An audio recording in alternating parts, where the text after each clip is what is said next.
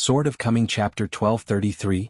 Chapter 1233. This mountain will be named Qin from now on. There is more than one cross-continental ferry, so the dragon-slaying stone must be something to look at? After boarding the ship, Dragon Snake Traces, and looking far into the distance, Qin accidentally saw the dragon's back mountain. Xianxian's proposal shouldn't be made when there are many people. Being the chief of the next sect, you still feel wronged? Li Muzhou is currently the master of Jingwei Temple. When the Taoist priest came, the Yuanying realm had not yet reached its bottleneck, but when he left, it was already in Yupu.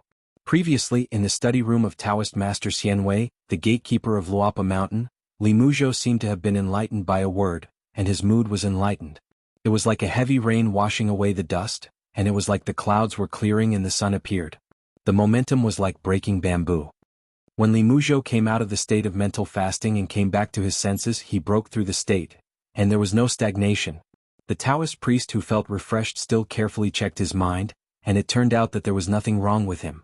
Li Muzhou immediately stood up from his chair.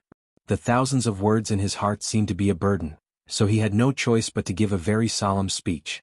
Like a Taoist priest worshipping a Taoist mountain that towers over the sky and the earth. This time the Taoist Xianhui was completely confused. Director Li, even if you don't know the answer to the question on the origami page, you don't have to feel so guilty if you can't answer it. The key is why your eyes are still red. After much thought, Xianhui could only come up with an answer that was barely convincing to him. He was worthy of being a serious Taoist priest from a famous sect. There are so many etiquettes. Apologies are so polite. Xianhui wanted to give Li Muzhou a head-turning gift.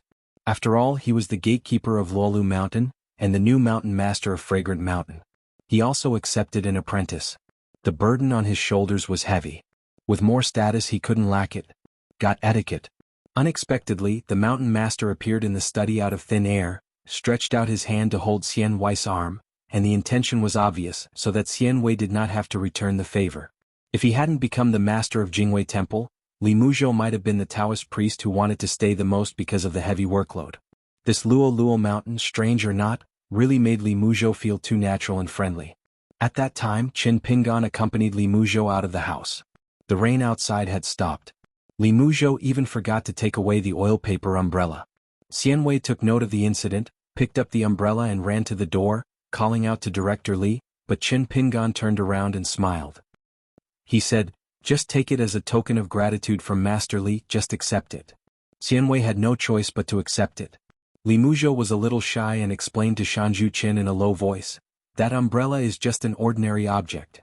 Qin Pingan smiled and said, "That's good. It's light on courtesy but heavy on affection." Taoist Master Xianhui now has a mountain top, which is not too close to here. It's quite tiring. It's rainy, so it's useful when walking on the road. Li Muzhou hesitated to speak, just because his situation was too mysterious. Qin Pingan held his hands in his sleeves and helped to give an explanation that was far-fetched and very reasonable, but extremely reasonable. People who practice the accumulation of Tao power is normal.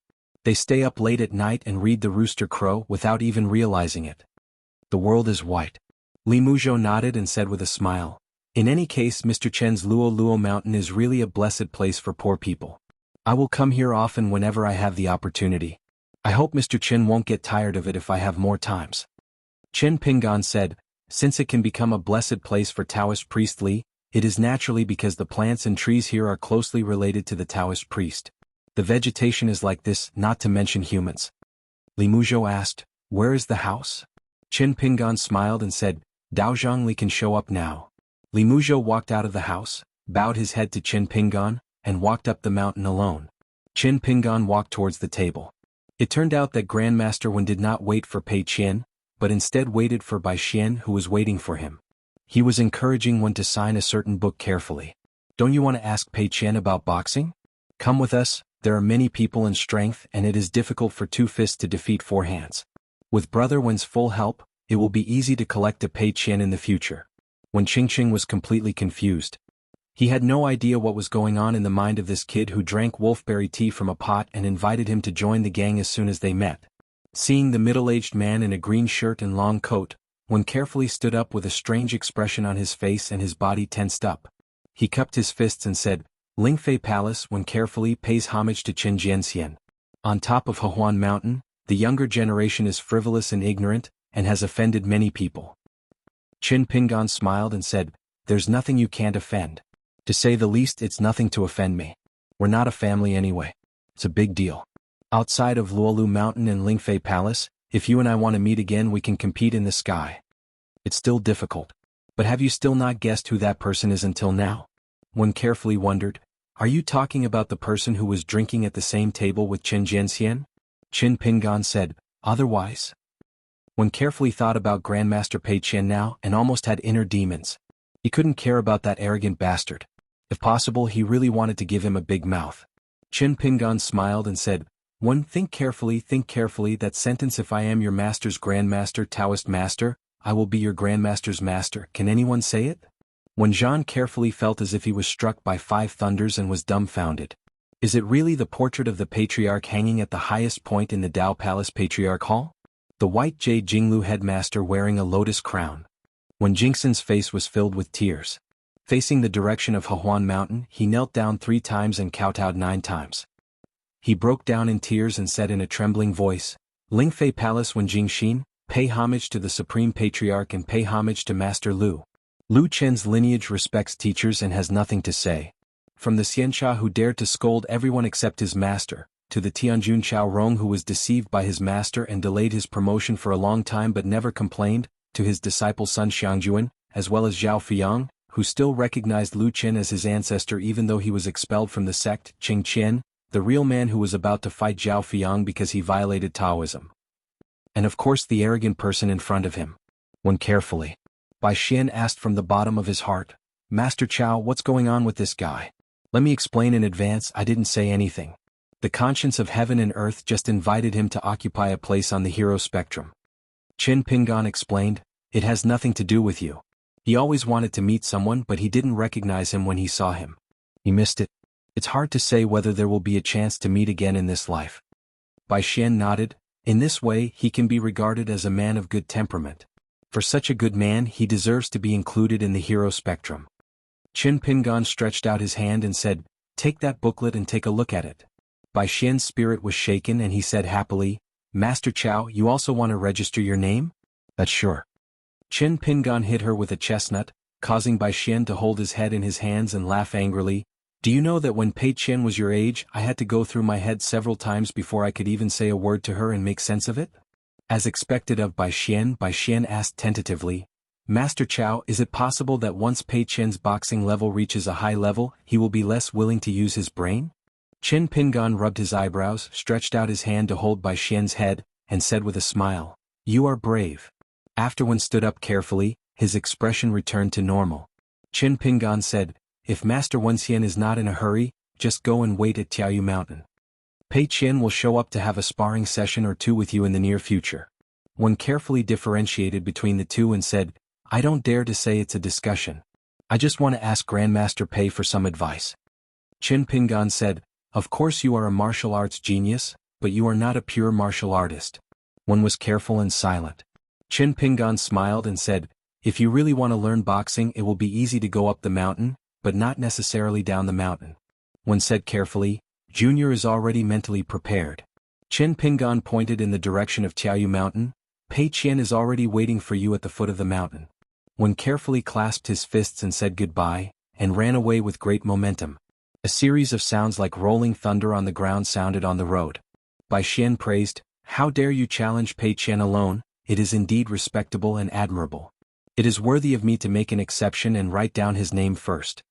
Pei Qian has followed his master so far in the world, and there has been a tacit understanding between master and disciple. For example, when Zhou Haijing wanted to ask about boxing, Qin Pingan said, 'If you are too worried about winning, don't take it too seriously. This means we need to pay attention to this discussion, but don't hurt the harmony.' What Qin Pingan and Pei Qian said today happened to have the sentences reversed. The meaning is not difficult to understand. In fact, the only thing is that you can't beat someone to death." When one carefully arrived at the foot of Tiaoyu Mountain, he just clasped his fists and was about to speak. Pei Qian just said, "Same situation." In a blink of an eye the punch has arrived. One carefully had no time to parry, let alone fight back, when he was hit in the neck by Pei Qian and knocked down with a punch. When Xining's eyes were instantly bloodshot, and the energy and blood in his body surged like a flood. Pei Qian lightly stamped her foot again, and when Xianxia, who was lying on the ground with blood pouring from his orifices, jumped up, Pei Qian came to his side, and with the tip of her toes, she threw Xianxia into the martial arts arena on the mountain. It's really easy to go up the mountain. Someone suddenly fell from the sky. The 6 martial arts practitioners were shocked. When carefully lay on the dirt floor of the martial arts arena, he struggled to get up several times and vomited out a large mouthful of blood. However, his energy and blood became smoother. When he opened his eyes, he saw a blue sky and felt so comfortable. If you can't withstand Pei Qian's 2 punches, you won't go down the mountain. Sun Yuanji just glanced at it and shouted, "Keep walking." A man sitting on the bench picking his feet hurriedly shouted, "This dear man who fell from the sky is not allowed to come here to cheat us for medicine money." From that day on, there was a martial arts master in Qiaoyu Mountain who only received 1 punch from Pei Qian every day. Then he negotiated the price with Master Zheng and made a bucket of potion. The price changed every day. The market was still different. One carefully didn't bother to worry about it and let Master Zheng keep it in his account. The 6 people who originally thought that learning boxing in Qiaoyu Mountain was quite difficult, saw with their own eyes a Xuanhuan realm master falling to the ground every day, sleeping peacefully for a while, and then getting up unsteadily, his clothes soaked in blood, and every step he took, the ground was covered with blood. They are all bright red footprints. From this point of view, learning boxing is not difficult. Pei Qian came over to teach boxing at odd hours. When Xianxia liked it better if he taught boxing in the morning. After receiving a punch, he felt like his whole body was falling apart, so he went to take a steaming hot potion bath, then changed into clean clothes, and felt sitting on the small bench in a refreshing mood, chatting with Master Zheng and watching the boys and girls practice boxing. It was very good and the day was very fulfilling. If Pei Qian only came to feed him at night, when Xianxia would have been worried for a long time, sitting on the bench sickly and unable to cheer up. He did not dare to ask Pei Qian for help. Master Zheng was still kind and helped Pei Qian. After a discussion, the daily discussion was scheduled to be at 6 o'clock in the morning. As a reward, Wen Qingqing would also lend a hand to Master Zheng and Master Tsun, teaching 6 children a few stances and boxing moves. Over and over again the name Master Wen came up. Because Master Zheng, who doesn't care about people by their appearance, was accompanying him to make jokes and talk about the mountains, Wen carefully didn't find his life of training and teaching boxing in the mountains to be boring. 2 guys who live in poverty and enjoy happiness on the top of a mountain are lying on wicker chairs. The swordsman eats melon seeds and the master eats longans. Brother Zhong, it doesn't seem to be a problem for you to be so idle every day. I heard that the swordsman Xuanhuan is already a martial artist in the Golden Body realm, and that he Qizhou is not a weakling, he is the best in the world. Don't want the name anymore? Brother me, I will go to Qiaoyu Mountain tomorrow and the day after tomorrow. I heard from Xiao Meili that there is a far-traveling realm martial artist named Wen Qingxin there. I will go and meet him for a while. Brother Zhong, if I remember correctly, you said the same thing the day before yesterday, saying that you would meet with Zheng Dafeng for a while to weigh up the worth of the new janitor. The old cook's toppings this morning didn't taste as good as yesterday. Is it because I'm being naughty, or is the old cook being careless and perfunctory to our brothers today? Brother Zhong, please help me think of a more reliable way to postpone the date of going to Tangyi's house. Go to the sword worship platform and have a fight with that old deaf boy. If you get injured, you can stay and recuperate. The old deaf boy may not be willing to agree to this. Brother Me is the chief worshipper of the lower sect after all. Even when discussing matters in the Jisa Peak Patriarch Hall, the seat position is still very forward. Although the old deaf boy is of a higher level, after all he is just an ordinary worshipper of our Luolu Mountain. Guanda, it's a first-level crushing thing, not to mention that you are half a fellow villager and he won't even give you any face? No way. That's too bad of a person. That makes sense. Brother Zhong, have you thought of what to eat for tonight's late-night snack? I'm worried. Don't worry, think about it quickly. Xiao Meili told me privately that the skill of the old cook is directly linked to our requirements. Okay, if that's the case, then I'll have to show my shame and give everyone more pleasure.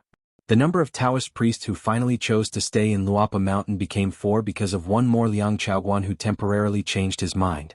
Of course Liang Chaoguan was very afraid of Master Qin Shan, but when the young Taoist priest thought about the great reputation of his uncle Yi Chushi, he felt even more uncertain. This was called choosing the lesser of 2 evils. This is really not that Liang Chaoguan is timid. In fact, there are many Taoist priests, Tafushan and Duran sect who respect Yi Dan. Although Yi Dan native place is from the second peak of Taofu Mountain, and her dojo is on the mountain behind the second peak, Yi Dan is also an ascending master of one of the top performers of the Do Ran sect. The reason why she is the leader of two channels is because there is a mysterious cause and effect on the mountain. If Yi Dan had not been robbed at the Sword Chi Great Wall, he was destined to be unable to escape. Otherwise, with Yi Dan qualifications and bones, he would definitely be an immortal. Should have been the peak master of the second peak a long time ago. The Taoist protector who was supposed to get a chance to help her escape was the Taoist companion of Tong Meng, the founder of the Do Ran sect and one of the 6 direct descendants of Yu Xian. However, she was injured in order to save Yi Dan on the battlefield.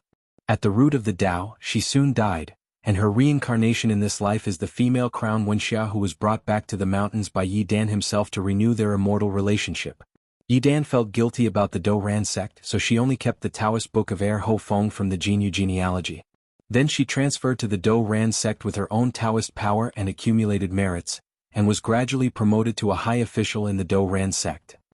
In addition, she also served as one of the special Taoist officials of the Tafushan Patriarch Hall, responsible for inspecting the merits and demerits of the Taoist priests of the 4 sects in the mountain.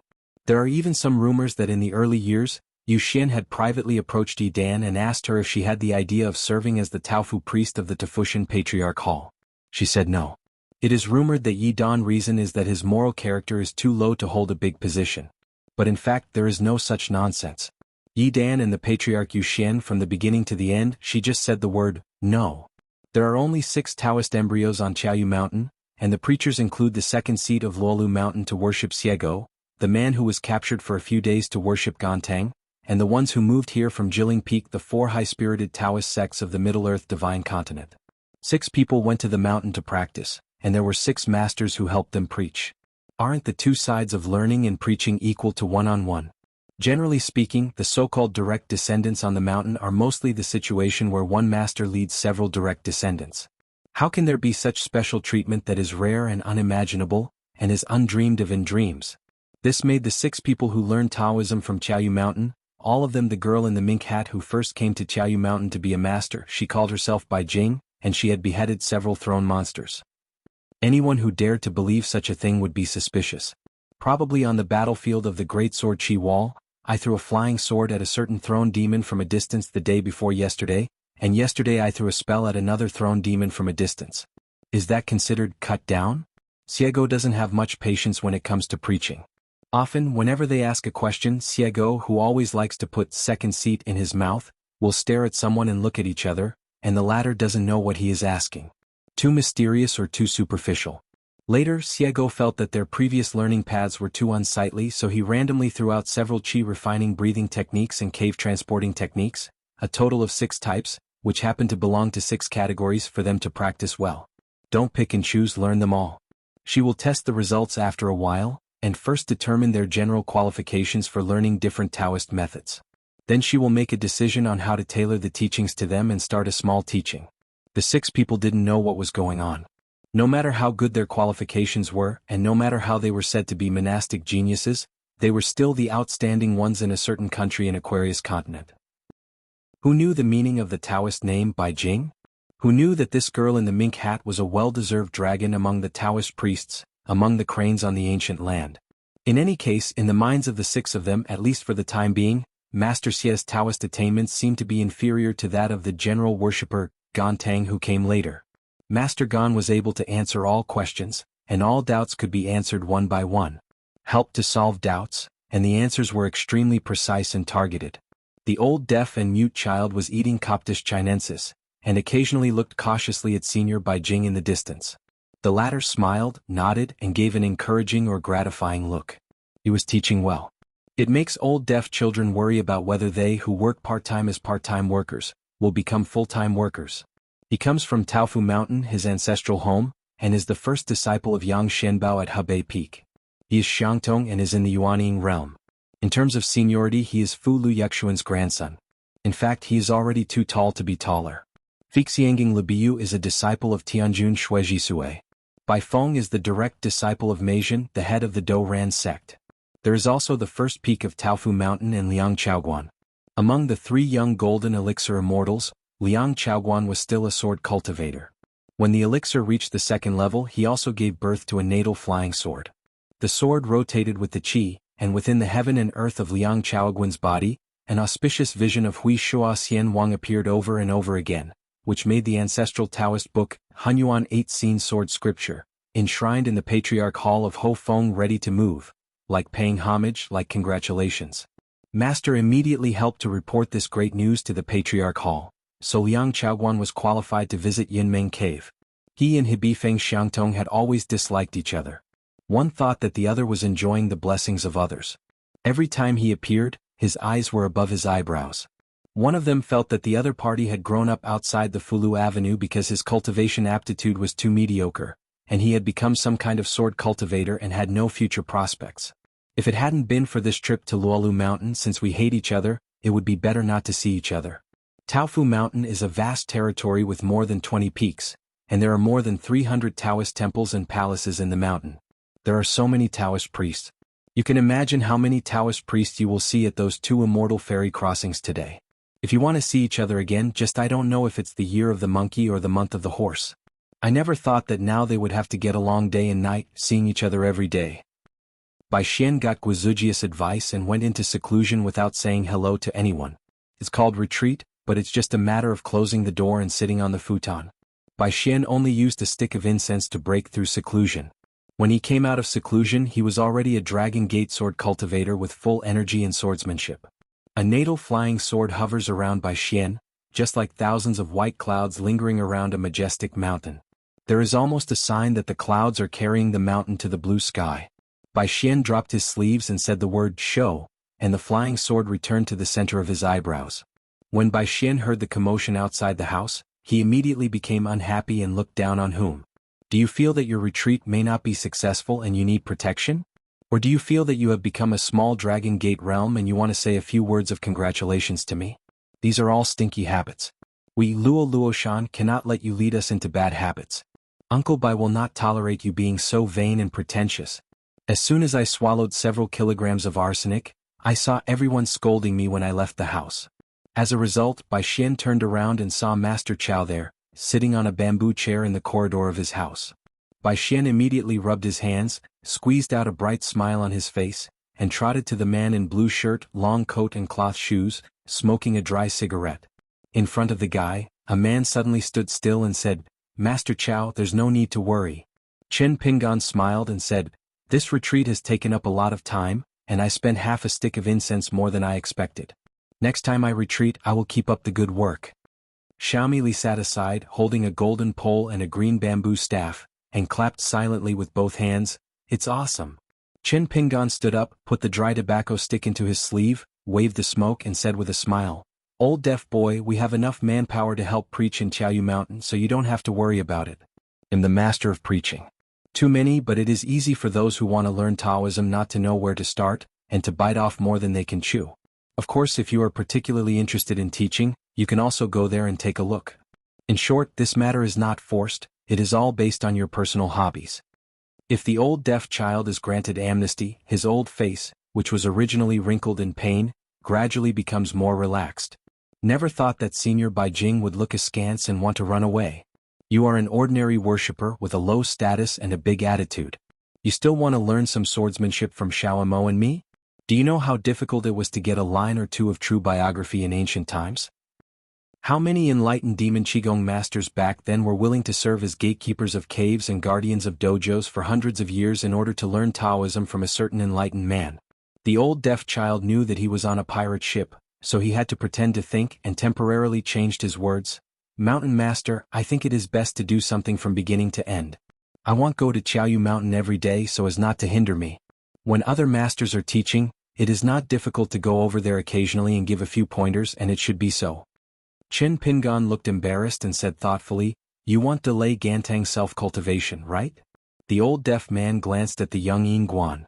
The Yin Guan didn't have any definite clues, so he had to make the least wrong choice.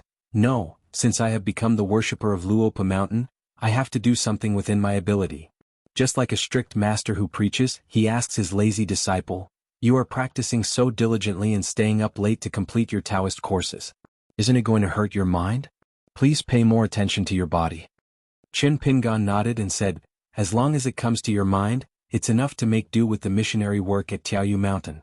The old deaf boy has a smile on his face and has told you all his beautiful words. We'll just give in?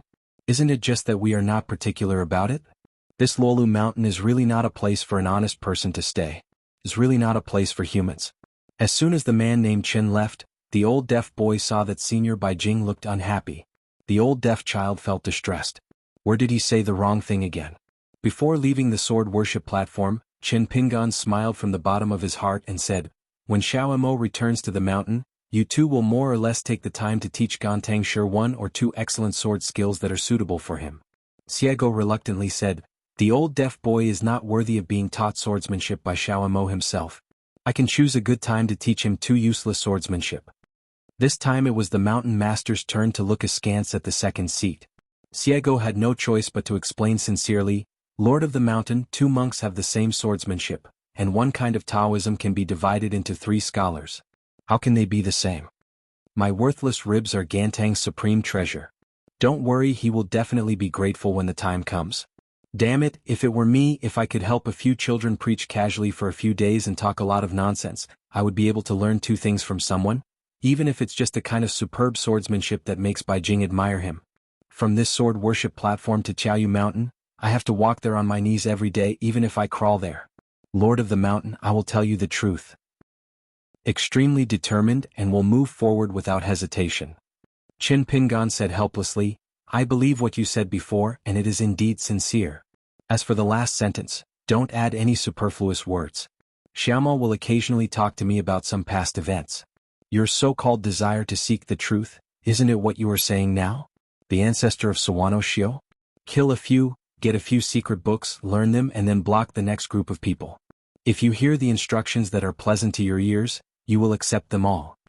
Xiego said shyly, "Xiaomo is really serious, that's right." Qin Pingan said, "No wonder Mr. Zheng looks at you with admiration. It turns out that he regards you as a senior on the road." Xiego said cautiously, "City Lord Zheng often robs homes, kills people, steals goods and destroys corpses and traces?" Qin Pingan smiled and said, "That's not the case. It needs to be more subtle and in line with the rules. After all, we are in the vast world. If it were in the wilderness it would be hard to say." "Wouldn't it be worse than Zhoumi?" Xiego said, "If the mountain master hadn't opened his mouth and calmed his cheeks, it would be impossible for Xiaomo and I to teach Gontang the swordsmanship." Qin Pingan asked curiously, "Why?" Xiego grinned and said, "Xiaomo doesn't like cowards like old deaf children. Xiaomo didn't like it so she just didn't like it." Qin Pingan said, "You don't know something. According to the secret records of the Summer Palace, this Taoist friend Long Sheng also performed great feats when he was young. The old deaf boy is unwilling to open this pot of old wine and invite people to drink. It's not easy for me as an outsider to overstep my authority. The cross-continental ferry Dragon Snake Trace, which never leaves New Jiafu, is leased to Luoyuashan for free for 100 years. It can be said that it is a good thing that the pie in the sky is delivered directly to the mouth." Jiang Shangzhen had already walked around the ferry carefully and shook his head. Even if Yu Laozhen was more sincere and willing to take the initiative to send dozens of main drawings and hundreds of appendix drawings to Luapa Mountain, it would probably be a pile of waste paper in Qin Pingan's hands. The reason couldn't be simpler. A rough calculation showed that there were more than 360 individual talismans that Qin Pingan needed to dismantle one by one. There are extremely many talisman boats in the world. This boat can be called the ancestor of the Fu Zhou. When he was young, Jiang Shangzhen once asked Mr. Sun a very innocent question. Why not make the secret Taoism of the Patriarch Hall public so that anyone in the sect can learn it? The old man just patted the young man on the head and said something vague. When you become the master of the family one day, you will know that whether you are willing or not is different from whether you can. The village school replaced Mr. Jiang, who was said to be Mr. Chen's substitute teacher for a period of time. I don't know what Mr. Jiang came to say to a certain shrewish woman. The next day, a child who dropped out of the village school and went to another village to go to another village jumped to class. He didn't have to walk far to and from school every day. This child Tong was very happy. Generally speaking, among the dozen or so village school boys, some prefer Mr. Jiang, while others prefer Mr. Chen. Taoist Ding returned to Luolu Mountain alone, with a complicated look on his face. I heard that Mr. Chen was in retreat at Fuyao foothills. Fortunately, the mountain master left a message to Xiamili before he retreated, saying that when Taoist Ding returned, he would ask him to go to Fuyao foothills to discuss Taoism with him. Qin Pingan is indeed refining his sword in seclusion. The one who protects the gate is Xie Dog. So Xiego is now even more dissatisfied with the old deaf boy, who is squatting in the manhole and not pooping. If you continue to work like this and show no effort, you will be stripped of the titles that are usually enshrined. However, before this retreat, the mountain master said that there would naturally be people willing to offer sacrifices in Gantang's place, and the preaching master of Tiaoyu Mountain would still be able to gather the number of 6 people. Is this the Taoist priest in front of me? Xiego asked. I left and came back again. What do you want? Who doesn't know how to speak politely? Taoist Ding asked from his heart. Will the words of Xiao Dao and the seniors disturb Mr. Chen's retreat? Xiego smiled and shook his head and said, No, the distance is just like 2 worlds. With your skills, you won't be able to disturb our mountain master's sword refining even if you want to. Taoist Ding took off his boots and sat in the corridor with his head buried in his hands. He was a little listless and said helplessly, Xiao Dao can no longer distinguish between the words Yu Pu and immortal.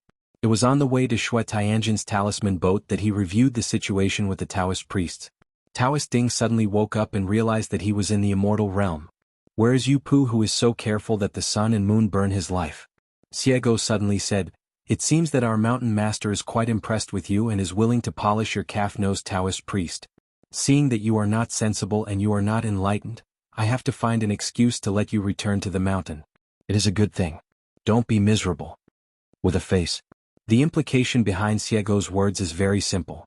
Don't be ignorant of praise and don't distinguish between good and bad. Be careful of being chopped down.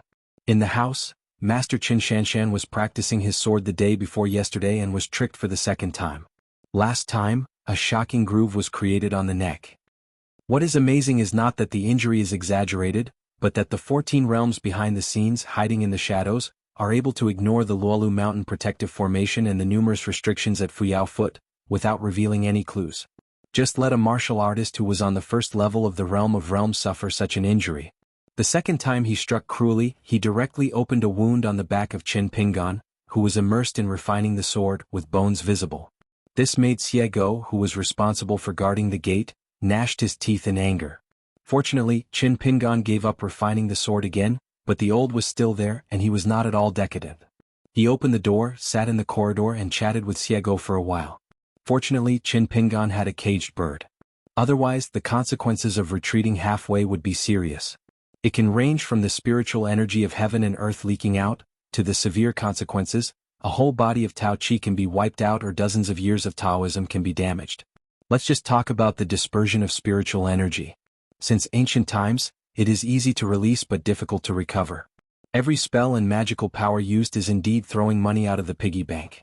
Separating the turbid and pure Qi between heaven and earth requires a Qi refiner to peel off the cocoon bit by bit.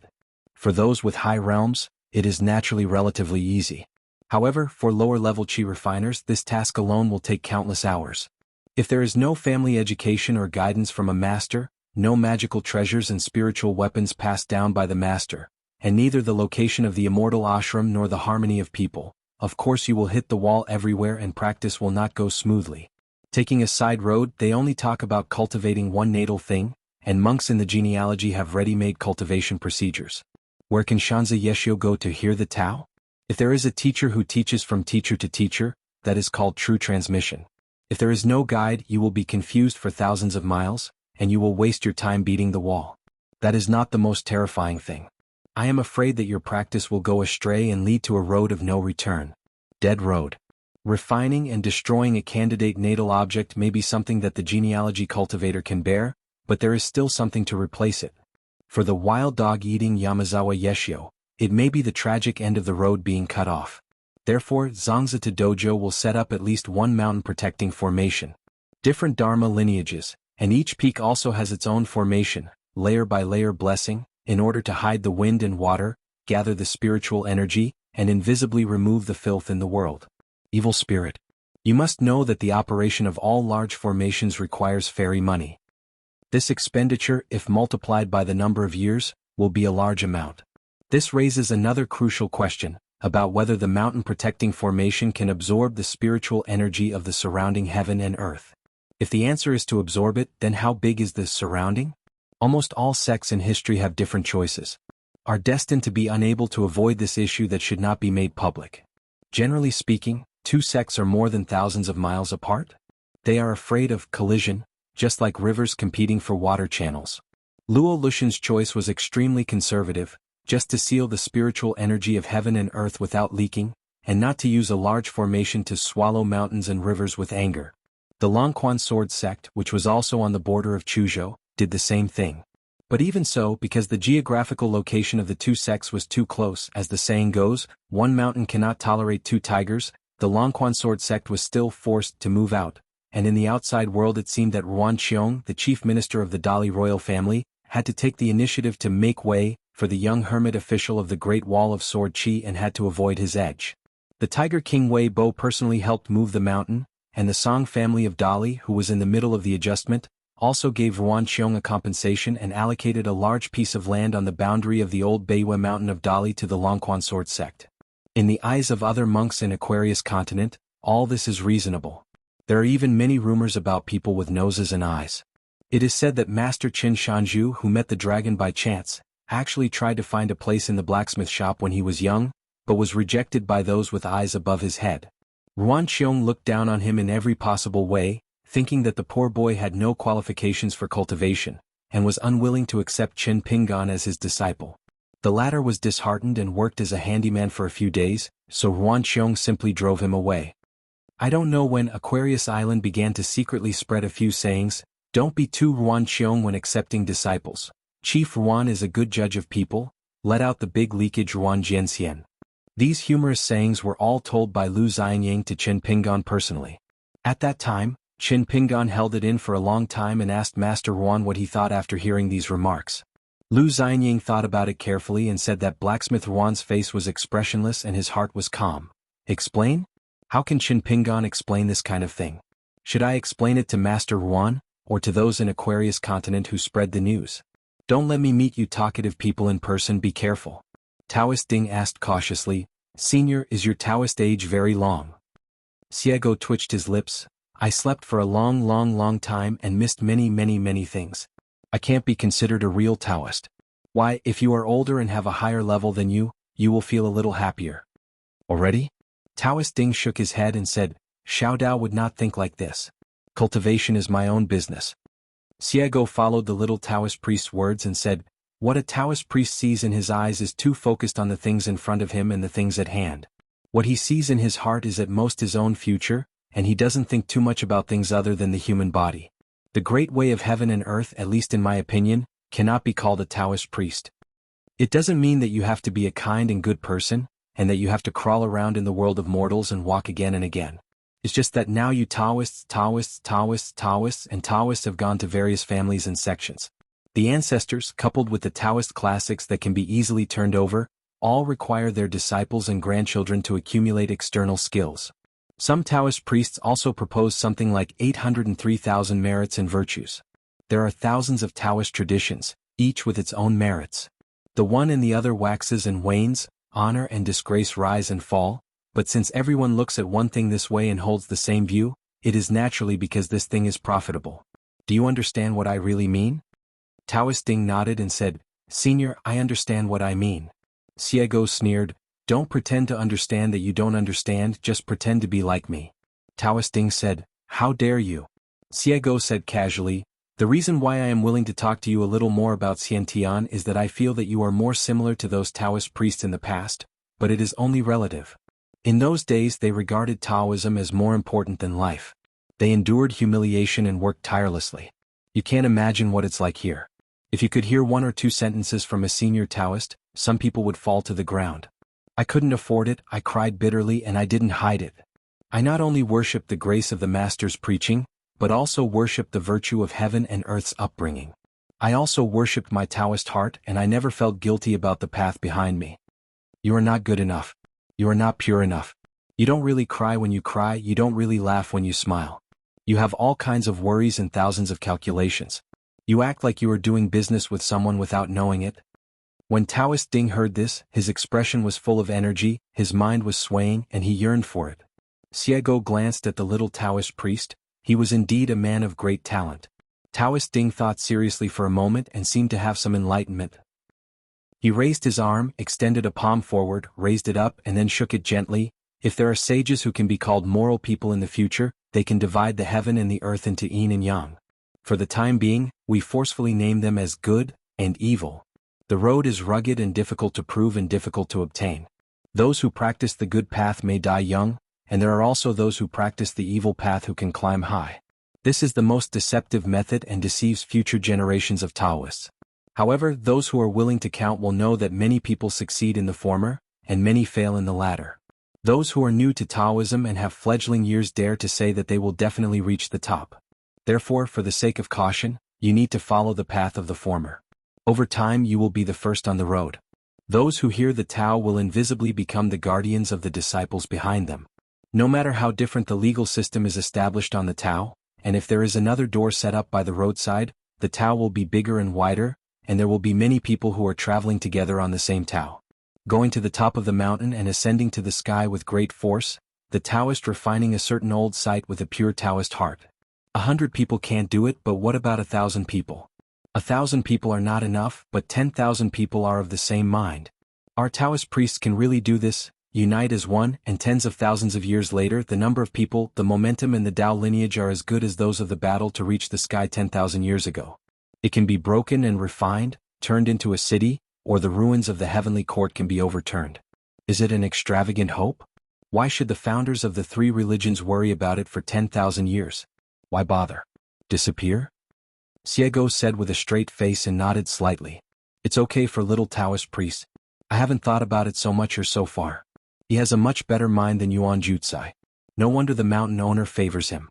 Is he trying to poach someone?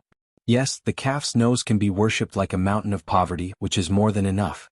A flawless Dharma image in green robes, the sword immortal turned into a rainbow light and swept out of the room, with his big sleeves swaying, the atmosphere was vast and the glaze was brilliant. In an instant, they were already more than 100 miles away from the mountains and rivers. There was a lingering sound in Taoist Ding's ears, and Mr. Chin said with a smile, "Wait a moment and go back as soon as possible." Taoist Ding asked, "What is this? Is Mr. Chin practicing some secret technique?" Xiego curled his lips. Since there is no way for the yin shen to leave the body, let's find a similar method.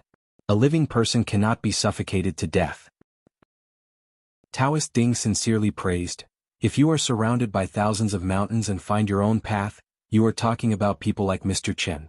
Xiego nodded, "Little Taoist priest, you are more suitable for Lolu Mountain than the old deaf boy." Taoist Ding was shocked and said, "But that old deaf senior who is one of the 10 sword immortals of the great sword Qi Wall?" Xiego rubbed his cheek. "Is the old deaf boy so famous? He insists on pretending to be humble and respectful to his predecessors. Could it be that this ordinary worshipper is not sincere?" Xiego remembered something.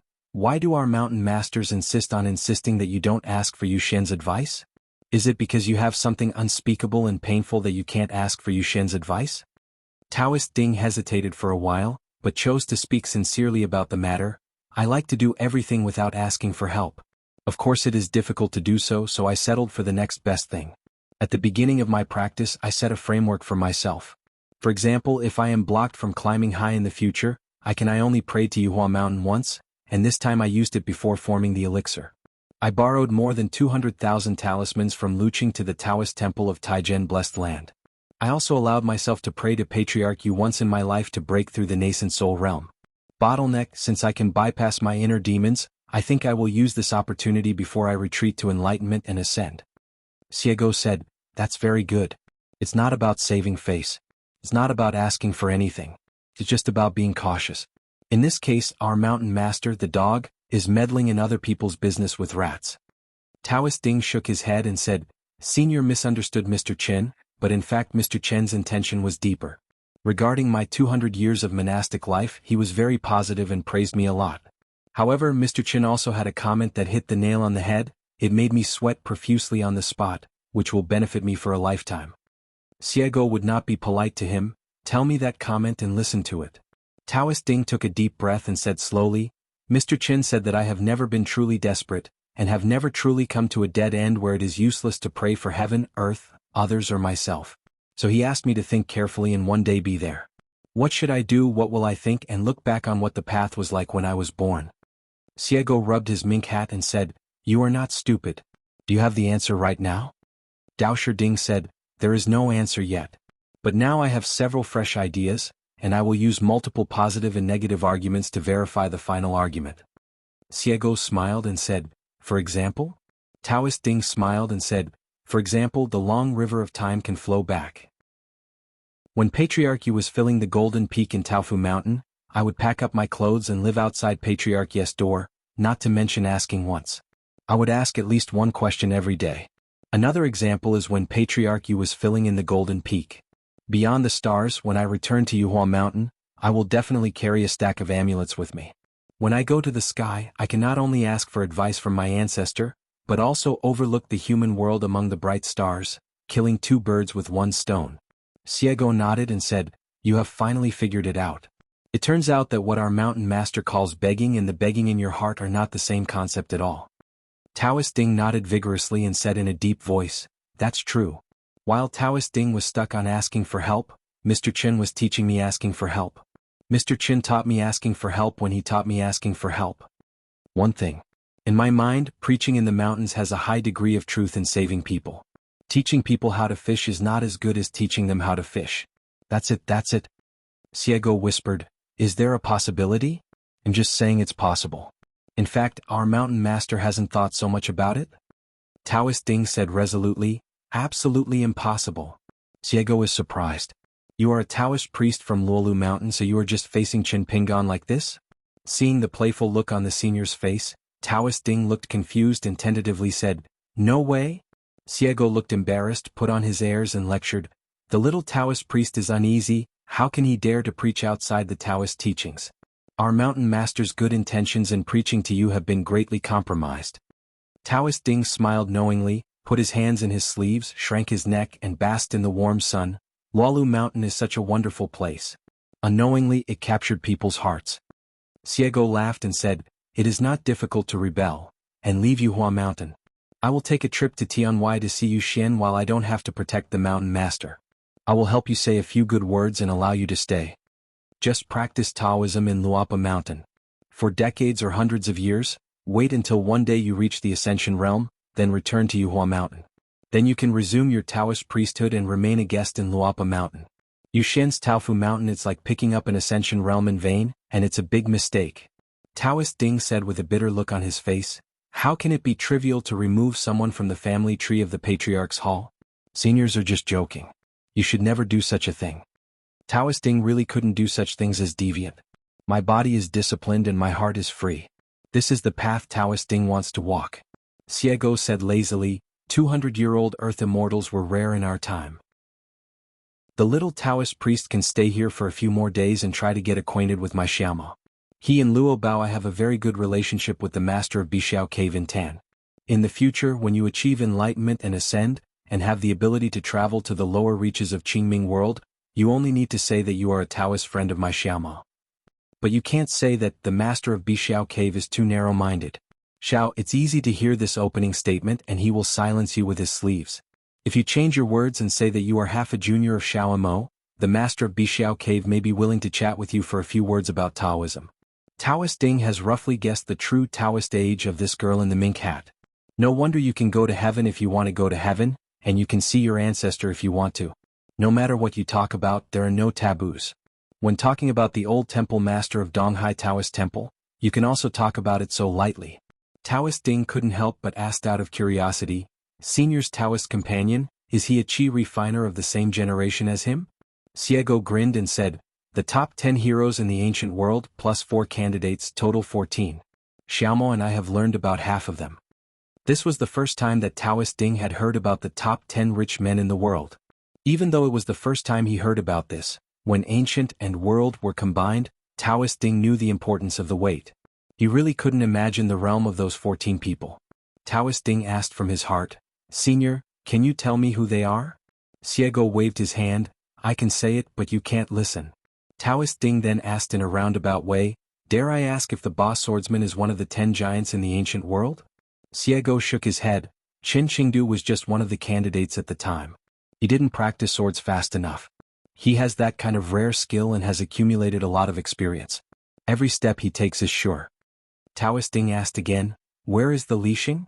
Xiego smiled and said, still one of the candidates. Taoist Ding took courage and said, Where is the founder of the three religions? Is that possible? Xiego turned around and took a look. Dao Sherding knew that he had gone astray. The founders of the three religions are among the top 10. The 4 candidates for the top 10 in the world are ranked in no particular order.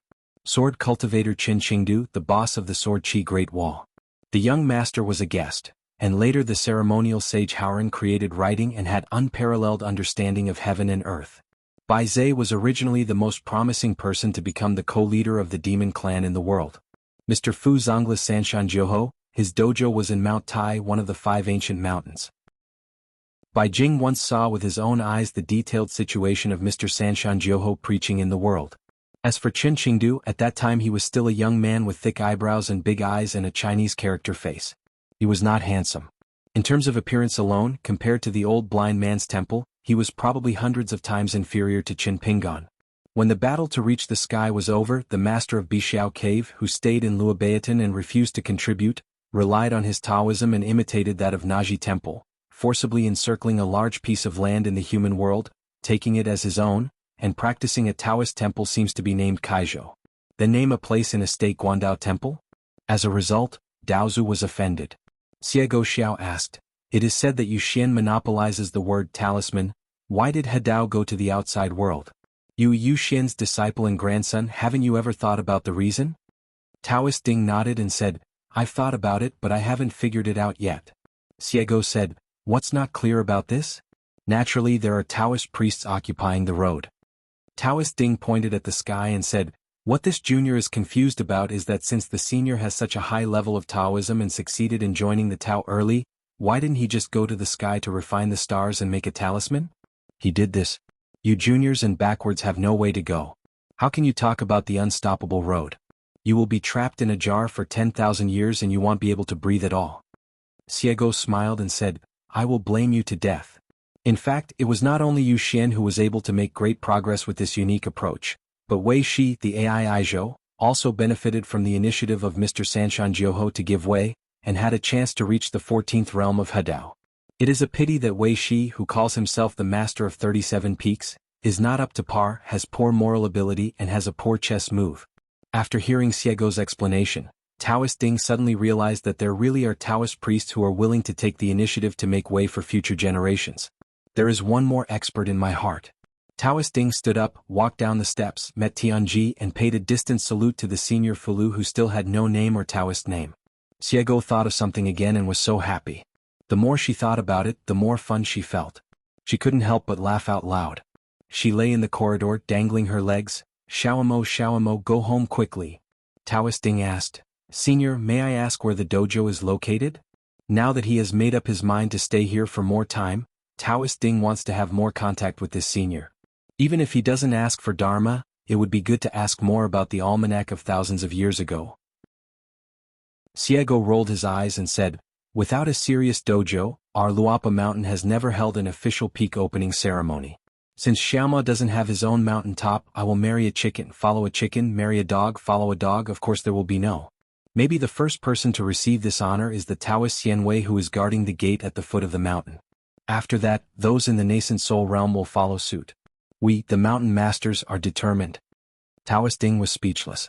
The old deaf boy of Jianghu Great Wall, the senior in front of her, plus her Taoist companion. Mr. Chen's Luoluo Mountain, which has just received the title of sect, seems to be a bit crowded with the great monks standing on the top of the mountain. Xuanhuan Mountain. The originally sunny sky and earth were dark and unclear, as if the mountains were covered by layers of clouds and mist. Outside the mountain, a towering Dharma statue in a blue shirt carrying a sword walked towards the mountain in the air. Walking outside the gate archway of Xuanhuan Mountain, the sword immortal was already as tall as an ordinary person. Like a who travels around the world at night, shrinking into mountains and rivers, all kinds of things are unrestricted and time is infinite. There was a middle-aged patriarch in the mountain. He walked out of the main hall and went down the mountain to entertain the guests. A reunion after so many years seems like it happened yesterday, so vividly in my mind. When the two sides meet, it is like unfolding a picture with the ink not yet dry. This middle-aged man, whose appearance and temperament seemed to have not changed at all, even his attire remained the same as before, with a sword on his back and a talisman hanging on his waist. He was the military monk who brought Ma Kuxuan out of Liju Cave.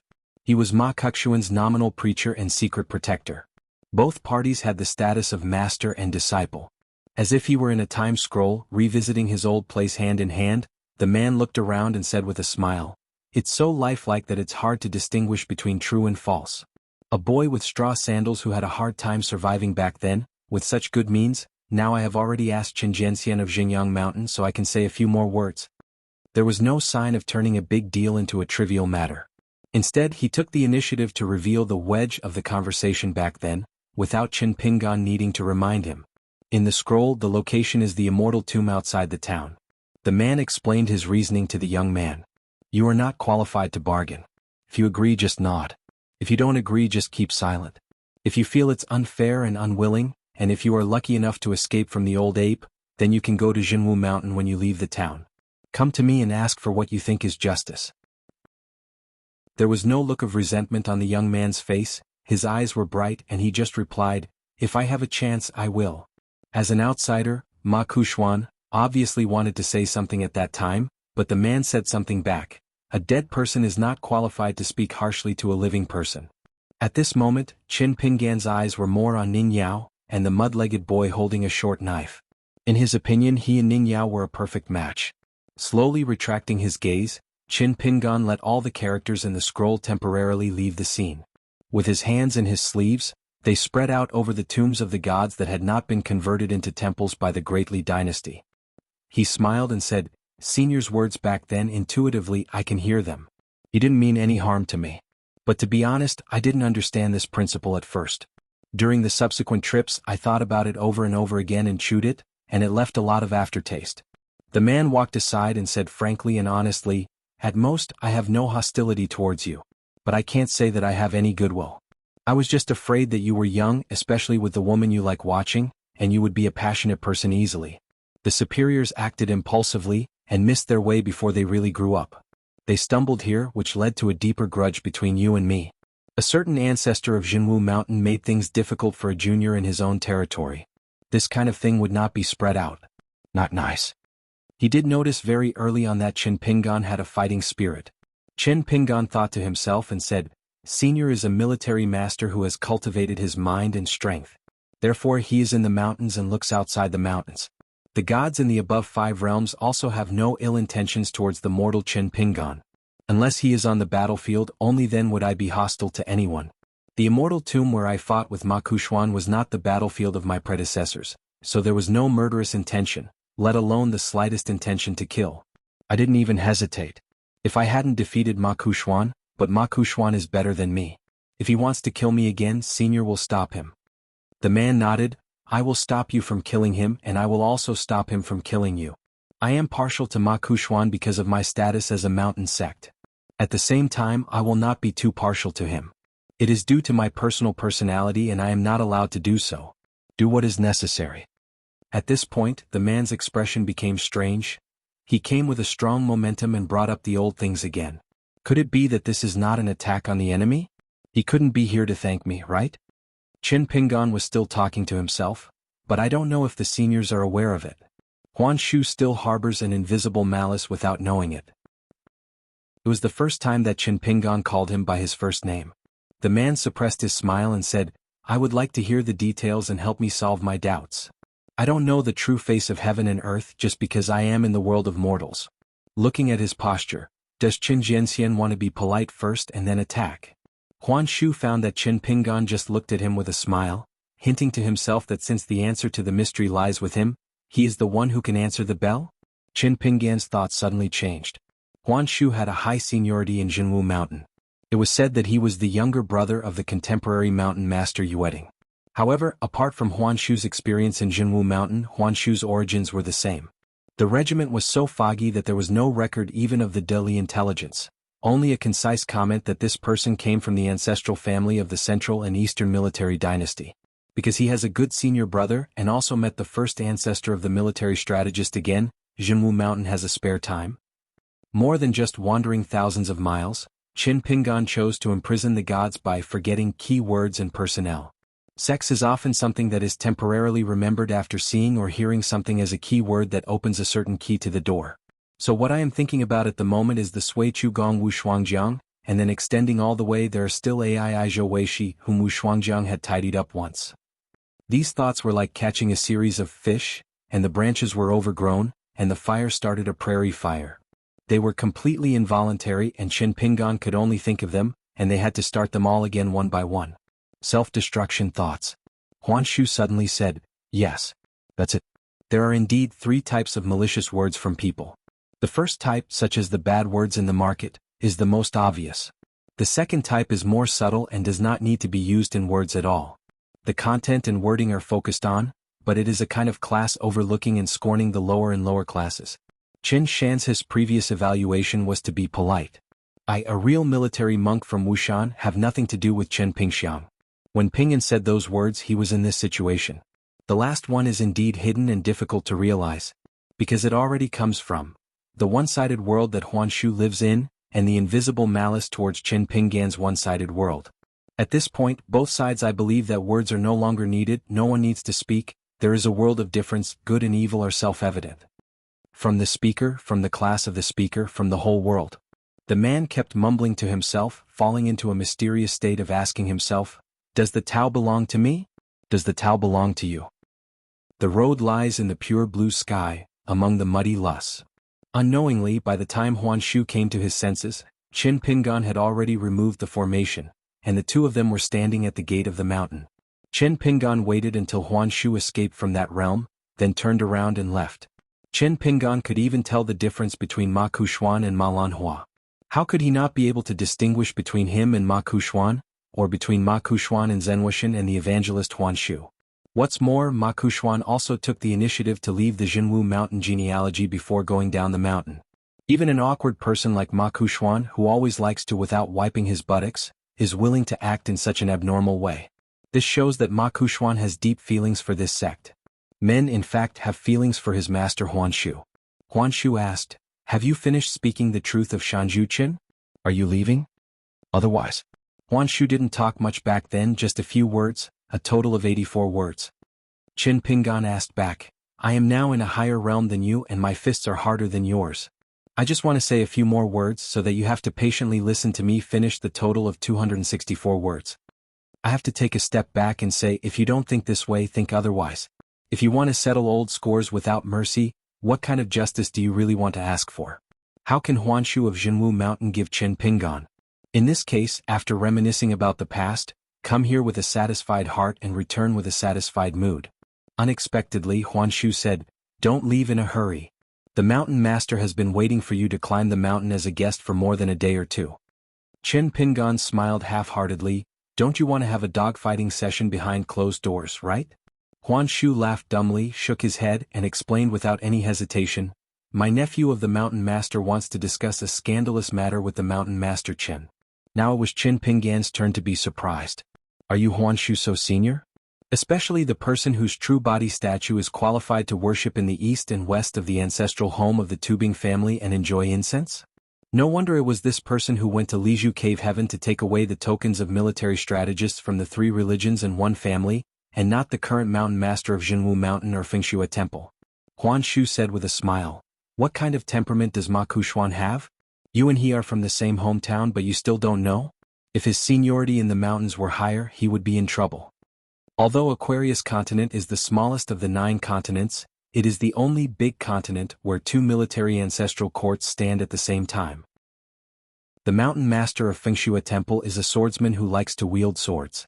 He looks like a child, has deep eyes and has an extremely powerful Tao Qi. The owner of Jianghu Mountain, named Yueding, is a man of medium height and plain appearance. Yuding appeared at the foot of the mountain, clasped his fists in salute and said with a smile, I have met Master Qin, my great-uncle Master Huan. Qin Pingan glanced at Huan Shu. Huan Shu glared at Yueding. Yuding knew that there was something wrong, but he saw that his uncle and Qin Pingan were having a good chat, so he thought there was no need to hide your true seniority. Huan Shu said, I have already been brought to you, so I will go to the Patriarch's Hall. If you have something to do recently, please don't disturb me. Yuding saluted again, I will obey the decree of the law. I respectfully send my uncle back to the palace to light the lamp. On the other side of the mountain gate archway, a young female cultivator came. Her face and demeanor were somewhat similar to Yueding's. Qin Pingan did not move to climb the mountain and asked, Master Yueshan, what do you want to discuss? I need to go back to the mountain immediately to entertain guests, so I will stay soon. Yu Ding said, Master Qin himself is a swordsman, and he has a sect under Luapa Mountain which is a swordsmanship sect. Qin Pingan nodded and said, Fellow snow monkey, you are well informed. Yu Ding really couldn't accept these words for a while. The woman on the other side of the mountain gate couldn't help laughing. Shanzhu Qin is indeed funny. Is he just talking nonsense like this? Nowadays, not to mention Aquarius continent but also the entire Howran world, no one knows who. Not long after the young hidden official returned to his hometown, he established the upper and lower sects one after another. If this is considered well-informed, then if I can say a few more words later, I must be a learned person because I know so much about Luolu Mountain and Jianghu Great Wall. It seems that some of the rumors on the top of the mountain are true. The young hermit official has been sitting in the summer palace for many years and has accumulated baskets of flying swords, filled with strange yin and yang energy. Qin Pingan didn't squint his eyes and turned a deaf ear. Yu Ding said helplessly, Don't be rude. Qin Pingan smiled and said, To practice Taoism in the mountains, you must have a true temperament, which is much better than having a calculation in your heart. With family education and etiquette, just let your nature stretch and grow naturally, you are the embryo of Taoism. Yu Ding smiled and nodded. The woman lamented, but she was actually older. Yu Ding said sternly, Limited by my natural strength and acquired academic ability, I am not very outstanding, so I have been stagnant at the first level of the Jade Pu realm for many years. But being able to reach the bottleneck of the Yu Pu realm is not the accumulation of my own Tao power. So, thanks to the delay in the spring of a certain year, the speed of refining the flying sword is more than twice the result with half the effort. In addition, in recent years, a piece of dragon-slaying platform cut from Longji Mountain, day and night I continued to sharpen my sword, and finally there were signs of retreat. Therefore, before the retreat, if Master Qin does not come to Xuanhu Mountain as a guest, I will go to Luapa Mountain and take the initiative to talk to Master Qin about this matter and express my gratitude. Qin Pingan's expression relaxed. He was silent for a moment, nodded and said, I see. Yu Jianxian is interested. The contemporary peak of Xuanhu Mountain is named Snow Monkey. He is not only a military monk, but also a swordsman. It is said that his natal flying sword is called Hua Xinfeng. When it comes to flower letters, there are two ways to classify them in the world, the 12 flower trade winds or the 24 categories. The former has a small number, but its meaning is greater. The latter seems to have a larger number, but in fact it is relatively narrower. According to Yu Ding's statement, it is inferred that the natal magical power of his flying sword Hua Xinfeng involves the latter. Yu Ding continued, We Xuanhu Mountain are willing to give up half of the Longji Mountain sword sharpening stones to make a deal with Luapa Mountain. To be honest, Dali Longji Mountain belongs to our Xuanhu Mountain share. Calculated in 10 parts, 2 of them it was completed and sent to the ancestral court of Middle-earth. 6 people including me, Uncle Huan, etc., either needed to repair the ancestral hall, or we needed to refine our own swords, or we needed to repay some favors on the mountain, so a total of 20% was shared. And another 20%, after discussion at the Patriarch Hall, are ready to be included in Xuanhu Mountain's treasury, and it will not be touched for the time being. Therefore, there are still 40% of sword sharpening stones left on Longji Mountain, which have not yet been dug into the mountain. Qin Pingan immediately reached out and put Master Yushan's arm on his arm. Let's talk slowly when we go up the mountain. We can wait a while before returning to the mountain to entertain guests. The two sides looked at each other, both in silence. In fact, both parties were relieved. One is the unexpected joy that this matter is actually discussed. The other one was even more relieved. Master Qin Shan did not immediately turn his back and disown anyone just because he had just become the Grand Master of Dali. Otherwise, Master Qin would not have to go out personally. All he had to do was ask the Dali court to send someone to inquire with Zhenwushan. Is there any surplus for sending sword grinding stones? In the previous discussions at the Ancestral Hall, no one hesitated to suggest that it would be better to mine Longji Mountain as soon as possible, and then discuss with the Zhongtu Ancestral Court to keep it on their behalf. In this way, even if he, Qin Pingan, becomes the national master, he would not be able to tear up the contract signed by Xuanhuan himself and immediately seal Longji Mountain, and then go to the Xuanhu Mountain Lion to ask for all the sword sharpening stones that have not been mined from the mountain. Hearing this suggestion that sounded good but was actually extremely lame, Yueding felt powerless. Luolu Mountain was only a few steps away from Longji Mountain? Even if he could pretend to turn a blind eye to this stealing of quarrying stones under Qin Pingan's nose, would the emperor of the Great Li dynasty really sit back and watch? I really want complain in my heart. I finally invited Qin Pingan to serve as the national master. Is this how your Zenwuxian congratulates me, the Song family of Dali? What's more, as far as Yuding is concerned, he is willing to make a long-term deal with Luo Pashan that will benefit both parties, both in public and private matters, and in terms of emotions and reasons. Qin Pingan held hands with the master of Mount Yu and climbed up the stairs together. Qin Pingan praised, the remaining 40% of Longji Mountain is given to Luapa Mountain. Fellow Taoist Yu's spirit is already that of an immortal. Yuding was a little confused. Did I say that all the sword-sharpening stones should be given to Master Qin? The result of the previous discussion at the Ancestral Master Hall was to give Luo Luoshan 20%. If the new Imperial Master is still not satisfied, at most, he will give another 10%. Give it all? Lord Yu Mountain, you can step down as the Mountain Lord. According to Qin Pingan's idea, being able to purchase 20% of the sword-sharpening stones from Xianhu Mountain would be considered a worthwhile trip. Don't say it's just a trip to the mountain as a guest. It's no problem for me to go to the kitchen, put on an apron and cook a few dishes to go with the wine by Master Yu. Yuding didn't know that Shanzhuchen was used to being the boss of Bao Fengzai and the second shopkeeper. He just turned to look at the female cultivator beside him and she actually nodded. Dad, you just said it yourself, you gave me everything. When Yuding heard this, he didn't feel any sentimentality about the female student's failure, and he didn't think that she was turning her arms outward. Instead, he thought about it seriously. Qin Pingan was a little curious, so he turned to look at her. He didn't take his father's surname, it seems he was named Song Jing. Since he did not go down the mountain to practice and rush to the battlefield, there is no record in the files of the Dali Criminal Department. I have a guess. Based on the apparent background of Xianhu Mountain and the secret files of the Dali dynasty, the mining of Longji Mountain will not be so fast.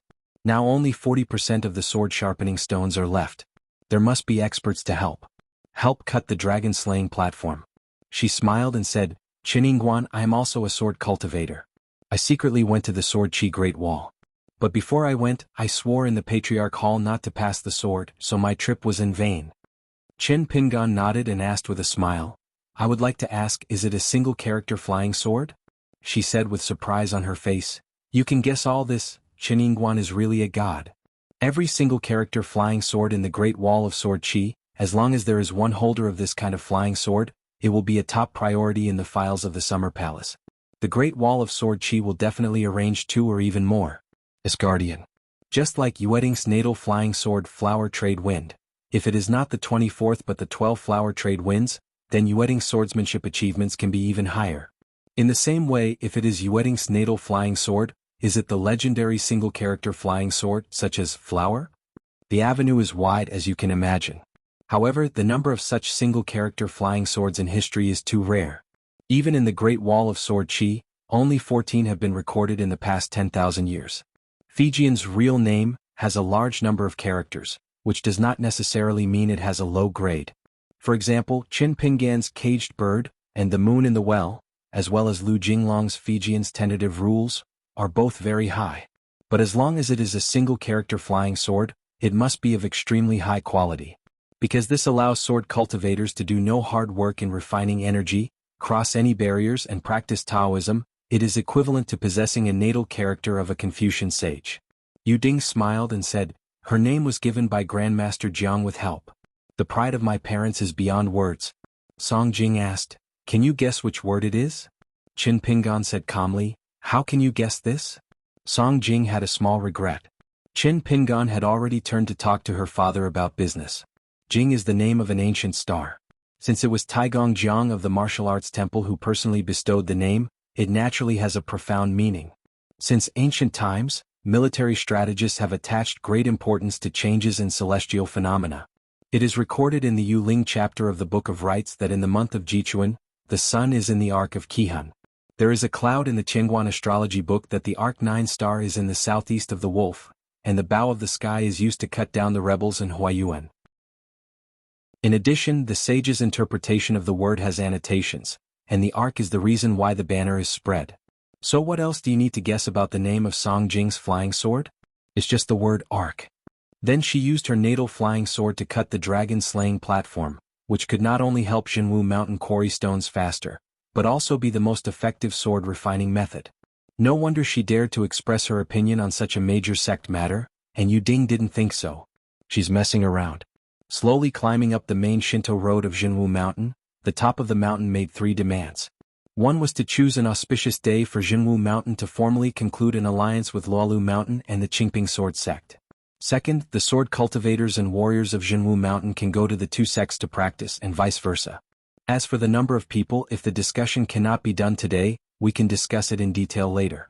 Third, when the colorful world opens again, Xuanhuan is going to select 6 to 9 people. They will rush to the colorful world in the future, hoping to stay in Feishing City for a while before going out. Longquan Sword Sect and Fengxue Temple, since the Longji Mountain that belongs to them has long been exhausted and has been hollowed out, the Qi practitioners who have stayed in the mountains there to practice in the past few years are actually just showing off. According to the contract jointly signed by the 4 parties, after any force has completed mining, it must withdraw from the Longji Mountain boundary. The time limit of the land deed shall be based on this. It's just that Ruanqiong and Fengxue Temple each have a tacit understanding and have their own concerns and considerations. In short, neither party has reported truthfully to the Dali court. Even if Xuanhuan is aware of it, there is no need to please Dali on this matter. The Lisong clan had bad relations with Longquan Sword Sect and Fengxue Temple. So once the agreement between Jianghu Mountain and Luopa Mountain is finalized today, the Dragon's Back Mountain will be completely taken over by Luopa Mountain. After going round and round, I finally realized that this mountain is my Qinpinggan's, after I had longed for it but couldn't get it. Of course, Qinpinggan agreed to the previous 2 conditions that were not conditions at all without any hesitation, but on the 3rd point, Qinpinggan said that he must discuss it with Ascension City first. Looking at the young hidden official who started talking nonsense again in a serious manner, Song Jing had a hard time holding back his laughter. Who doesn't know that at the Summer Palace in Feishing City, Ning Yao is just helping someone take on the post of hidden official? Then who did you, Qinpinggan, discuss with, and where did you discuss with your wife? But to be honest, even Qinpinggan's mother Bea Pingzu, when talking about his Taoist couple, always said that Qinpinggan had a higher regard for Ning Yao. If he really wanted to become a Taoist couple, she would marry down. Song Jing just didn't think so. There was no need to climb high or get married. The 2 of them were just a good match made by God. When he opened a shop on the Jianxi Great Wall, Qinpinggan just drank some wine and went home late, but Ning Yao was willing to close the shop. All nonsense. Not sure if it was an illusion, but Song Jing found that Qinpinggan turned to look at him again with a kind smile, like the eyes of an elder looking at his nephew. Happy and kind?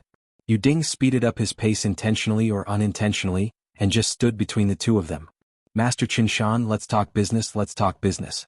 You must not be the protagonist of that certain landscape travel book. Now that the agreement was roughly settled, Qinpinggan had to rush back to Fuyolu, and Yueding had no intention of staying. Strange, it's like guarding against thieves. Qinpinggan was confused. A grain of mustard seed transformed into a Dharma form, flying in the wind and returning to Fuyolu Taoist Temple. Qinpinggan opened the door and walked out of the room. Probably because he was in a good mood, his sleeves were fluttering. It is rare for Qin Shanju, who has always walked calmly, to have such a heroic pace and conceited air. Then he had a quarrel with Taoist Ding, which almost made Taoist Ding have to seal his peace. Fellow Taoist, I have just realized an ascension method that can be called a master's method at a very small level. Do you want to learn it? Do you dare to learn it? As soon as this question came out, there was silence. It was so cold. Qin Jianxian was in high spirits and Taoist Ding was dumbfounded. Xiego was the first to break the silence and asked in a low voice, "Mountain Master, are you drunk?" A conscientious genealogist jumped out of nowhere, squatted there, spread out a blank book and prepared to write down the matter. There is that chapter title. Qin Junkai has reached the realm of immortals, but he can teach the method of ascension. Sword of Coming Chapter 1234. Chapter 1234 Pure Sword Cultivators. It was strange that Qinpinggan, who was so bold in his words, then just asked Taoist Ding some basic common sense. When did you go fast? Before that, you had 3 meals a day irregularly. When did you reach a certain state on the path of spiritual practice? Do you still remember the specific year, month and day, and the details of breathing in different states in the big and small heavens? Condition. Not to mention Taoist Ding, even Xiego didn't bother to pretend to understand. She really didn't understand what the Mountain Master was thinking. If you really want to preach and save people and confer a so-called ascension method, how can you, Qinpinggan, find another way to be so rustic? The genealogy compiler recorded everything in the book. No matter how much the white-haired boy admired the ancestor Yingguan, He couldn't help but curse a few words in his heart. It was good that she got the title of this chapter, but the content was too clear. Too dry? Qin Pingan asked a lot of unbearable details and finally asked, "Fellow Taoist Ding, have you thought about it?" Taoist Ding was an honest man and asked, "With this method of ascension, why doesn't Mr. Qin practice this method himself?" The white-haired boy squatting aside and pecking at the rice was a good question. Qin Pingan smiled and said, "I need to watch and protect the Tao from the sidelines." Xiego gave a thumbs up to the mountain owner, "Be consistent in words and deeds and treat others with sincerity." Taoist Ding said, "Think about it, let's take a gamble." Qin Pingan narrowed his eyes and smiled and said, "You stay here first and practice as usual for a few days. Don't be nervous. Just keep everything as usual and do whatever you want. After that, I will make a joint venture with my Taoist friends." Dao Sherding took a deep breath. I heard Xiego sigh and remind him, "What's going on with the little Taoist priest?" He forgot about it as soon as he said it, so he lost his focus. Qin Pingan went to the sword worship platform and personally carved a book seal for Bai Xian to congratulate him on his successful breakthrough.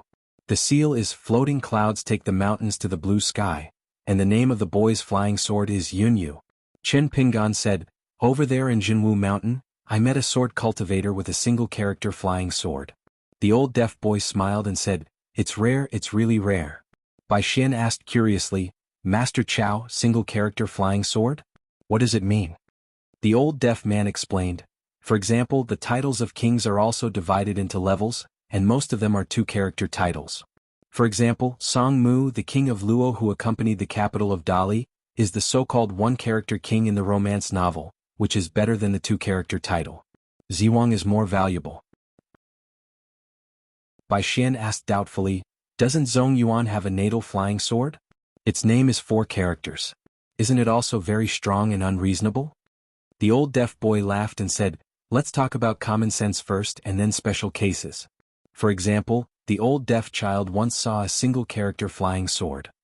The old deaf boy hesitated for a moment and asked, "Master Yingguan, do you have statistics on the summer palace?" Qin Pingan nodded and said, "Only 14 are recorded." The old deaf boy said, "What a pity." There are 2 meanings. One is that it is a pity that the owners of these flying swords seem to be the ones with the highest realm, and they are the sword immortals.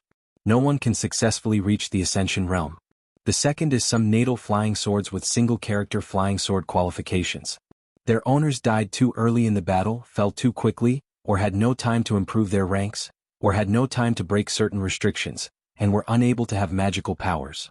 However, he succeeded in becoming a single character flying sword. The old deaf boy asked, "Is it possible?" Qin Pingan said, "Just like the number of monks in the 14th realm, there should be more and more sword cultivators with single character flying swords." The old deaf child frowned and sighed, "The sun and the moon have passed away, and I am not with you." Qin Pingan remained silent. From last year to now, Qin Pingan has been worried about Fuyazu. After returning to Haoran Xianxia, among the foreign sword cultivators who stayed at the summer palace, they only met Lin Junbai and Deng Liang.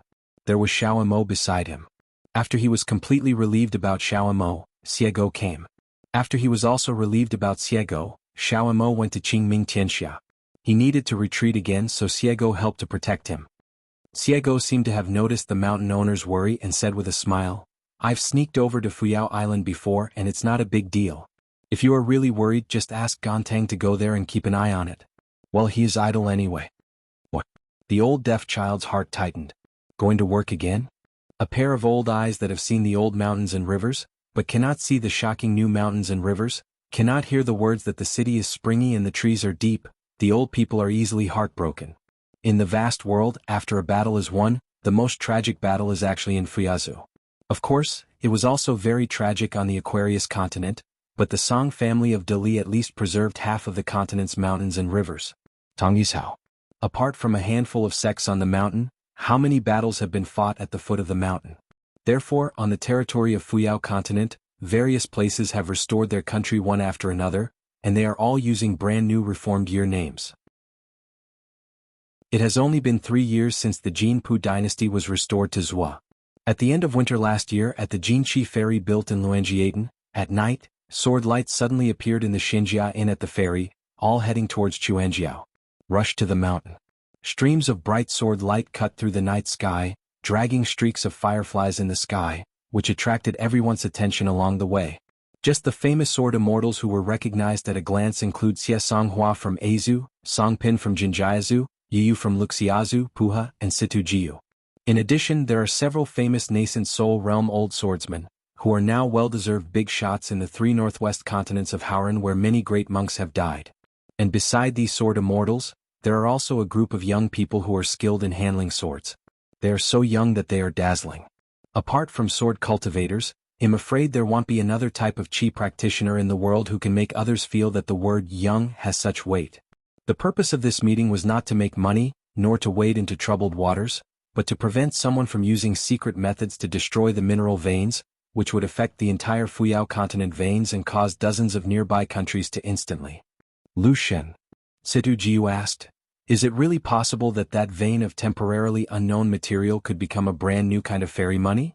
Except for snow flower, xiaoshu and guyu qian, these 3 kinds of mountain fairy money have historically appeared in jade mines that naturally contain spiritual energy. However, the final facts have proved that because those jade stones are not pure enough and the spiritual energy is not evenly distributed, they are not good enough. The level of casting is standard money. After all, if every piece of money cannot be equivalent, how can it be circulated? Furthermore, the ultimate reserves of those types of jade are also a big problem. Therefore, those mineral veins are at most occupied, mined and tempered by one or several sects, and become the basic materials for refining spiritual weapons and magic weapons on the mountain, or are made into certain kinds of money. Some sects have become famous for this reason. With Xia Zong, the latter's duty is to guard the mountain. In fact, Situ Jiu, as a sword cultivator in the Jade Purity realm, has been practicing since he was young, and has no worries about food and clothing. He is not interested in making money. He just feels that the atmosphere is boring when he wields a sword in silence, so he casually brings up a topic to chat. A few words. As a result, no one spoke to him at all, and Situ Jiu was completely bored. Elsewhere, a Jade Purity sword immortal took the initiative to start the conversation, and immediately followed him with a few words of flattery, which was simply outrageous. Situ Jiu's biggest problem now is that he was unable to take 1 or 2 children from the Sword Chi Great Wall and accept him as a disciple. So looking at the younger ones in the team, Situ Jiu liked everyone. Looking at those old people, Situ Jiu looked like they were an eyesore to everyone. Strange things come and go, but I still have to blame the young hidden official for not treating him as his best friend. The drinks were all wasted. In Aijo, the female swordsman Xie Songhua once cooperated with the young hermit officer to kill the Jade Pu realm monster clan. Because the beast was a sword cultivator, it was relatively valuable and its military exploits were unusual. In the Great Wall of Sword Chi, she didn't pass the sword many times, but she made great achievements in battle. According to the rules of the Great Sword Chi Wall, it is equivalent to killing an immortal monster. Since he was not good at making money, and sword cultivation was the most expensive profession, there was always a way to make a fortune if he was alone. But now that he had accepted 2 disciples, Xie Songhua became the Lu family of Aijo. The blame is on the money given by Lu Kaishan. It was too much.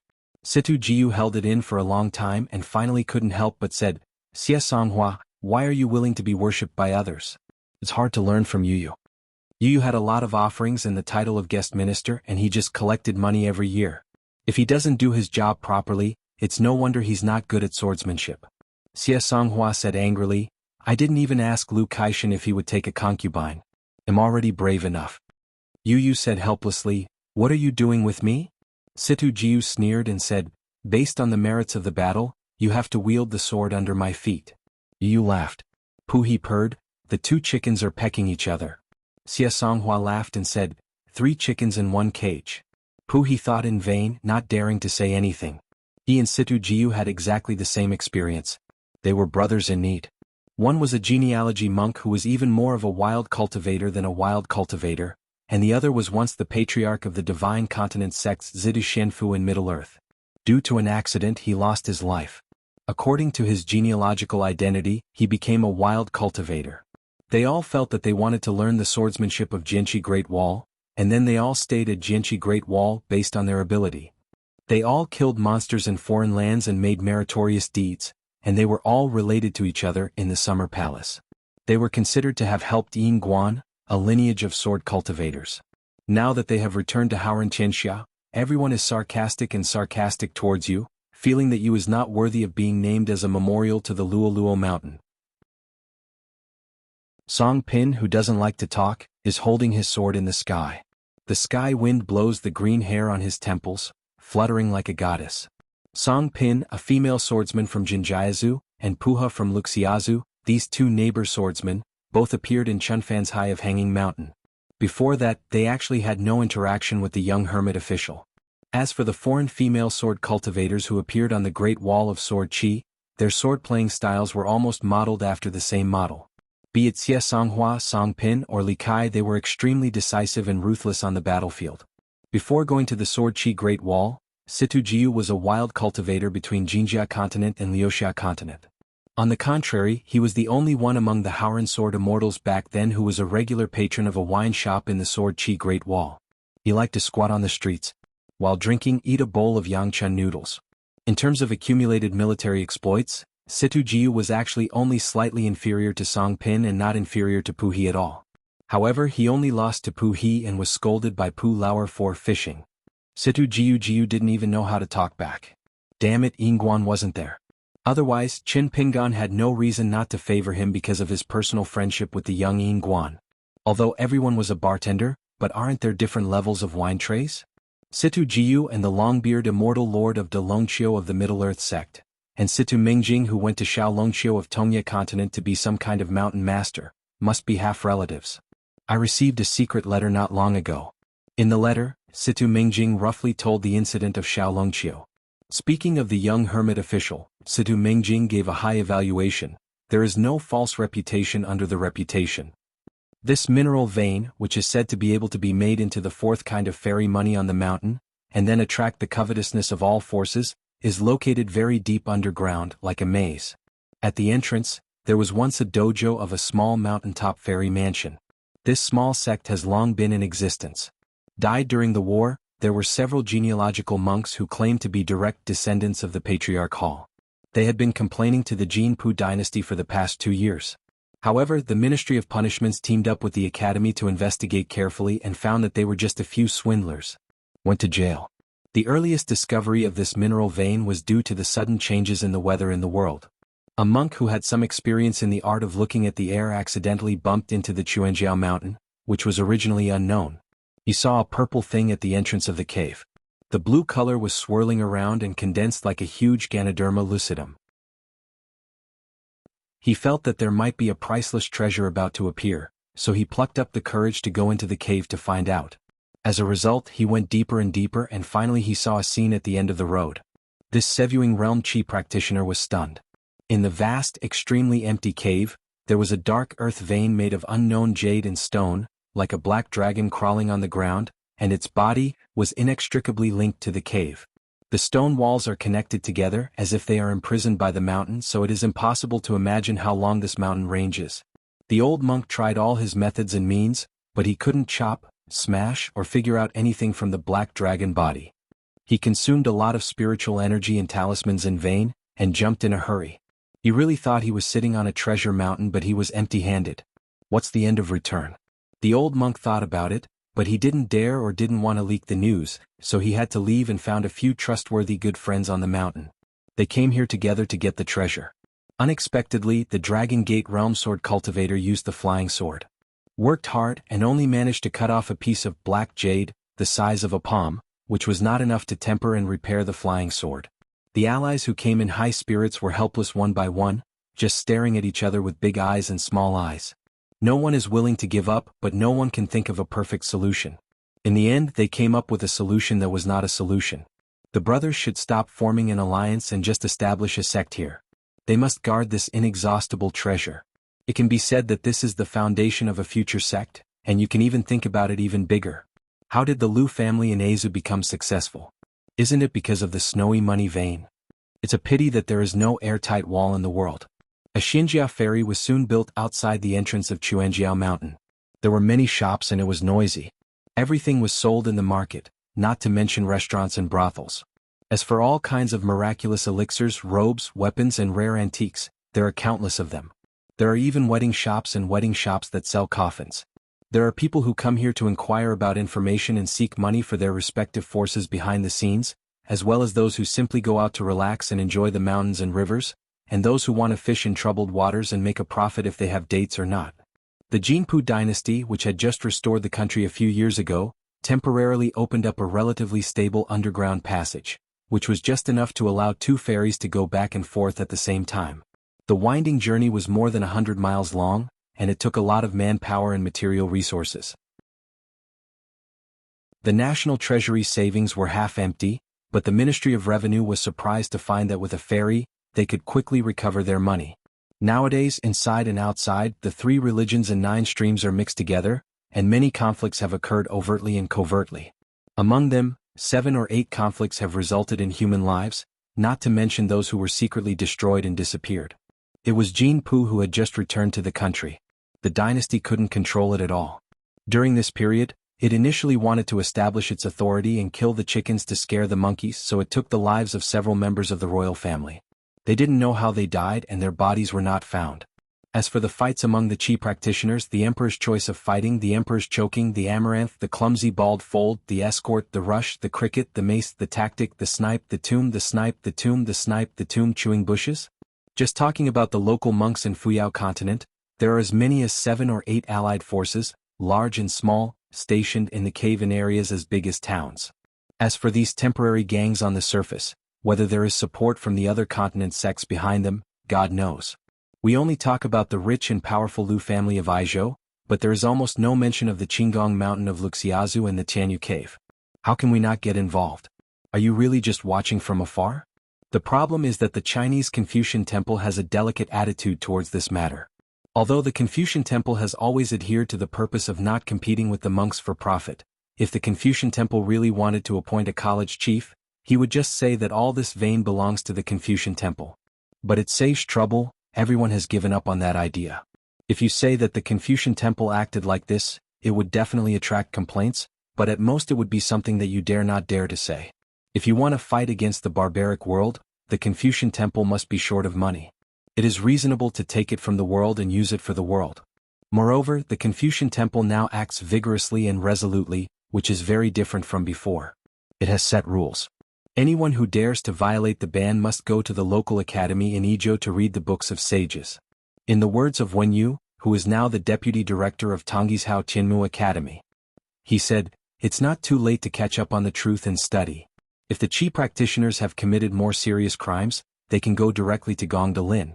Maybe they are lucky and can see the wild Lu Cha." Since the Chinese Confucian temple did not express its position, the Jianghu dynasty could not control the situation, and the top sects in other continents who were in the Ascension realm sitting on the top of the mountain were all hiding behind each other, and no one dared to be the leader.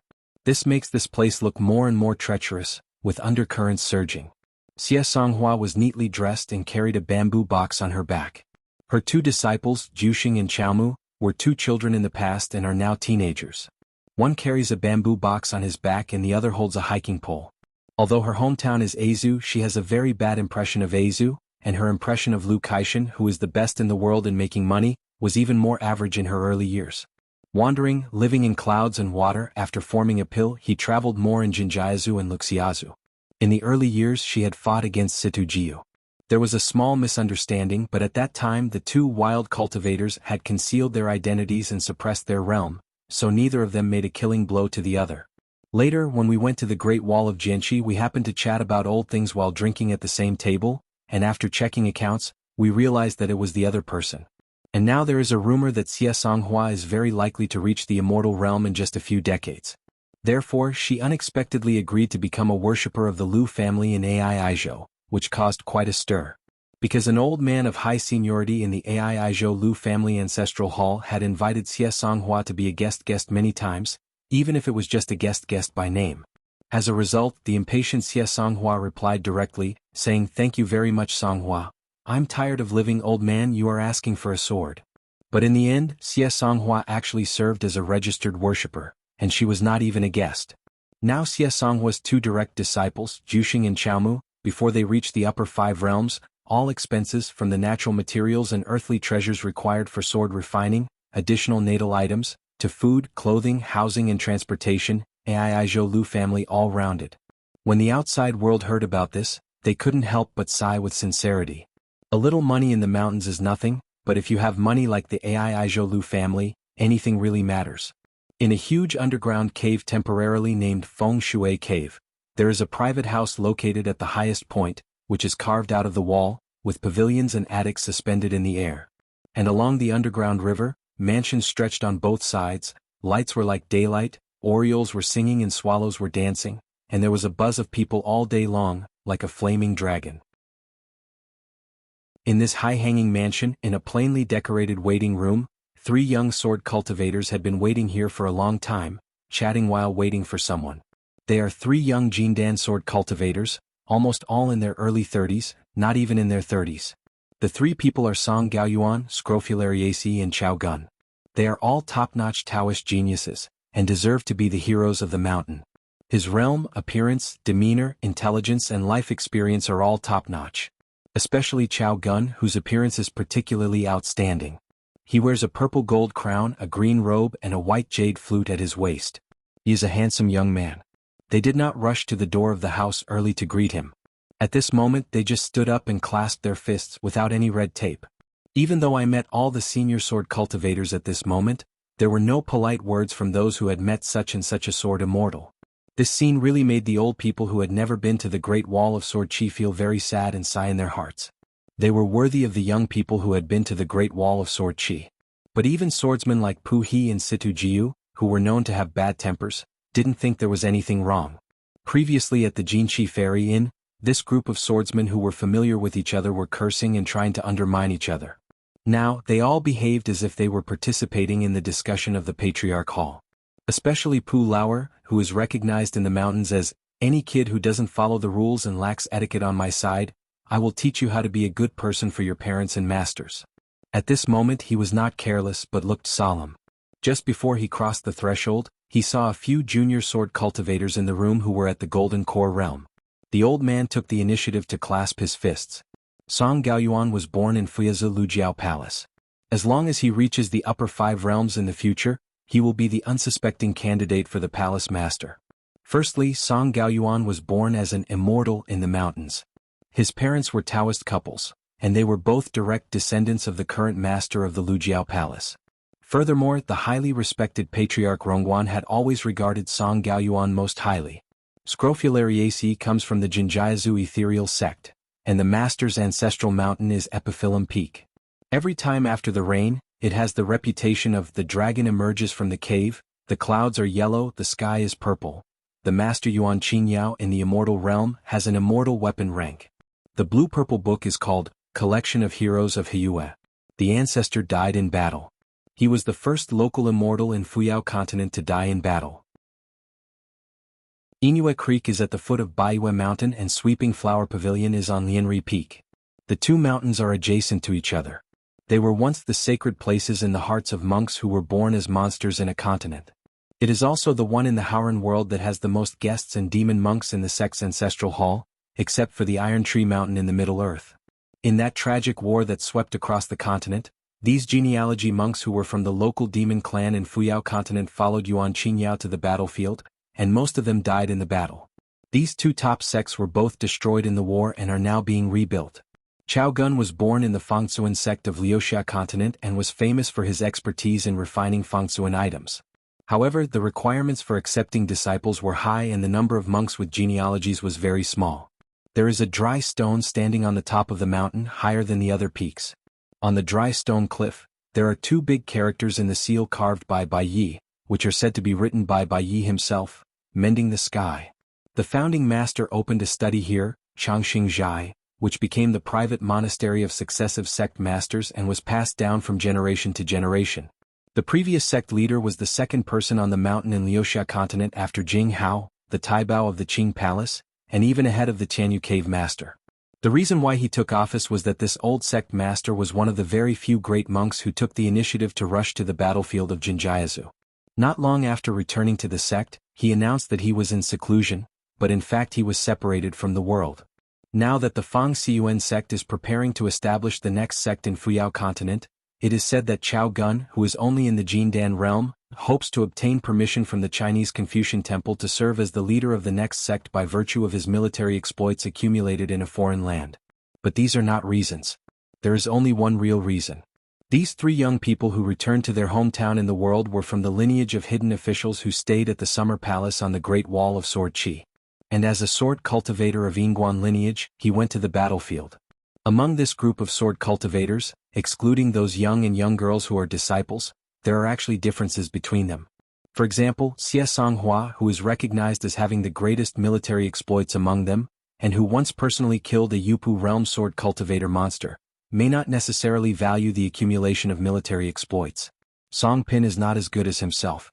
Song Pin must look down on Pu He. Pu He, who fell in the Great Wall of Sword Qi, looks down on Situ Jiu, who has never fallen into trouble and only fishes everywhere. Situ Jiu looks down on Situ Jiu, who was just a young man. Yu has been to the Great Wall of Sword Qi but has done nothing. Yu looks down on those old sword cultivators who have never been to the Great Wall of Sword Qi. Among them, those who have never been to Daoxian Mountain look down on them. I have been to Daoxian Mountain but never to the Sword Qi Great Wall, which is so close at hand. Reason? The truth lies in the battlefield of the Sword Qi Great Wall. There are 2 rows of seats in the hall. The sword cultivator who was born in Jianghu Great Wall sat on one side, and those who had never been there sat in the other row. Perhaps to take care of the latter's mood, or to avoid the disparity in the number of people between the 2 sides, or to facilitate face-to-face discussions, Chao Gun and the others sat opposite Xuanhuan and the others, in front of the 7 earthly immortal sword cultivators. We had already prepared some drinks and food, which were placed on the flower table between the 2 seats. There were cakes and lotus root noodles, iced plum wine, mung bean soup. The girls Sun Zhao, Jinhuan and Shuizhou have already begun to aim at the food at hand, and they only need to wait for the masters to nod before they can start. As for the content of tonight's discussion, they are very self-aware and have no business speaking themselves, so just listen. His temperament is as arrogant as Yi does, and he also has the same thoughts. It is obvious that the children who left the Great Wall of Sword Qi back then were very familiar with the Summer Palace in terms of their sword training aptitude, the quality of their natal flying swords, and even their taste. Xuanhuan was amazed that Yinguan was better at taking care of children. And just a little thin-skinned and can't afford to joke. There are 2 local sword cultivators in Fuyao continent. One is a Yuanying realm cultivator, one is a genealogy cultivator, and the other is a mountain and wild cultivator. In addition, there are 2 old nascent soul realm sword cultivators from Liuxia continent and Zijinjia continent in the northwest, 1 male and 1 female. They have been in seclusion for the past few years. One is trying to break through the realm, and the other has been recuperating for many years. They were temporarily called to Fuyao continent. Making up the numbers, Song Pin and Pu He just sent a letter each. The 2 swordsmen didn't say why or what they planned to do in the letter, they only gave an address where they could meet. He didn't reply to a letter asking why, and hurried to the location given in the letter without saying a word. Golden elixir? Not enough to watch it all. I am not qualified to let those sword immortals privately invite me to participate in this matter. It's just that there are 3 more young Jindan realm sword cultivators who are calling people. The 3 of them are direct descendants of the ancestor halls on their respective mountains, and without exception, there are ancestors of their own lineage in the mountains. They are sword immortals and they have all been to the Great Wall of Sword Qi. Therefore there are 7 sword cultivators in total who have never been to the Great Wall of Sword Qi, 4 at the Nascent Soul Realm and 3 at the Golden Core Realm. Xuanhua's disciples held their postures in the morning and evening. Song Pin's disciples, Sun Zhao and Jinhuan. Pu He took Yi Du and Shuizhou away from the Great Wall of Sword Qi. An Yu, the most shameless old guy, actually kidnapped 2 direct disciples from Luapa Mountain, Yu Qingzhang and He Xiangting. After sitting down, still carrying the bamboo box on his back, he sat upright and placed the green bamboo stick across his knees in the morning and evening. Yedu sat cross-legged, crossed his arms across his chest, and began to close his eyes and meditate. Xuanhuan took 2 of his direct descendants to practice swordsmanship in the Ice Field and Leigong Temple in the north of Aizu for several years, with great success. The young man only had 1 natal flying sword, Lei Qi, which was rated as Baizhong by the Summer Palace at that time, which was very high. However, the girl Chao Mu owns 2 flying swords, Pang Tua and Hong En I, whose ranks are lower E and higher B respectively. There are 3 grades of A, B and C, each with upper, middle and lower grades for a total of 9 ranks. In fact, being able to be rated, even if it is ranked B or C, is a calculated natal flying sword. This selection, which comes from the Summer Palace, is more about considering and taking care of battlefield fighting, and is not suitable for sword masters to compete against each other. At that time, There were a total of 16 sword cultivators from the Yingguan lineage in the Great Wall of Sword Qi, the Old Summer Palace, and 6 sword cultivators from other places. In addition to Qin Pingan, who served as the last hidden official, there were also Lin Junbai, Deng Liang, Chao Gun, Scrofulariaci and Song Gaoyuan. At that time, Lin Junbai was the first among the foreign sword cultivators to leave the Summer Palace and return to his hometown of the Xiaoyuan dynasty in the divine continent of Middle-earth. Not long after, Lin Junbai served as the national master and became the youngest national master among the 10 great dynasties of Haoran. Deng Liang from Judu Mountain in Azu arrived in Feishing City in the 7th year of Jiachuan in the colorful world. He was still in the nascent Soul realm when he left Shenshen Mountain, and finally reached the upper 5 realms in a foreign land. Chao Gun, Scrofulariaci, and Song Gaoyuan each returned to their hometowns and sections. The 3 young swordsmen each had new opportunities. The 3 of them were relatively close neighbors, all in the 3 continents to the west of Haoran, but it was obvious that Chao Gun and Scrofulariaci had a closer relationship. Although the new Yingguan lineage of sword cultivators in Feishing City has retained a considerable number of old people, compared to the previous generation, it seems that overall they are still inferior. After all, Mida Sword Immortal, who is the leader, is no longer in the new Summer Palace. Chao Gun once said something from the bottom of his heart: "As long as I walk out of the Summer Palace alive one day, I will never want to read another book in my life." And after they left the Sword Qi Great Wall, from their own silence to the silence of their respective sects, they seemed to be downplaying their trip to the Sword Qi Great Wall intentionally or unintentionally. In the Summer Palace, there was almost internal strife, and they were almost going to ask each other for swordsmanship. Once they really started to fight, it is estimated that the local swordsmanship and the foreign swordsmanship would be completely divided. For example, Su Ning once scolded all 18 generations of Scrofulariaci's ancestors. In a scolding war, almost everyone participates, everyone scolds and everyone is scolded. Except for the 3 who didn't speak, the young Yingguan sat firmly on the Diaoyutai. Choumiao Jianxian was also calm, and there was Guizhuzhou who silently recorded every swear word, and he learned it. In fact, Lin Junbai was the most pitiful. He wanted to be the troublemaking peacemaker, but Dong Bu finally took the opportunity and scolded Lin Junbai bloody. In the end, it was Qin Pingan and Chou Miao who joined forces to prevent the intensifying situation from getting worse.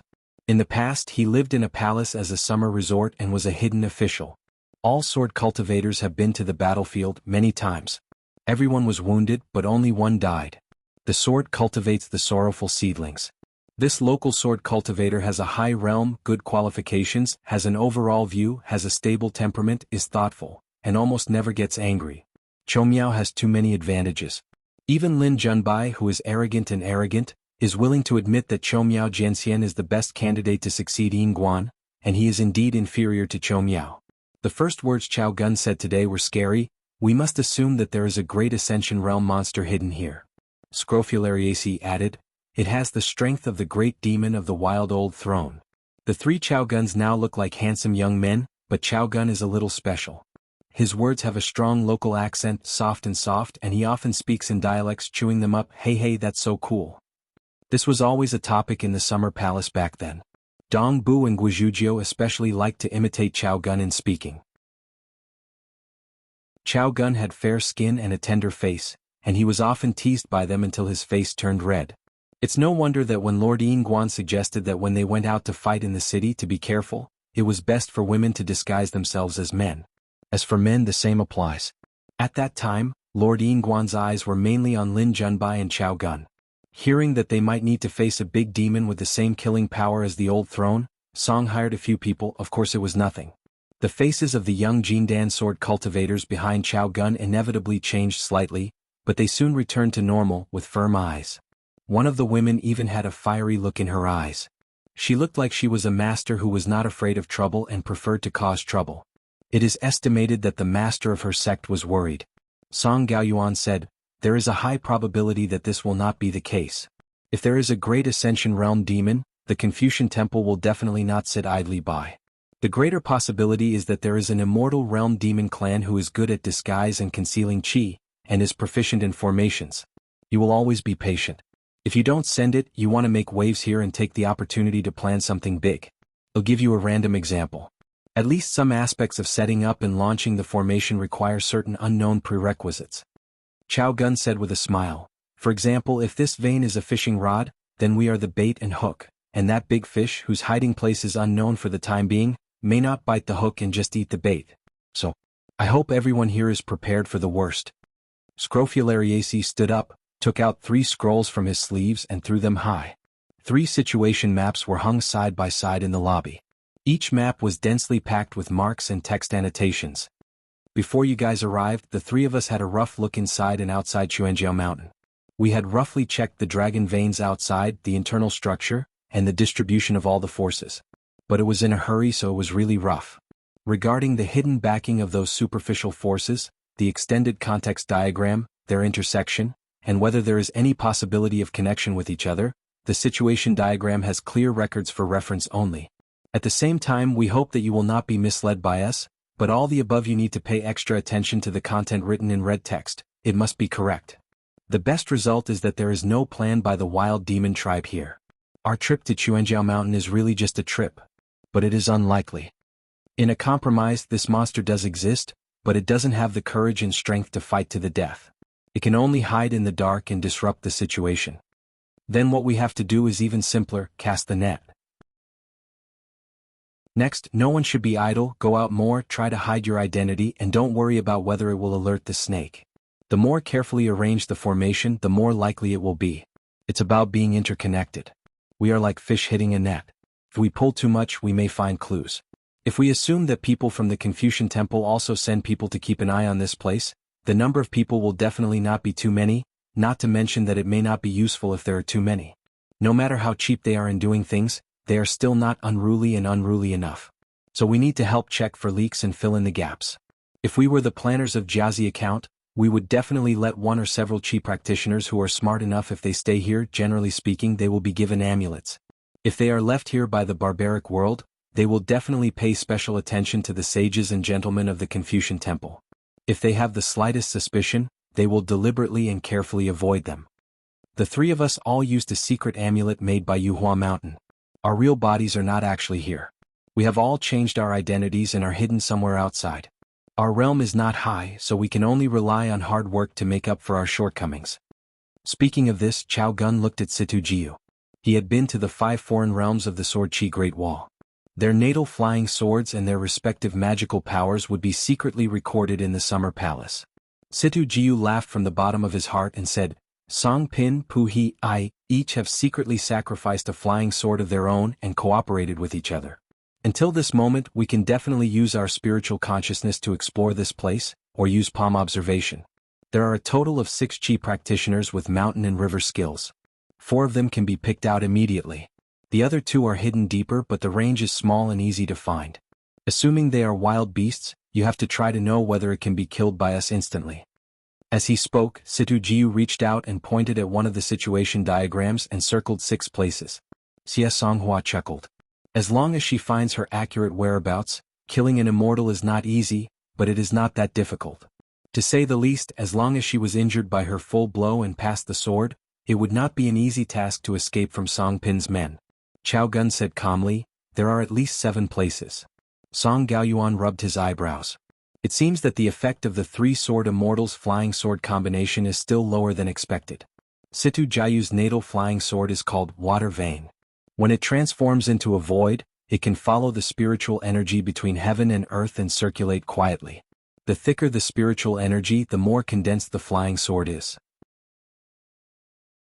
In the history of Liuxia continent, a certain Jade Master died suddenly and for no reason while refining Qi. The sect has not found out who killed its ancestor, so it can only use Qi refining as the reason. The case was finalized by accidentally crossing the robbery corpse and solving the problem. And one of Song Pin's 2 natal flying swords, the Door God, can be attached to Situ Jiu's water vein, just like a water patrolling around, inspecting the territory, and at the same time dispatching various priests to guard various places. In addition, one of Pu He's natal flying swords, Couplet, means sword refining, also known as Mo Yuan Yang. One of the magical powers of Pu He's natal flying swords is to assist the compatibility of the first 2 flying swords. It's a pity that Pu He only has 2 flying swords, and this flying sword, Mo Yuan Yang, is a bit useless. If he could have 3 flying swords, Pu He felt that he would have become an immortal already. When he arrived at the Great Wall of Sword Chi, let alone the bottom of the upper 5 realms Mi Lanyao. Even when he faced the sword immortals Mi Hu and Yu Qin, he was have the strength to fight. Surely we can win? Fuck your motherfuckers, guaranteed victory. Situ Jiu understood instantly and choked on his words. The 7 Earth immortal sword cultivators who had never been to the Great Wall of Sword Chi finally came to their senses. It was obvious that one of Chao Gun's true forms was using some secret technique to explore this place at this moment.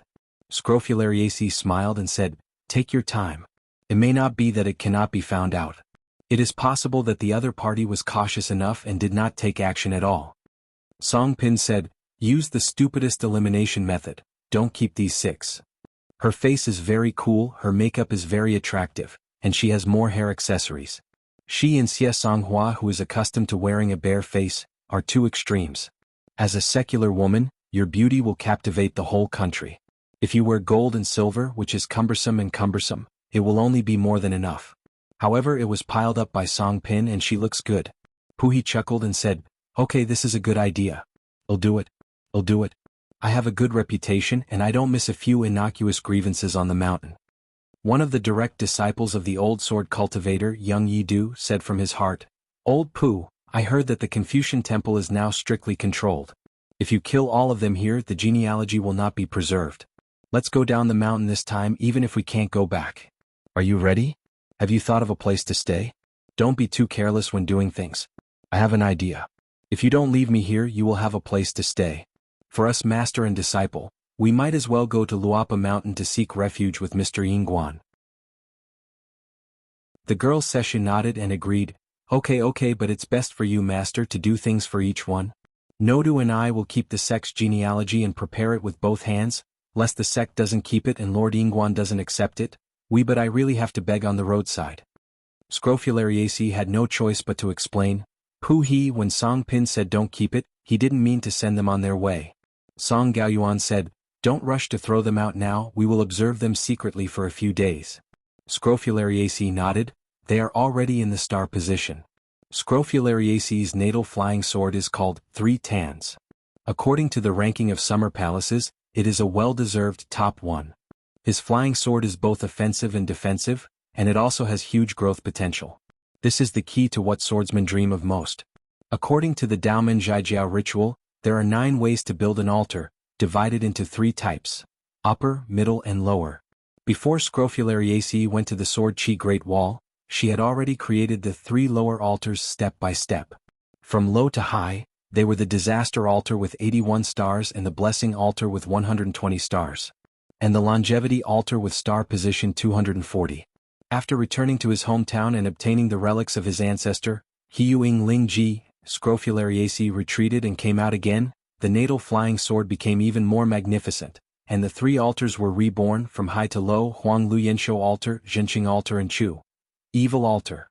Therefore, in the Summer Palace, Scrofulariaci won a good reputation from many colleagues. A natural formation master, a 2-legged walking dojo, the more natal objects he can refine, the better, a sword cultivator of the same realm who is invincible, and the resources for ascension. Even Wang Xinshui said something fair. "Scrofulariaci, Mr. Yingguan is protecting you now. In the future, when Mr. Yingguan goes to your hometown and is an unfamiliar place, you have to protect Mr. Yingguan." The young official immediately nodded in approval. This must be the truth. I was so ashamed of Scrofulariaci.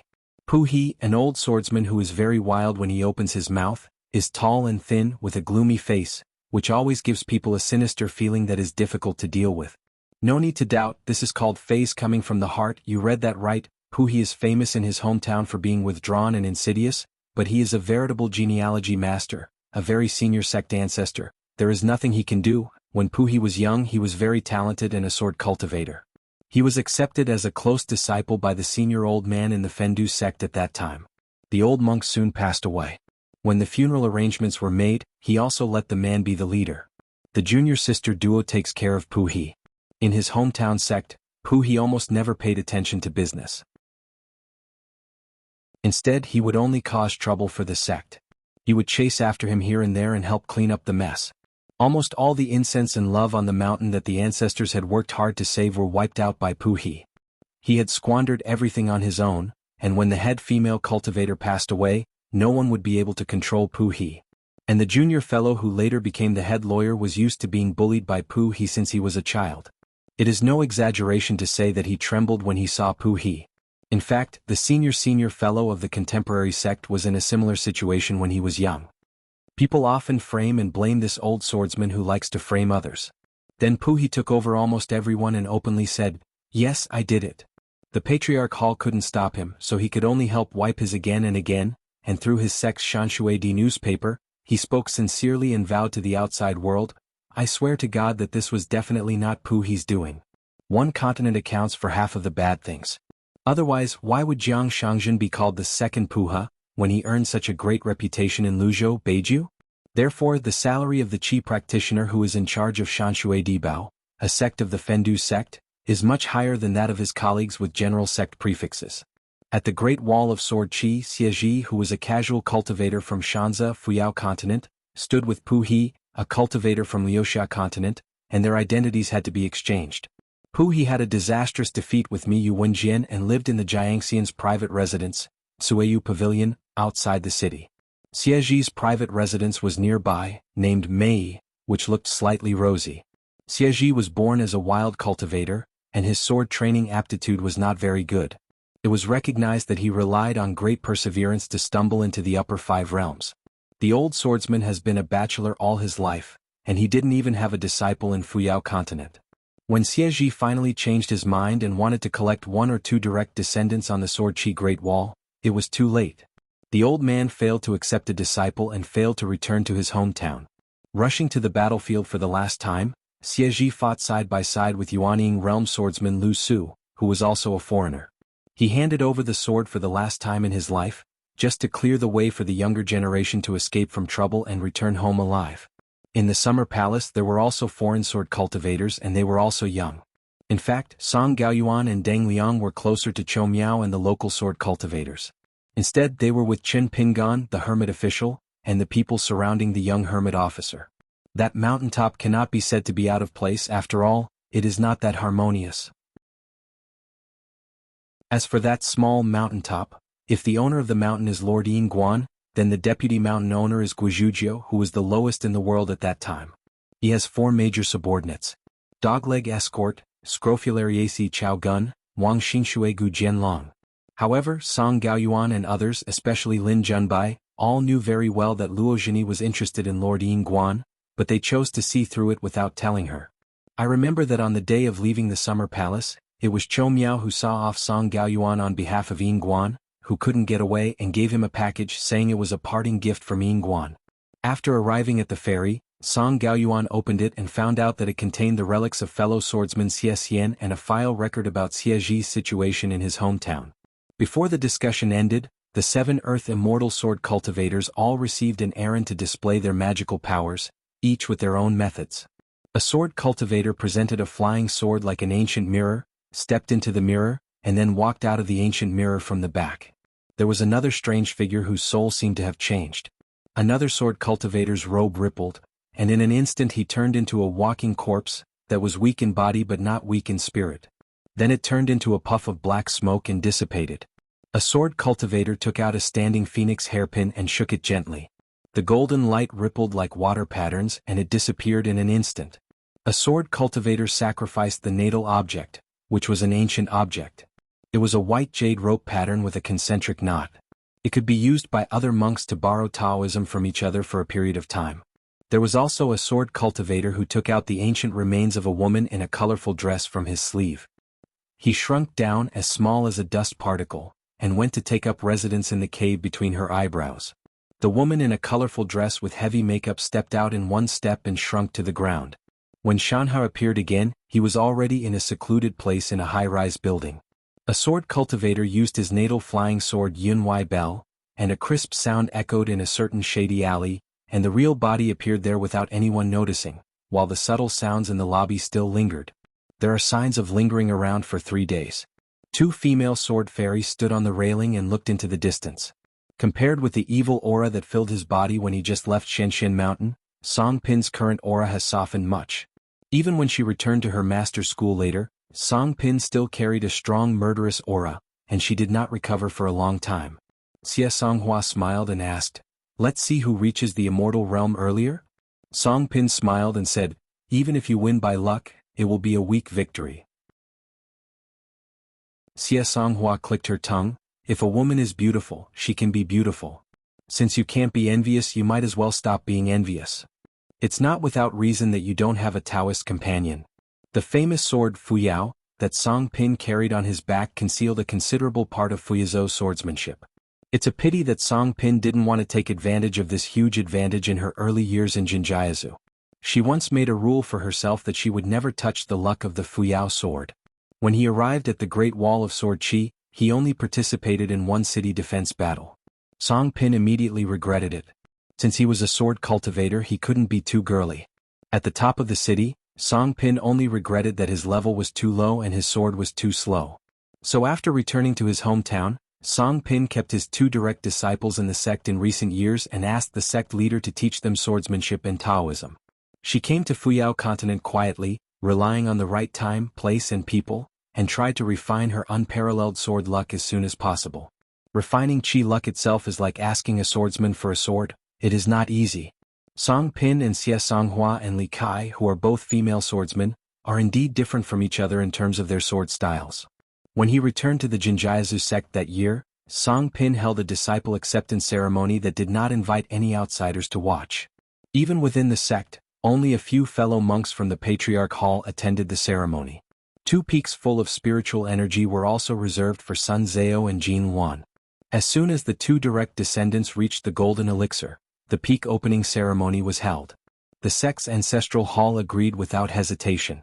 However, after a great war, the sect's ancestral hall shrine, as well as the portraits of all previous ancestors, had to be moved to Liuxia continent. By the time the war ended, the sect's old site had long been reduced to ruins for the 2 disciples. The carefully selected hilltop was no longer suitable for practice, and Song Pin felt very guilty about this. Xuanhuan joked, "You are different from me. You have been annoyed by people over the years, right?" Song Pin shook his head and said, "It's okay. Anyway, I'm hiding away from people, so I'm pretty clean." After these sword immortals returned to their hometown, they never took the initiative to mention the Great Wall of Sword Qi. However, there were always some friends from their hometown who often asked about it, and these were questions they did not want to answer. For example, what is the swordsmanship of the boss swordsman who only uses a few swords from beginning to end? As the legitimate son of Yixing, Liang, and the direct descendant of Wensheng, if the 2 of them fight freely, who will be more powerful? Among the 3 old swordsmen who carved letters, Qi Tingji is the only one left in our world. Is his swordsmanship higher or lower than Dong Senging and Qin Shi? Why did Xiao Sun, the newly appointed hidden official, betray the Great Wall of Sword Qi with 2 sword immortals of the same lineage? Has she really become a 14th realm sword cultivator who has taken refuge in the wilderness? Who is that young man named Qin Pingan? Why did he take over the Summer Palace and serve as the last hermit official? How could he become Ning Yao's Taoist companion? Xuanhuan smiled and asked, "You really don't want to find a Taoist companion?" Song Pin said, "The other party must be a sword cultivator with a higher level than me." Xuanhuan shook his head, "It's difficult, it's too difficult. When you refine the Fuyazi swordsmanship and reach the immortal realm, is it higher than you? Must it be an Ascension realm sword cultivator? There are only a few in the whole world now, one you can count them all on your hands, and all of them are rotten old men who are half buried in the ground. Who can you look for? If you look for them, a pear blossom will overwhelm a begonia." Song Pin smiled and said, "Then don't look for it." Xuanhuan chuckled and said, "You can wait and see. It will take 100 or hundreds of years. Old cows eating young grass will have a different taste." Song Pin raised his eyebrows and said, "Well, see." Xuanhuan lowered her voice and said, "I do have a ready-made perfect candidate. Can you refer to it?" Next, the 2 female sword fairies spoke from their hearts. It was definitely more exciting for them to talk like this than to drink. Not far away, the adjacent houses and observation decks are just like the scene of the ferry leaving Xianxia Mountain. Scrofulariaceae lay on the railing, looked away, turned to greet the 2 girls who came out of the house. Sun Zhao and Xuanhuan, the little girls who took the ferry thousands of miles away from their hometown on the Elk Cliff of the Hanging Mountain, are now also slim girls. It's just that the 2 children at that time still naively thought that they were only leaving their hometown for a short time, and that when the war stopped, they could return to the Great Wall of Sword Qi. It might be a few years, 10 years, or at most a longer time, but I didn't expect that in the end, only the city head that was beaten into two parts of the entire hometown was left. There is only one swordsman who has been guarding there for many years. Until xianxia won that battle. But my hometown became my hometown. I remember that I took a ferry trip with Master. Master did not buy a jade boarding pass for them. To put it simply, they had to take the boat without paying. Their master, who always had crooked eyebrows, was as gentle as water, and always spoke in a soft voice, was really good-tempered. But at that time on the ferry, Song Pin said a very domineering but matter-of-fact statement. "I'll take it if I want to save your face." Finally, the ferry steward hurried over, personally clearing the way for the group and arranging the best accommodation for them. I bowed my head and bowed down all the way, apologizing for fear of not being well received. It was at that moment that the two little girls began to understand a little bit about the tone, weight and style of a Jade Pure Realm swordsman who was so powerful in the world. Xuanhuan smiled and called, "Brother Scrofulariaceae." We left Hangzhou together and took the same cross-continental ferry. We lived next door and often chatted together. Scrofulariaceae smiled and nodded. "Hey, you have grown into a big girl. Do you have a man you like? If so, then I have to help check it. The genealogy monks in the world are full of thieves and are all sanctimonious. Instead of waiting until you are heartbroken and then I hack them half to death, it is better to keep an eye on them now. Of course, if they are a perfect match made in heaven, that would be the best." It seems like a joke, but Scrofulariaceae is actually not all a joke. After all, they are the direct descendants of the swordsman Song Pin, and they are not direct disciples in the general sense. This means that the men who become Taoist companions with them receive the protection of Song Pin and Song Pin's sect almost at the same time. Although Scrofulariaceae is young, she is no stranger to the calculation methods of Howran sect immortal mansion and genealogical monk. Sun Zhao said shyly, "No. We are still young and it is still early. We have made an appointment with Xuanhuan. We will think about all these things after forming the elixir." Scrofulariaceae is proficient in playing chess, and their master happens to also like to play chess. On the ferry, everyone has their own victory and defeat. Judging from the posture, it is certainly not the so-called human chess. At that time, Song Pin asked who was the best chess player in the Summer Palace, you Scrofulariaceae or Lin Junbai from the Xiaoyuan dynasty in China. Scrofulariaceae said, "Lin Junbai and I are equally good at chess. The most powerful one is of course our Lord Yingguan. He has never lost." Song Pin was a little surprised and said that he would have a chance to discuss with Yingguan in the future. She wasn't too surprised. Qin Pingan was Cui Han's younger brother after all. Scrofulariaceae was not happy and said with a smile that we Yingguan generally do not talk easily with people. If Song Jianxian wants to play chess with Yingguan, he must get through me first. As a result, after that, Scrofulariaceae no longer hid her true chess skills. Song Pin lost 7 or 8 games in a row in one day, and she was no longer willing to play chess with Scrofulariaceae. It was obvious that none of the young sword cultivators who came out of the Summer Palace were honest and responsible. Scrofulariaceae joked, "Sun Zhao, do you still cry and say you miss home now?"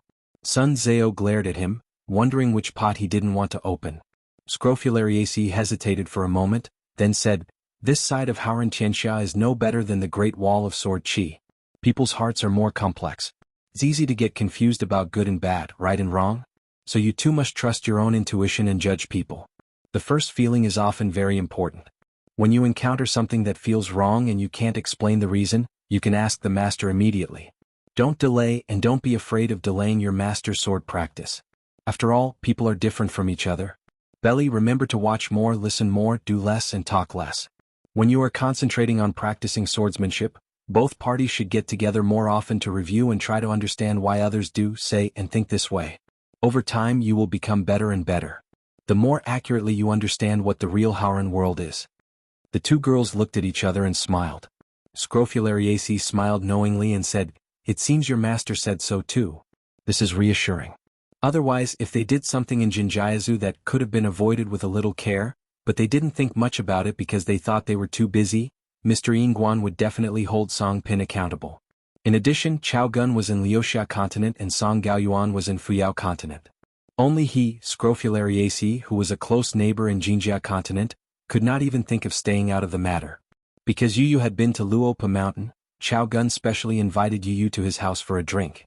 The old swordsman also brought Yidu, a close disciple. Before Chao Gun entered the Summer Palace, he was still a sword cultivator in the Longmen realm. He entered the Golden Core realm after becoming a sword cultivator in the Xuanhuan lineage. Senior actually only needs one sentence to make Puhi shut up. Chao Gun joked, "When I was in Jindan, I dared to go to the Great Wall of Sword Chi to pass my sword to kill monsters." Yu stroked his beard and smiled, shaking his head slightly. I can't say it, it would hurt my feelings too much. The reason why the two parties can become close friends with an irreversible relationship is because they are used to quarreling as soon as they meet. There are always some things that they will never mention. Chao Gun turned to look at Yedu and asked, "How is the injury?" Yedu grinned and said, "I have completely recovered. It's just that I wasted a lot of medicinal materials and time, which caused the breakthrough in cultivation to be much slower." Puhi nodded and said, "Being able to complete the flying sword of my life is really a blessing among misfortunes. Spending some immortal money is nothing. As for breaking through the realm one after another, with Yida's qualifications and the fact that I will teach you all the secrets of swordsmanship, there's no need to worry at all." Yedu said, "I am anxious just because I recognize you as the master of nascent soul realm. Look at the other fellow villagers, which master is not of Yupu realm?" Puhi, who was stabbed in the heart, glared and said, "It's not like my master has never been to the Jade Pu realm. His swordsmanship has never fallen with the realm. His vision is right there." Yedu said, "You can shut up now, Che Zulwan, and stop talking." After all, there were outsiders present, and Pu Lauer, who was a little embarrassed, became anxious. "How can you talk to master?" Yedu said, "Chao Gun, my master treats you as an outsider." Chao Gun smiled and nodded gently. Puhi laughed loudly and said, "Chao Gun, am a closed disciple. Don't you have a bright mind? Tell the truth, can Yedu now enter the summer palace he used to have?" Of course, the one who is more brilliant has to be Seshu. In short, two good disciples should each receive half of the true inheritance of their master. Chao Gun smiled and said, "Not for the time being." Yedu was about to speak but stopped. Forget it, it was rare that he didn't say a few words. When he left the Great Wall of Sword Chi, the young sword cultivator was in the cave mansion realm. It was only in the summer of this year that he broke through and entered the sea viewing realm. Having also broken through the first realm, senior sister Seshu has advanced from the sea viewing realm to the Dragon Gate realm. It can be seen that there is a certain gap in the qualifications between the two parties. Of course, this is related to the fact that Nodu was seriously injured and was injured at all. Puhi was passing by and found the dying boy from the pile of dead people. If there was such a difference, the boy would just like that. Puhi felt that this was fate, so he accepted Yidu, who didn't even have a last name, as a closed disciple. In the Great Wall of Sword Chi, whether one is born into a high family or not depends very simply on whether the sword cultivator had a surname when he was young. As a rule, sword cultivators in the middle and fifth realms, whether nascent soul or dongfu, must leave the city at certain times and rush to the battlefield outside the city. Being able to return to the top of the city alive is a skill, and being able to accumulate military exploits is even more important. If you don't have this ability, where you die and whether you are far or near from the top of the city, depends on destiny. Anyway, there is no custom of burial in Jianghu Great Wall. The top of the city is the tomb. The battlefield outside the city is the cemetery. When Yidu arrived in the world, he seemed to only have three things to do: eat, practice swordplay, and scold his master. On Master Puhi's side, Yidu has always been a man of his own, but Puhi is the one who dotes on this most ignorant and unruly disciple. Before leaving home, Puhi was in his own sect of the Fendu sect. Puhi's lineage was not weak in power, sitting on the three peaks. Later, several direct descendants, even if the master was not around to teach Taoism and swordsmanship, were still promising and doing well. There were two more disciples who held the opening ceremony on their own, while Patriarch Pu was on the Great Wall of Sword Chi, glorifying his ancestors and killing all directions. It's a pity that these two secondary disciples are not sword cultivators. Occasionally when Puhi is in a good mood, he will call the secondary disciples to drink together. The old rule is that if you are not a nascent soul, you can stand with food and drink. The door style is unique. It is estimated that only Puhi can do this kind of thing, and it can be done in a way that both parties feel is natural. But now there are two more direct descendants. Nawada always eats and drinks while sitting down, but Sesha follows the local customs, eating and toasting standing up with his senior brothers, senior sisters and nephews. As long as it is a wine bureau on the mountain where Puhi participates, Jindan Dixian is not qualified to sit down. Come or not if you like, drink or not and can't bear it. Puhi's wine is good and he protects his shortcomings. He has the nickname of Timely Rain in Luxiazu, Any shady deeds such as wanting to take personal revenge but not being able to do it as long as you get to know Pu He and make the old sword immortal happy. Pu He never talks big at the wine table or promises anything to anyone, but he can always after a while the other party no longer needs to take revenge. After all these years, Yedu still doesn't like Haoran Tianxia at all. When it comes to fellow seniors and sisters or to the monks from the sect who are much older but want to call themselves junior uncles, or even supreme uncles, Yedu never has a smile on his face when he meets them. We're too lazy to nod, unwilling to get close to each other with false feelings. Nodu only had one thought: I will practice my sword, and I must make a name for myself within 100 years so that I can go to the colorful world. But Yedu still admired the three of Xiaogun. Sword cultivators who have stayed in the summer palace must be respected. The exception was Mi Xiuhua, who used Yupu realm as food. Xiaogun asked with a smile, I heard Shuizhou said that she doesn't like master because of her average qualifications. Do you always want to leave her to others? Noda rolled his eyes. That girl is a thief. Look, this is all a trick, and the master will not suffer any losses. Pu He was not angry but happy, laughing, and said, Don't listen to her nonsense, it's just a matter of speculation. No, absolutely not. To be honest, Pu He does think that he is not good at teaching swordsmanship and Taoism. Therefore, regarding the arrangement of Seshu, Pu He's earliest plan at that time was to discuss with this apprentice whether he could persuade Seshu to change his sect and believe in her future achievements. It will only be higher. For example, Pu He would ask a female ancestor of a sect in Liuxia continent. Her realm was not high like Yupu realm, but she was rich and cultivated her well. She can be regarded as one of Pu He's confidants. She has known her for many years, and now she is in charge of her sect's money and treasure house. This female cultivator has good looks, and she still has a girlish appearance. Now that she meets Pu He, she is still the sweet and charming Pu Big Brother. Her bones are going numb when she is called, but Pu He doesn't talk about anything else except for the issue of men and women. Yes, it's still very clear. If you can't take responsibility, don't get out of bed. I also thought about whether I should let the sect leader accept Shuizhou as his direct heir, but after getting along for a long time, I couldn't bear to let him go. Pu He just pretended that such a thing had never happened before. In the past 2 years, the senior brother of the sect master has been asking, and he has been asking Pu He about this matter every now and then.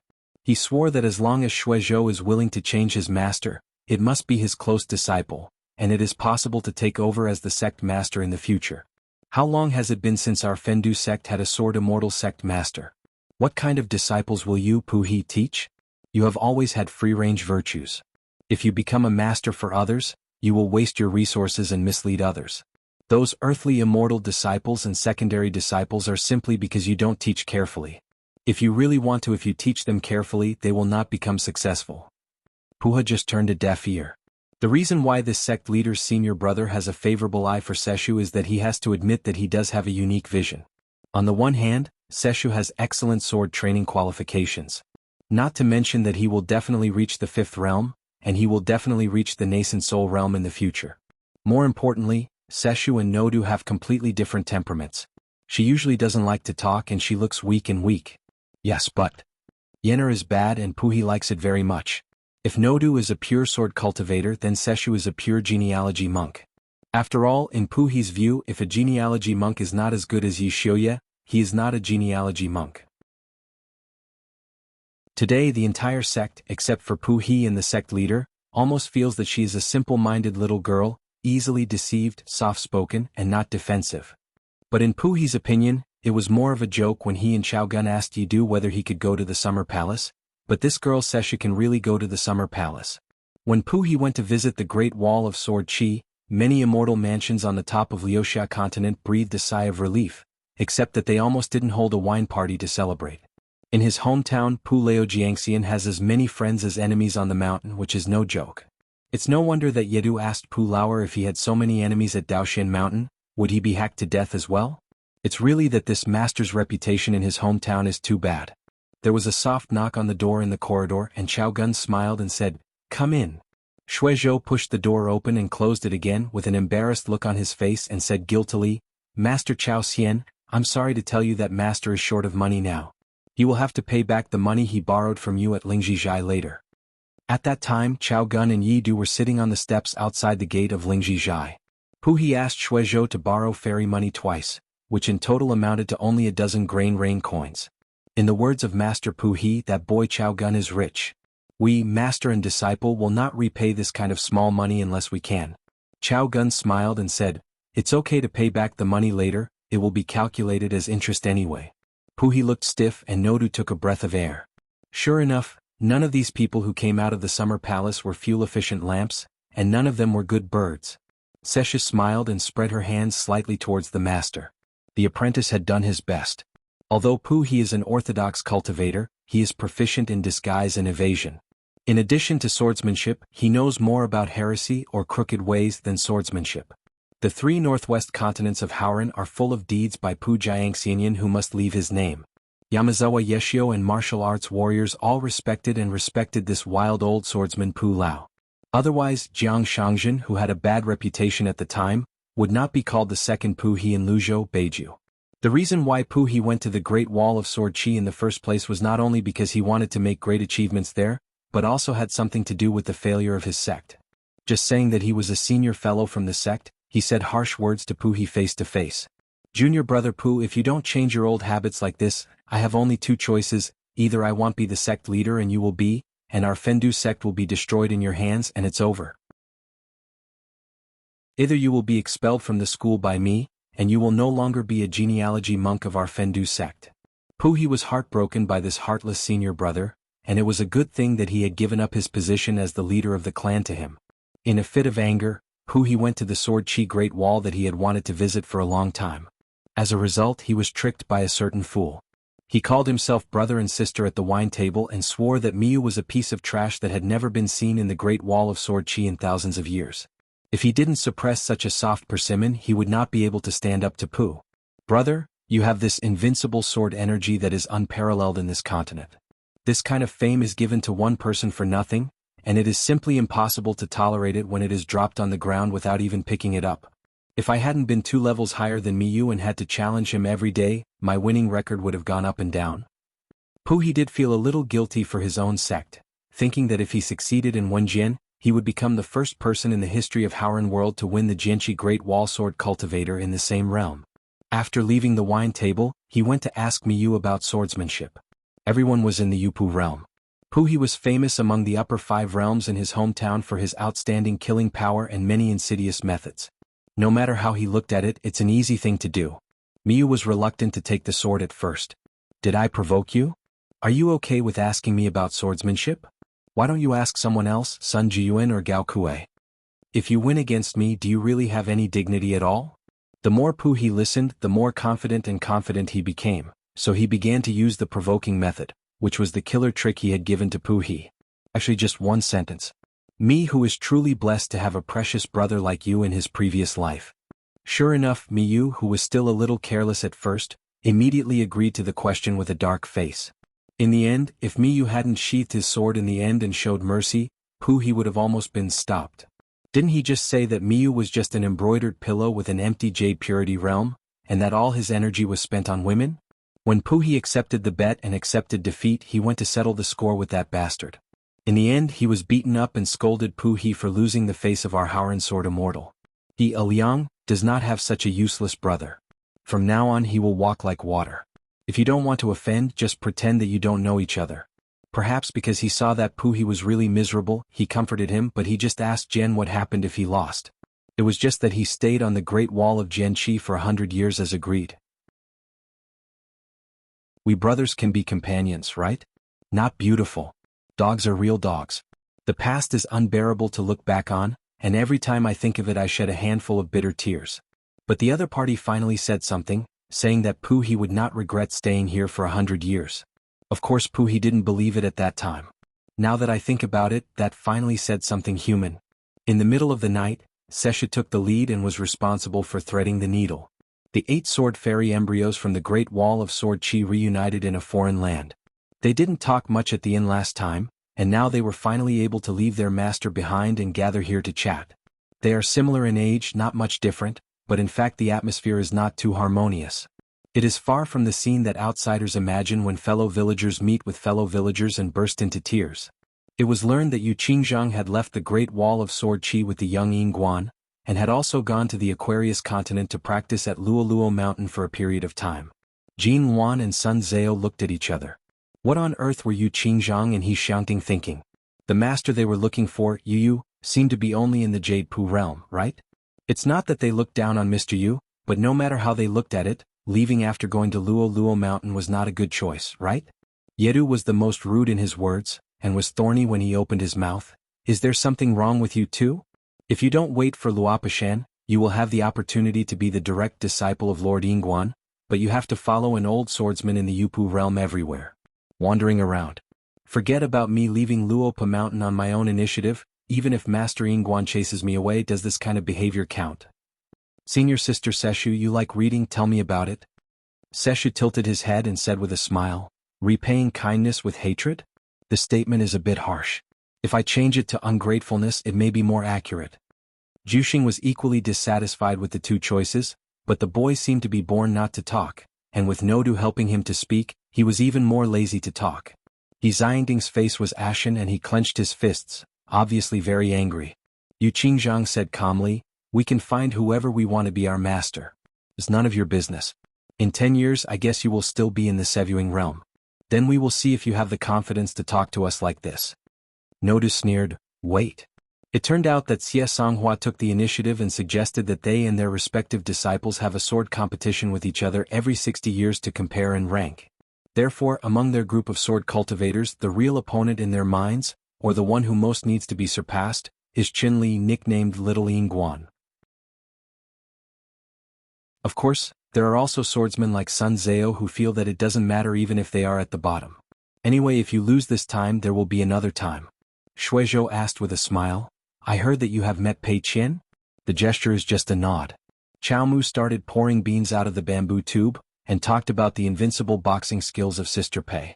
At the Lei Gong Temple in Azu, she was able to box with Lu Suiyu, who was a level above her, and they had a good fight. Juxing and Zhao Mu were only 7 or 8 years old when they left their hometown. Compared with Chao Mu, who has a lively personality, his appearance is obviously more mature. His usual words, deeds, and mood are as steady as an old man. Chao Mu's house in her hometown is on the same street as Guizhuzhou. Sister Guo likes to call herself, my master's temporarily closed disciple. A few years ago, Lord Yingguan's first disciple, Sister Pei Qian, gave them 2 specially made bookmarks from Luolu Mountain as a meeting gift. They were made of green bamboo leaves and had a message written on them. That was the first time Chao Mu saw him receiving gifts after following his master to Haoran Tianxia. Before that, when I traveled to the 3 continents covered by the golden armor and flowing clouds, many elder immortal masters wanted to give gifts, but they did so with a straight face, hands in their sleeves, deliberately turning a blind eye, and never saying a word. Even if Chao Mu just asked a question afterwards, she was scolded until she cried, and she was threatened not to talk to him in the future, otherwise she would be beaten. It's really tiring to let Xuanhuan, a young girl, be the master of 2 children. Moreover, the 2 apprentices are really difficult to take care of. One is brooding, doesn't like to talk all day long and likes to be alone. If he talks occasionally, it will hurt his heart.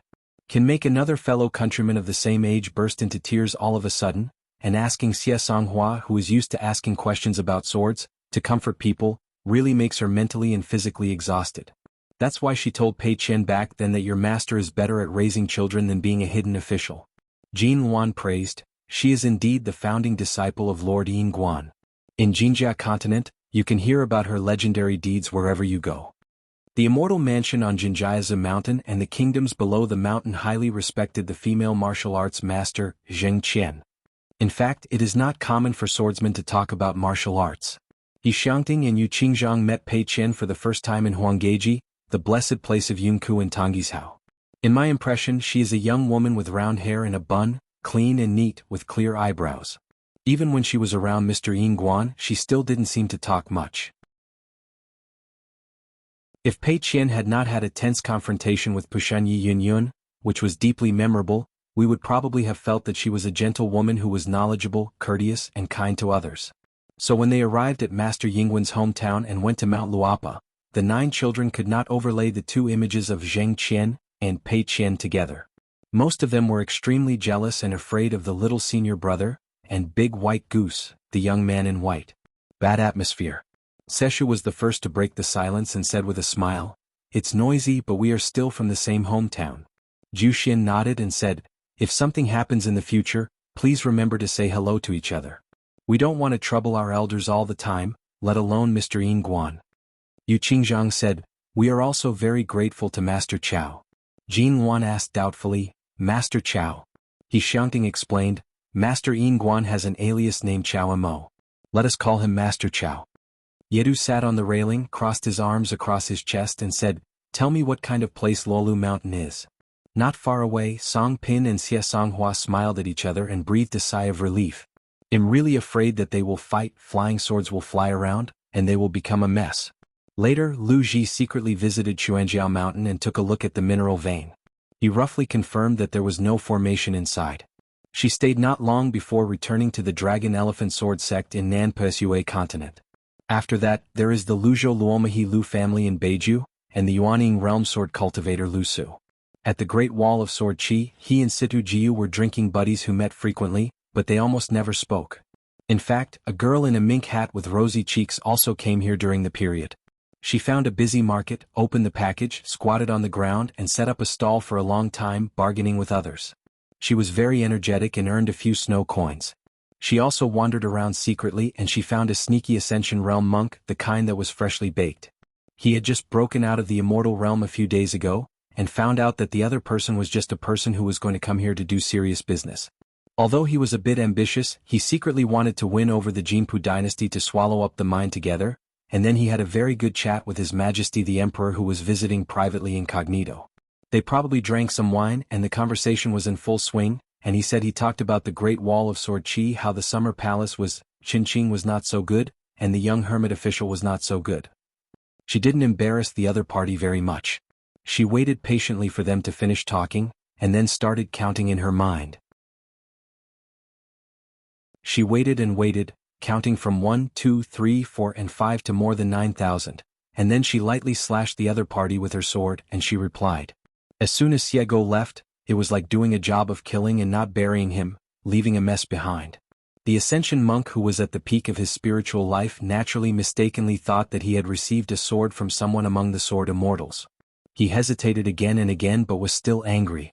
He endured it again and finally one day he was still a swordsman. Unable to resist, he showed up openly, showed his identity, and went to the lobby of the mansion to ask for an explanation. He was certain that there was no chance of others eavesdropping on some of his words. To put it another way, even if they are listened to, what can they do? After all, the Sword Qi Great Wall is a dilapidated ruins. Feishing City is far away in the colorful world. Next time, when you open the door and close it again, don't let anyone get in the way. Since among this group of sword cultivators, Xie Songhua and Song Pin have not yet reached the immortal realm, he feels that he has the right to argue with them anyway.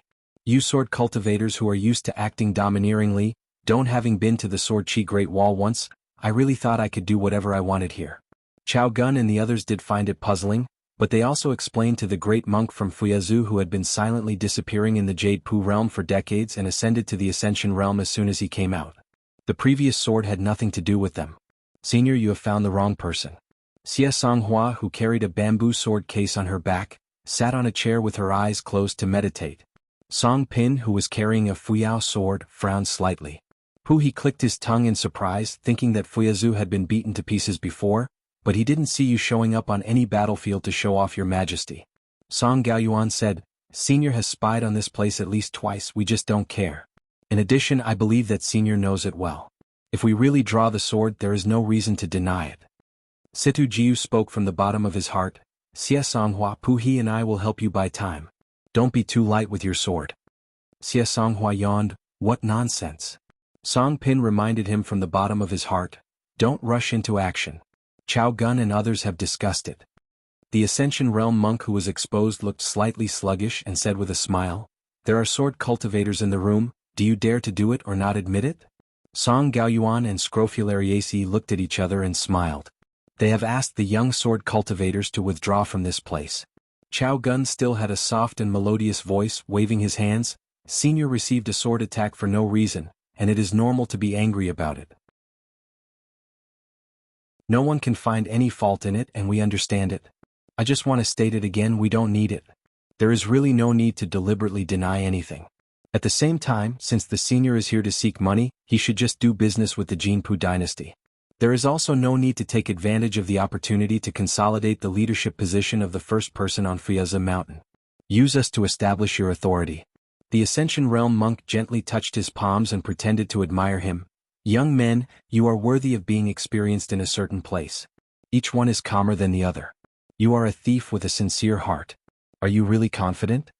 The female sword cultivator at the Golden Core Realm also had a bad temper and said in a deep voice, Senior Xuanhuan, must you be so aggressive? This person's human name is Su Jun, and his real name is Wang Jia. In this Fuyao continent, there was once a Jade Pu realm with a low reputation. Somehow, it has now transformed into an Ascension realm. If she remembered correctly, before the war, this man was the protector of the country, national advisor, and chief minister of several countries. Did you calculate that there would be a military disaster and avoid it early? Wang Jia said calmly. Here, Jin Dan has no place to speak. Just as she was about to stand up, she felt like she was drowning. She was pinned down on the seat by a majestic Taoist spirit, unable to move. Xuanhuan raised an eyebrow. Song Pin suddenly said from his heart, just chop him to death. Yi was waiting for this sentence. As a result, at this moment, an additional woman appeared at the door. Ningyao is here. The Ascension Realm monk turned his head.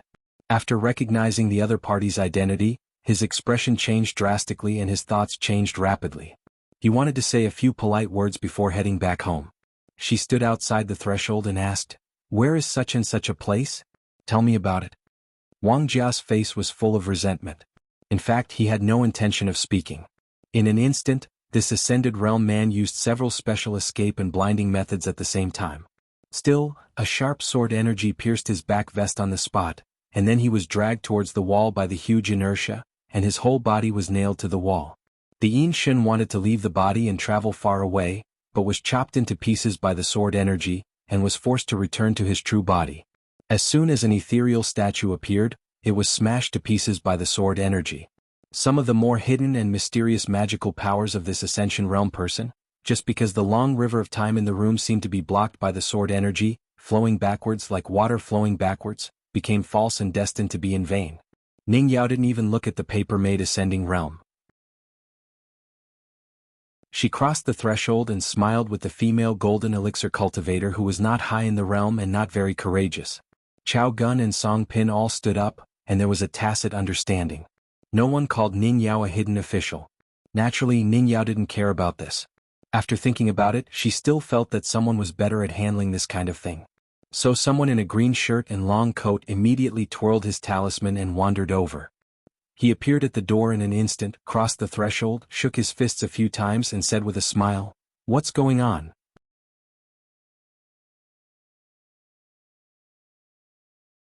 Sword of Coming Chapter 1235. Chapter 1235. Please invite a hidden official entering the lobby. Qin Pingon, who had been temporarily strengthened by Ning Yao, approached a chair without sitting down. He stretched out his hand and gently pressed the chair ring. Chao Gang was about to speak, but Scrofulariaceae preempted him, and he roughly explained the reason to Lord Yinguan. Song Gaoyuan couldn't help but laugh, and suddenly felt that he had returned to his summer palace. But one thing must be admitted, they felt relaxed once the young hidden official came. Qin Pingon listened to the general plan and suddenly smiled and said, This matter, in comparison, is a confusing account. It can be said that I have wronged you, or I can say that I have not wronged you. Because it was me who cut Wang Jia with the sword before. A worshipper of the mountain, she heard Wang Jia and His Majesty the Emperor of the Jinpu dynasty drinking a little wine and chatting a few words that were not particularly pleasant.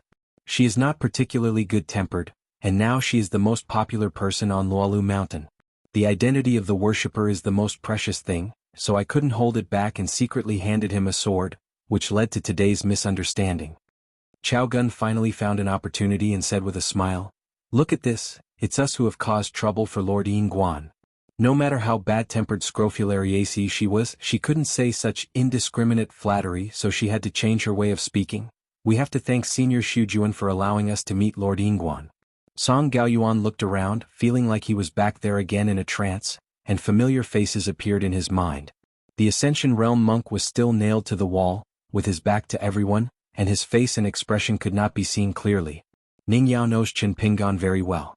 Since he has said so much, it means that he is far from the point of resolving the past feud, Otherwise he would have asked himself to withdraw the 12-sword energy that penetrated Wang Jia's natal energy palace. Xuanhuan was doubly puzzled and asked in her heart, Ning Yao has become so good at fighting? Is he extra strong because he is the best in the world? I remember the last time we saw each other, Ning Yao was still a sword cultivator in the nascent soul realm. Although the news about Ascension City and the colorful world was known to everyone on the top of the mountain, Ning Yao broke the mirror all the way and finally became a legitimate world sword cultivator as an Ascension realm sword cultivator. First person. Song Pin put his fingers together, crossed his shoulders, gently pressed against the scabbard of the long sword Fuyao behind his back and replied, It's hard to say. She was actually the first sword cultivator to sense the existence of Ning Yao. Thanks to her sword, which was connected to the destiny of Fuyao continent, the situation was mysterious, and it was a bit like a mutually overwhelming relationship. Only monks in the Ascension realm can talk about the strong and the weak. The so-called weak Ascension is Nan Guangzhao, who was first suppressed and beaten by Taoist Nen and Yuan Yangzu in the Confucian temple, and then had his head chopped off by the executioner Hao Su at the door of his house. Best example. As for strong Ascension, it can actually be subdivided into two types. As long as a swordsman reaches the Ascension realm, it will definitely be a strong Ascension. This has been the case for thousands of years without exception. The second type, such as Aizhou Wei Shi, who was a master in building roads in his early years and left behind many Qi practitioners of his generation, Zhao Tianlai from the Tianshi Mansion in Longhu Mountain, and the Fire Dragon Master from Padi Peak, and this they are in the Ascension realm and have a very meaningful reputation. They are called candidates for the 14th realm. Of course, Qin Chunan, the mellow scholar from Nanposu Island who carries the sun and moon on his shoulders, is also included in this list. Above Nanzhuang, below Longhushan Tianshi and the others, those in the middle such as Du Mao and Sun Yuan and Tongis Hao, Wanyan Laojing and Jinjiazu etc., are the more ordinary, ascended realm Qi practitioners. Not weak but extremely strong. There is still a clear distance between them and the Fire Dragon Master. And this Fuyazu Xinxing with the Taoist name, Su Jun, is of course of the same generation as Nan Guangzhao. Chen Pingan knows more inside information than Xie Songhua and the others. Nan Guangzhao's Ascension realm is actually not as weak as you think. If he fights with Nen Taoist he will definitely lose, but if he really fights hard, Nan Guangzhao won't lose so miserably. In addition, Hao Su specially prepared a series of killer tricks for Nan Guangzhao. It is really unbelievable that a veteran in the Ascension realm was beheaded while sitting in his own dojo. This allowed Nan Guangzhao to solidify his reputation as a weak Ascension. It's just that the dead man can't explain anything. The killing power is as high as an Ascension realm sword cultivator. It is not difficult to defeat an Ascension realm Qi practitioner, but it is actually very difficult to kill someone in the Ascension realm. Chen Pingan put his hands in his sleeves, lying on the chair ring, and said with a smile, Fellow Shujuan, there is no need to hide your clumsiness. It's hard for you to pretend and it's hard for us to pretend not to know. Since we are all smart people, let's not hide our clumsiness. You treat the other party as a fool. After hearing the words, Wang Jia seemed to weigh the pros and cons for a moment, and then came up with an idea. He used some magical power to turn his body into nothingness. In the dangerous situation where his true body, Yin Shen and Yang Shen, were all nailed by the sword energy, he still having an extra body, he was able to turn around and face more than a dozen sword cultivators. This person has the appearance of a middle-aged man, wearing a golden crown on his head, decorated with more than 2,000 orbs. There are more than a dozen jade trees standing on the top of the trees, with a pocket golden crow entrenched on the top of each tree. Wang Jia looked calm and said, Now that the misunderstanding has been explained clearly, why don't we just stop here? Born in the lower class of the market, he did not engage in production and only called friends. He had a heroic spirit and great ambitions at a young age. According to legend, when Wang Jia was born, a passing sorcerer saw that his hut was full of royal aura, and told his parents that this son would be a noble person in the future, with the appearance of an emperor. Qin Pingan smiled and asked, If I don't stop, what can you do? Wang Jia smiled and said, I don't dare to kill, so what's the point of just restraining me like this? However, Qin Pingan didn't answer the question and said slowly, I heard from my worshipper earlier that Taoist friend Shujuan had determined that I would become the greatly national preceptor, and even more swore that the day I succeeded the imperial preceptor would be the beginning of the decline of the Greatly dynasty. Just because I have a soft heart with a fierce look and a soft heart, I can certainly deal with the Qi practitioners on the mountain with ease, but I don't dare to go to war with any country south of Dadu and start provocations at the border at will, because I don't want to see the death of people and dead people at the foot of the mountain. From that moment on, the Great Wall of Sword Chi will implicate the greatly iron cavalry and turn them into trash. I did. Wang Jia admitted the matter openly, nodded and said, since Lord Yinguan dares to admit that it was his family's sword that wounded people, I just watched from a distance and said a few words. I don't dare to admit it. Song Pin frowned and Pu He asked in his heart, is this really the case? They, the foreign sword cultivators who emerged from the pile of dead people, have long been accustomed to the deployment of troops and generals in the Summer Palace, and the layout of the battlefield, and they really have never thought about such a thing. Sidu Jiu said with a gloomy face, damn it, if we keep talking like this, there seems to be no chance of hacking him to death. Qin Pingan suddenly stood up straight, put his hands on his hands and smiled, fellow Taoist Shujuan, then you are my confidant. This matter has really troubled my Taoist heart for a long time. Wang Jia was stunned for a moment, obviously not expecting him to come like this, but he quickly came back to his senses. Wang Jia looked out of the lobby and said to himself, I am Fuyao Island, a great river and mountain, a place of great beauty, a land of golden powder, all turned into ashes. I was a Qi practitioner in the immortal realm at that time. I had to avoid a destined military disaster in order to have any hope of attaining enlightenment and ascending to heaven. Naturally, I couldn't accomplish the most proud feat in the world. Of course, I couldn't imitate the old master's cross-continental rescue. The reason? Of course it's because I don't want to die and earn a false reputation that will be scattered and no one will remember it after 100 years. Afraid of death and avoid fighting, so what? What can you do to me? To put it bluntly, who is not the Fuyao continent king, eh? Now that I have escaped from prison, I have ascended. Kill me? You hermit officer Qin Pingan, do you really think that you are a lonely criminal officer Haosu? Can you just leave? Are you willing to give up that lonely mountain? Are you willing to give up that green mountain? Pingjin sect? Are you willing to continue the fading cultural heritage? You don't dare to kill me, how dare Ning Yao? He, the number one person in the colorful world, a terrible title, an enviable state. If I guessed correctly, Ning Yao is already in the 14th realm, right? As a result, when he comes to Fuyao continent, he will have to clash with Song Pin's sword Fuyao continent. Ning Yao can just wait and see if he can do it again in the future. I have rushed to the vast world several times with my sword, and I will be able to linger for a few days in the future.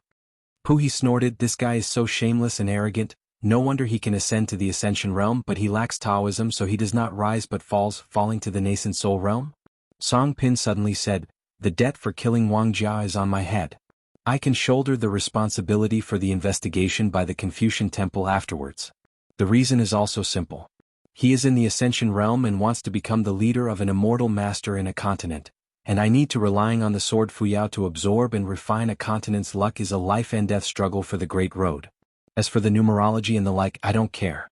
I can't control it anyway. Lord Yinguan and Ning Yao, you are responsible for it. Xia Songhua said, count me in and help Song Pin share the expenses, but I won't go to Gongdalan to drink tea, so Ning Yao must agree to send me to hide in colorful world. Wang Jia shook his head and laughed angrily, you two ladies are out of your mind? Are you determined to kill me? What are you planning on doing? Yu looked indifferent and said, we, the sword cultivators, don't engage in disputes of will, so why bother crossing the upside-down mountain? Pu He gave a thumbs up, you old boy, you have never done anything great in your life, but this is the only thing you said openly and I am convinced.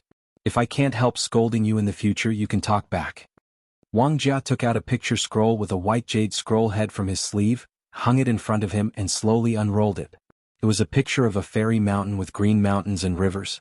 In the picture scroll, the mountain road is winding, and a mustard seed-sized visitor to the mountain visits the fairy.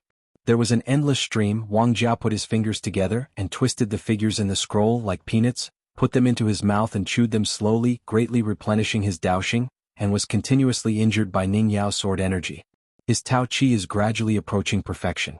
Wang Jia, who regained his radiance, smiled and said, I know you are not trying to scare people, you can really do it, but unfortunately you made a miscalculation. Do you think this young hidden official will allow you to pay such a high price? Then he will. It's not Qin Pingan anymore.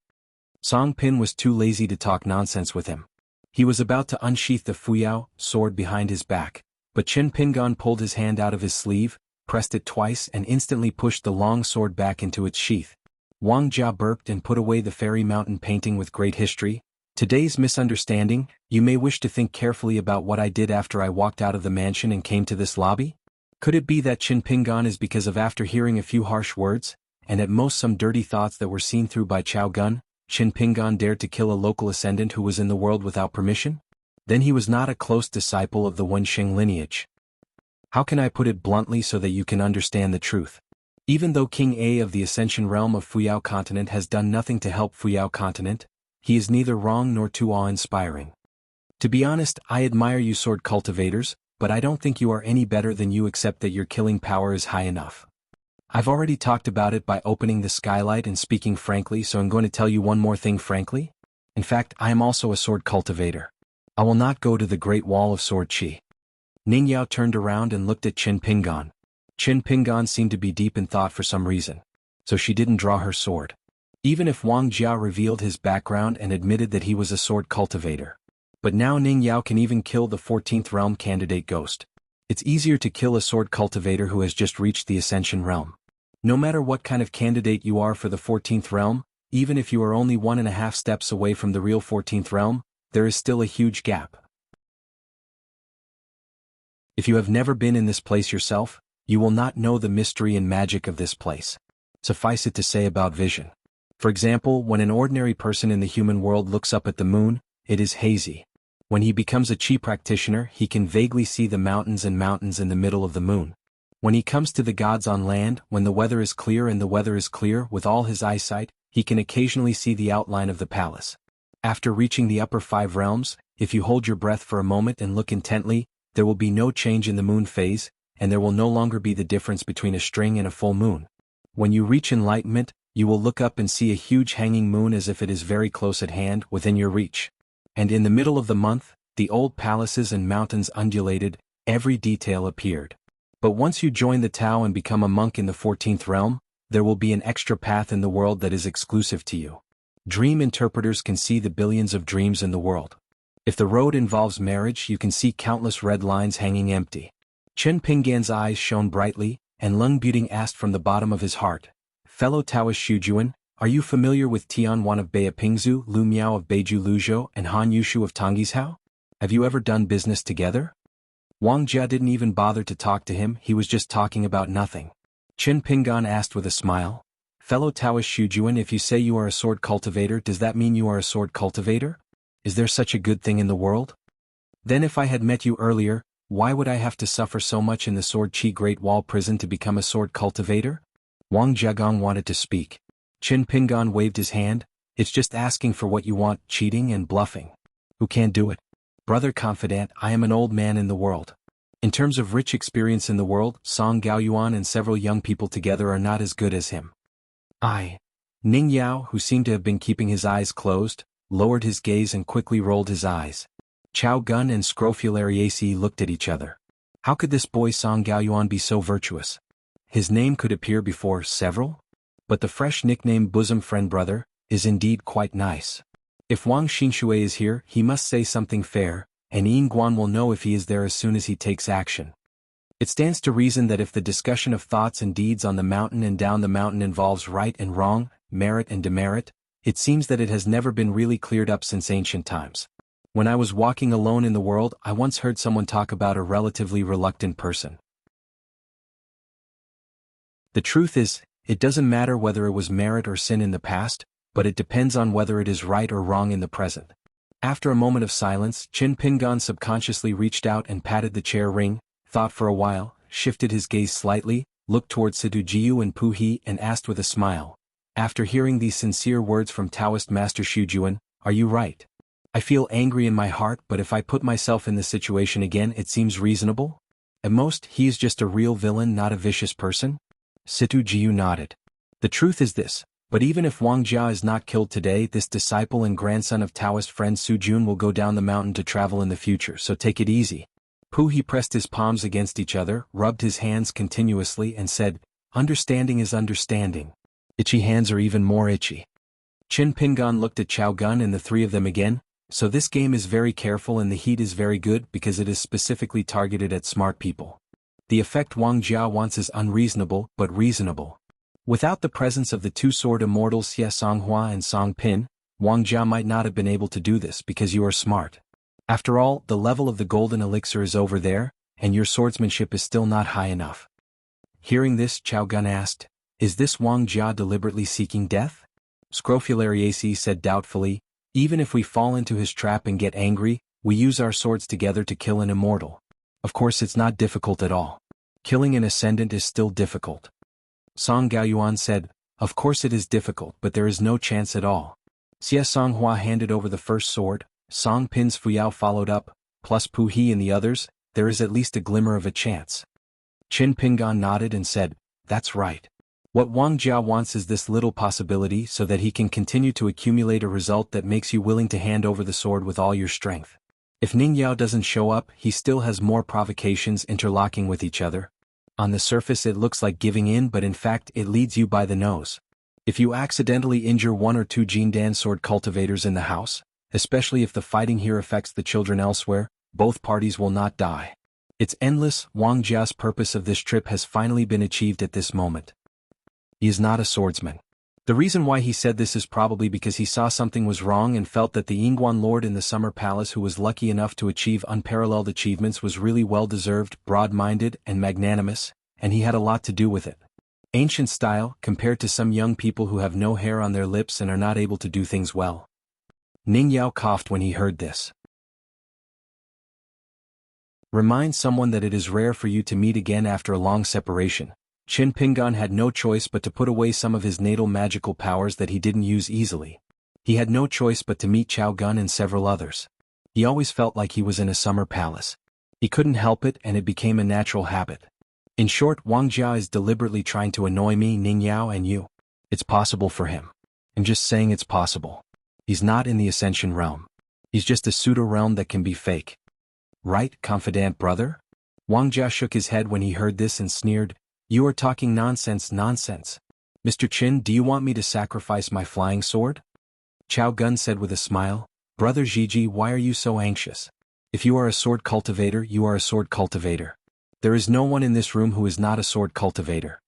Scrofulariaceae ruined the situation and said, "Chao Gun, you are troubled by this local accent. You are not harsh at all when you curse."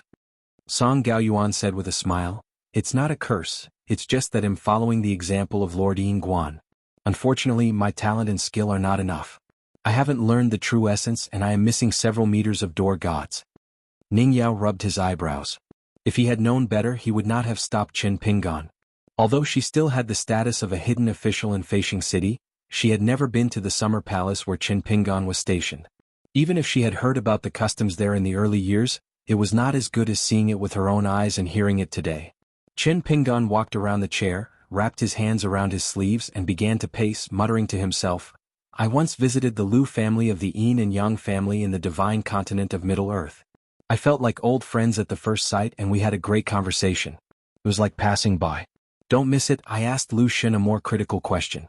"Well, it was the head of the Lu family whose name was Tianbian. I asked him whether the birth of this mineral vein in Fuyazu was the result of the barbaric Wenhai left behind. The backup man in the human world, Lu Daoyu, is much more kind than his confidant brother. He knows everything and talks about it without hesitation. He did not hesitate to spend a lot of time and energy to do a fortune-telling in seclusion for this purpose. Of course, it may also be because I was accompanied by 2 ascendants. Because of the Jingjian cultivator's sacrifice, he was in a hurry to leave. Anyway, when Lu Daoyu came out of seclusion, he was depressed and said that your Fuyao Island was extremely chaotic because of the relationship between Bai Yi and the 8 thrones with his sword. Because the mountains and rivers were broken everywhere, the geographical location was also poor. There were many variables, and extraneous things all over the place caused him to lose 100 years of Taoism. He could only deduce a very vague fact. Even if it was really the foreshadowing of Quanjiao Mountain by Manhuang Wenhai, it would not be harmful to anyone. As for it, whether it is good or bad, he has not yet made a conclusion. This is too general to say and it is like not saying anything. How can a partial fact be qualified to talk about the truth? Based on my dual status as a Yin official and a closed disciple of the Wenxing lineage, I can browse the archives of the Summer Palace and the Confucian Temple Merit Forest at will. Thanks to another Lu Taoist friend, I dare to say that my understanding of the Ascension Realm is better than it's more thorough and comprehensive than the Ascension Realm. Qin Pingan paused for a moment, then turned to look at the fake sword cultivator and the fake ascension master who was clinging to the wall. Wang Jia, you have to rely on the sword immortal to hand you the sword to help you escape from disaster and truly reach the realm of ascension. Wang Jia was silent. After all, words are useless. The green-shirt guest in front of him, who had come from afar, was far superior to Chao Gun in terms of his realm vision and the city's scheming. For the far-sighted man Xuanhuan Hai, the mineral vein of Fuyao continent has nothing more than two functions. One is to reach the north of Dadu and Aquarius continent, so that the Manhuang monster clan can advance from both ends and kill separately. Beiju Luzhou and Luxiazu, slowly chewing the hard nut of the former, but Luxiazu, the latter, is a piece of paper, and the difficulty is much lower than that of Fuyazu and Jinjiazu.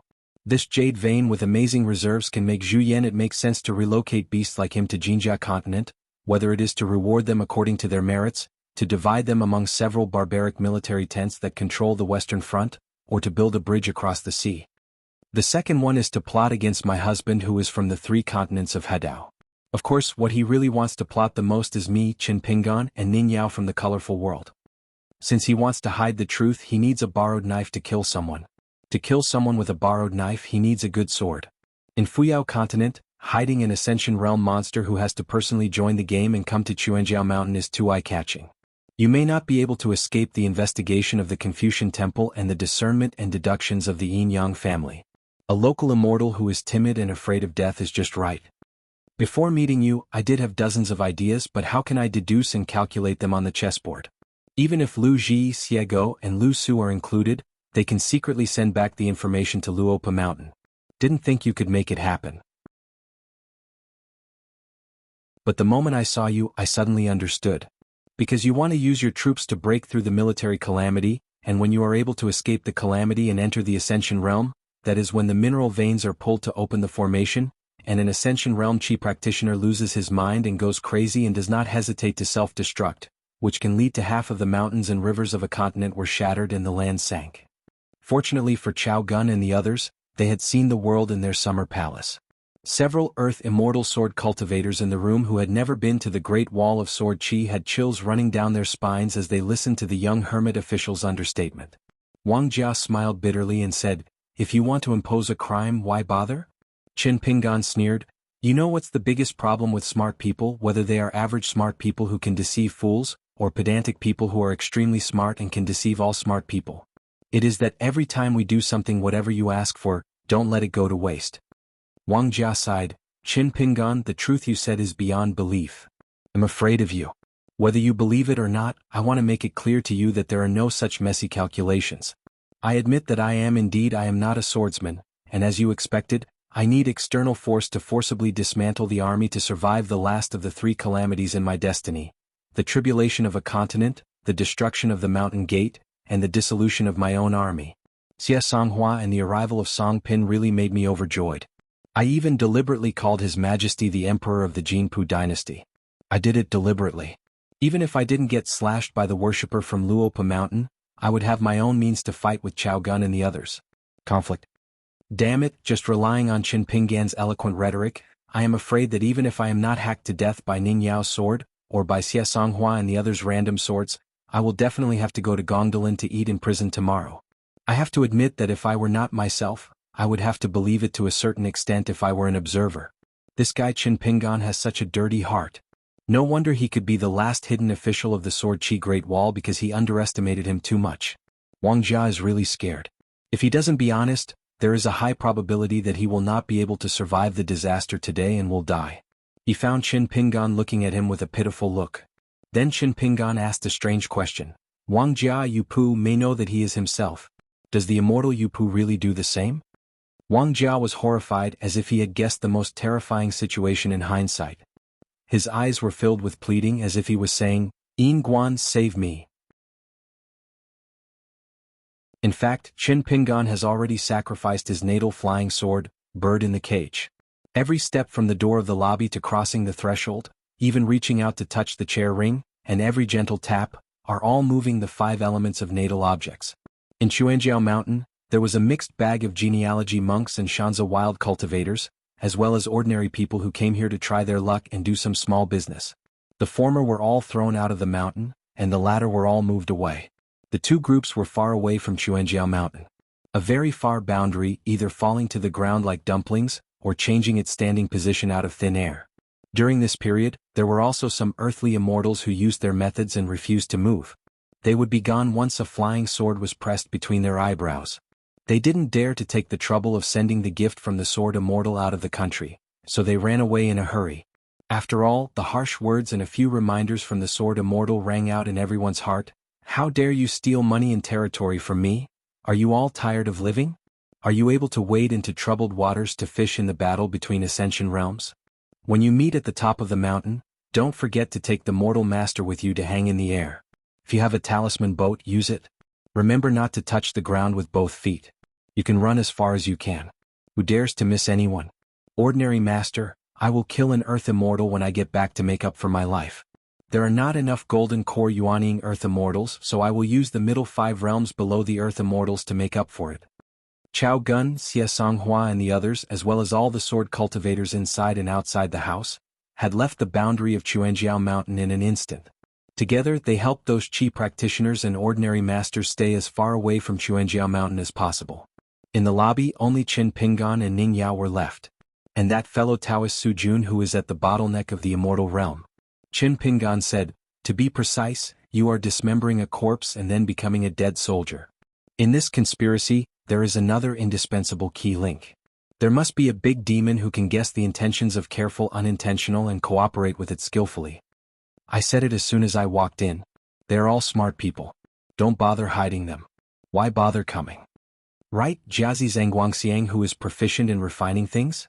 Or the brother Shouchen who is as famous as me? Why did you two hook up because of their flirtation? Why don't you become a Taoist couple? Don't worry, he'll make up for the money from the red envelope next time I'm a guest in the wilderness again. Wang Jiao was out of control, his lips moved slightly and an old man's hearty voice sounded, as expected of Nan Shouchen Bei Yingguan, Shouchen Sword Immortal and I worked so hard here, we still can't hurt Yingguan at all. Sure enough, Yingguan can be hurt at all. The only ones who fall into disrepute are those who are hidden officials. Another warm voice sounded in Wang Jia's mouth. How about it? I've said it a long time ago, you shouldn't be greedy for big things, you can make a little bit. Someone else chimed in. Serene Guan am here too. This is a rare opportunity. Can we talk a little more? Brother Qin, I have a Taoist companion now, so why don't we exchange gifts? Qin Pingan turned a deaf ear to these noisy reminiscing about the past, put his hands in his sleeves and said with a smile, since we are all gathered together, I guess Xiao Sun is right next to us? Xiao Sun laughed as expected over there and said, Girl Ning, I'm doing pretty well here now. The third highest throne, how about I kill a useless person who joins the fun? Ascension Realm, ill-treated as a gift to you too. Money? Ning Yao didn't say anything.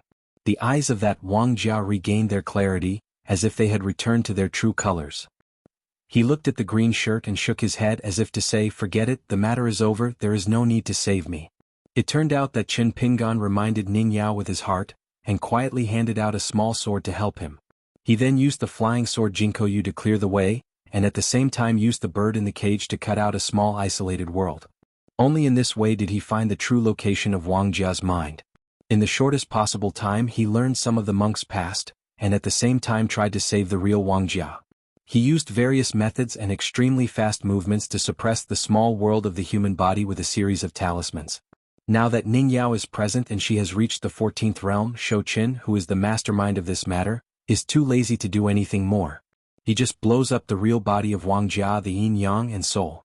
The more insidious method is to show Qin has sword energy entrenched in an inconspicuous chi palace where Wang Jia's soul is. Even if Qin Pingan can borrow a few big talismans to reverse a small period of time in one fell swoop, it will only make Wang Jia, who seems to be back to normal, even more tormented. That's all.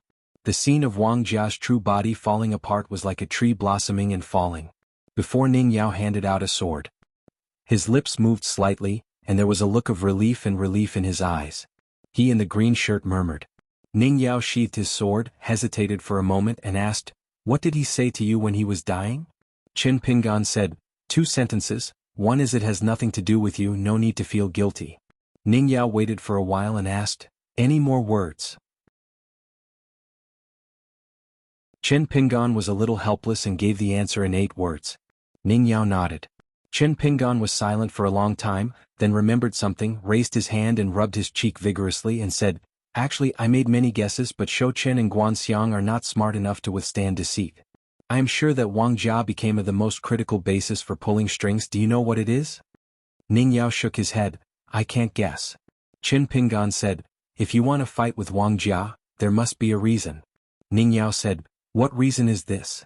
Qin Pingan walked to the door of the lobby, crossed the threshold, sat on the steps outside, took out the scarlet gourd, shook the wine bottle and asked with a chuckle, "I'm very curious, how can you retain your strength?"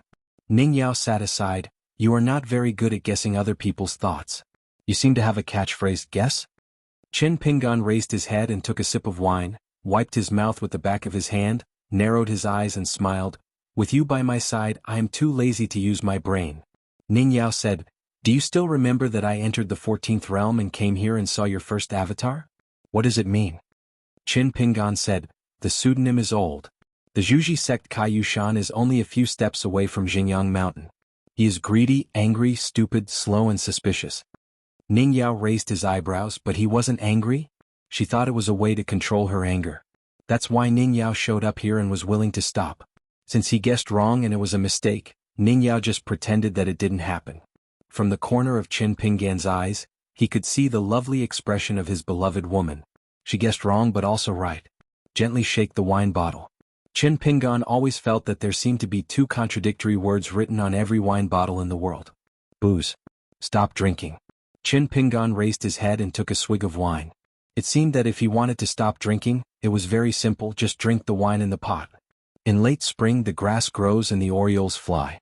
Just now someone wanted the blue-shirt swordsman to do something. Please invite a hidden official to kill the barbarians.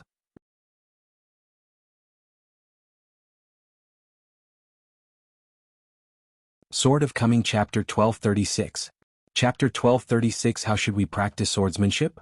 Aliha River winds into the sea and flows endlessly.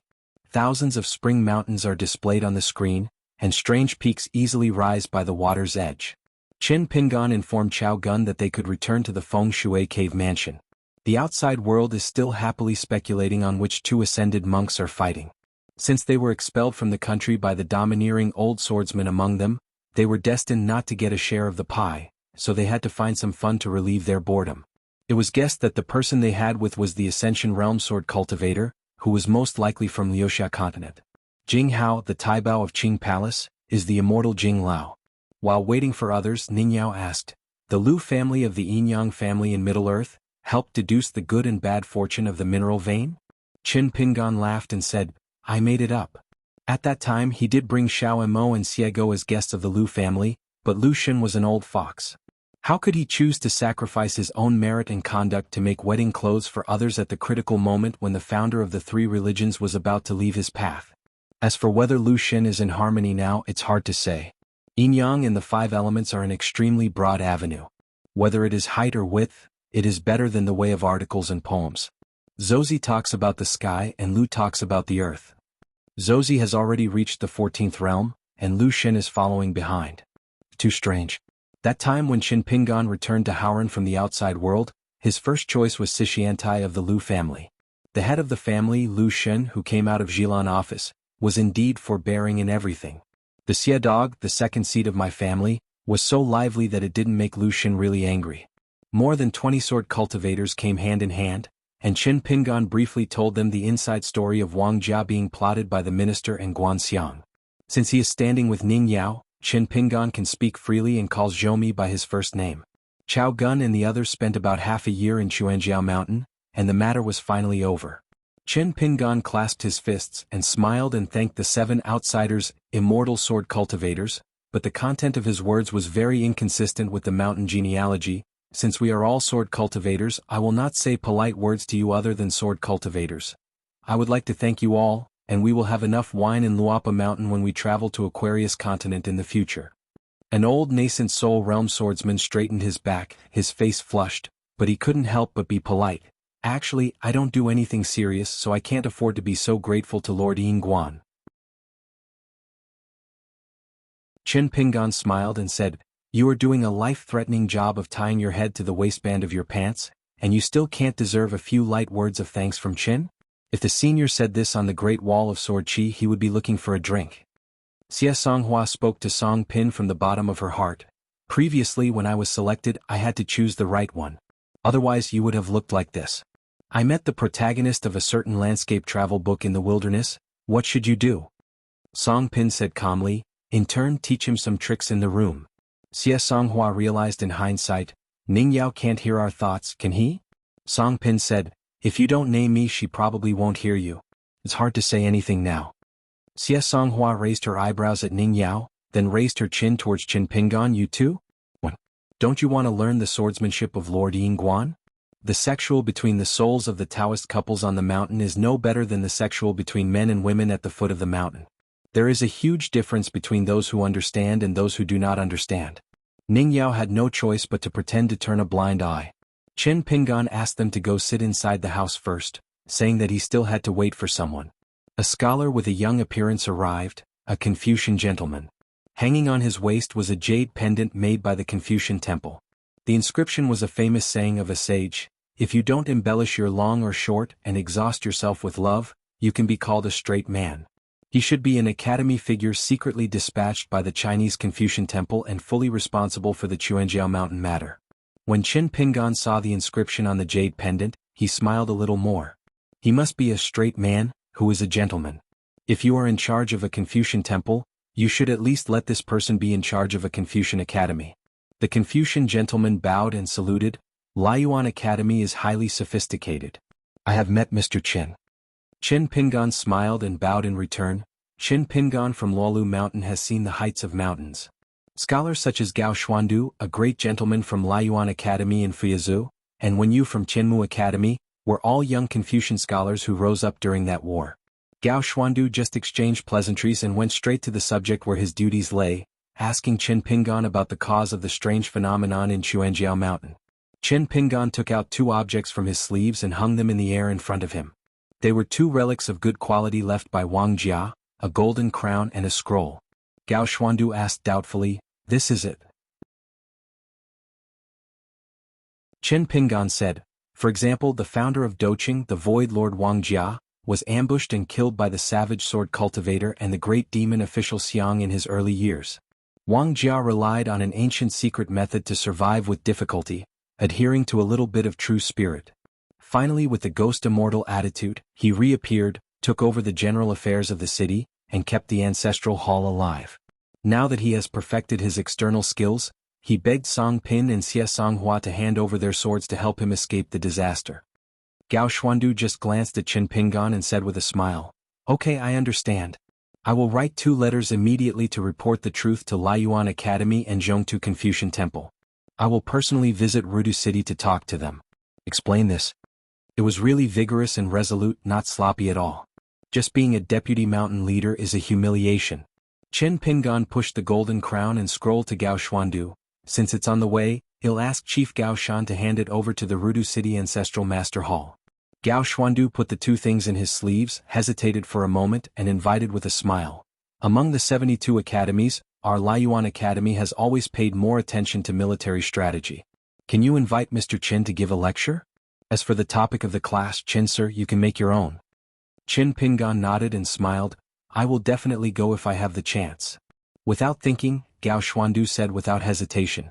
I would like to ask, is Mr. Qin's opportunity in the last few days or within half a year?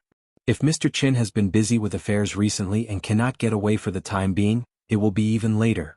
It doesn't hurt to have some, next year or the year after that. But I kindly ask Mr. Qin to give a rough range. The time error should be within 6 months. Liuyuan Academy should give corresponding detailed arrangements. Mr. Qin is very knowledgeable.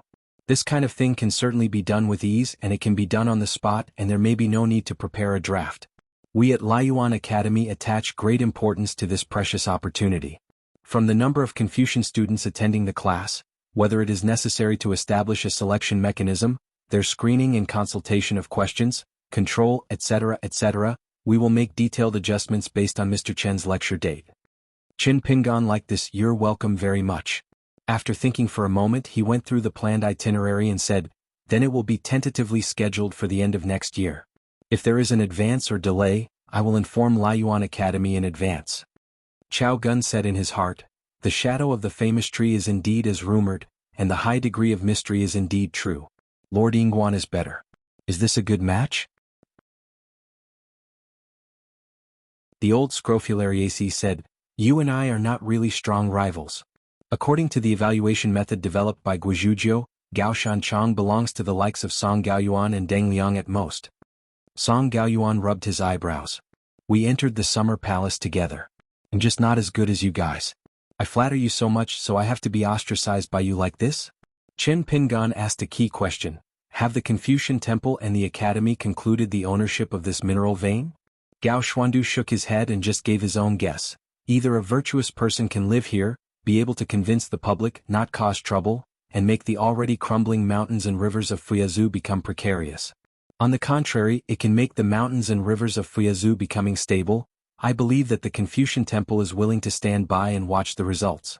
But if such a popular figure does not appear, this vein may be used to repair the broken mountains and rivers of a continent. Of course, the Jinpu dynasty will receive certain compensation. Qin Pingan asked curiously, "Have you ever estimated the overall value of jade reserves?" Gao Xuandu said, "Currently there is only a rough estimate.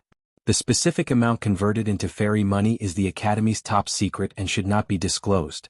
I can only say that the result I came to Xuanjiao Mountain for on-site inspection is enough to support a building. Ordinary sects, without any income, spend thousands of people and thousands of years. To be precise, it is assumed that a certain chi practitioner in the lower fifth realm, by chance, occupied Xuanjiao Mountain.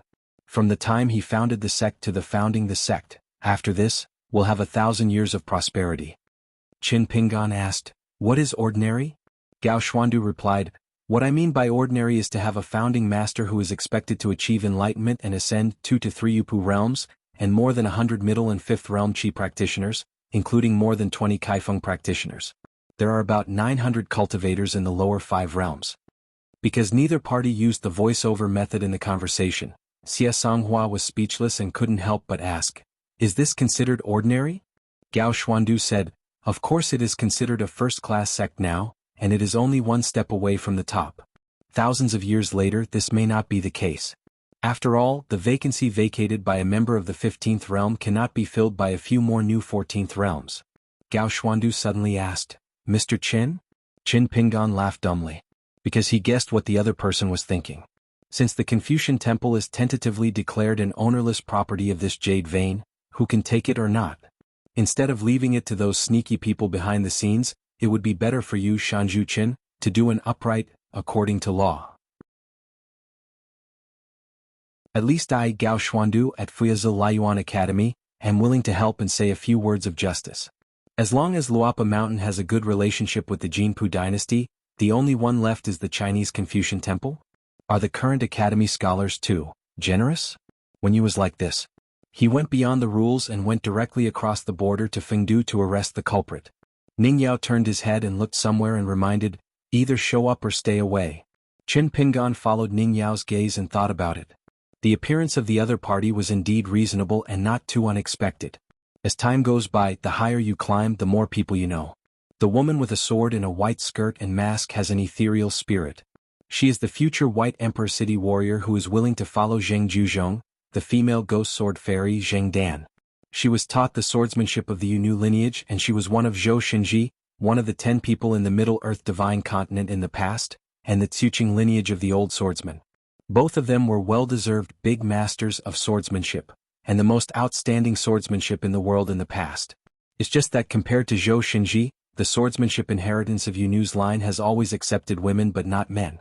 Although there is no particularity that it must be passed down to a single line, it is indeed incomparable in terms of number of people compared to the luxuriant branches of Qing's line. After thinking about it for a while, he felt that this girl looked familiar. It's just that there was a lot of makeup and powder that I couldn't remember at the moment. After thinking about it, I finally remembered that there was a lifelike painted mural on the wall of the dojo of the founder of my sect, which seemed to be the woman carrying the sword in front of me. Shuizhou admired from the bottom of his heart. Wow, this female ghost sister is so beautiful. She is different from Song Jianxian. After Zheng Dan appeared, she stood upright, her voice was cold. "I just received a message from Mr. Zheng's flying sword. He has exchanged his merits with the Chinese Confucian Temple for this mineral vein and ordered me to cut it into 3 with one blow.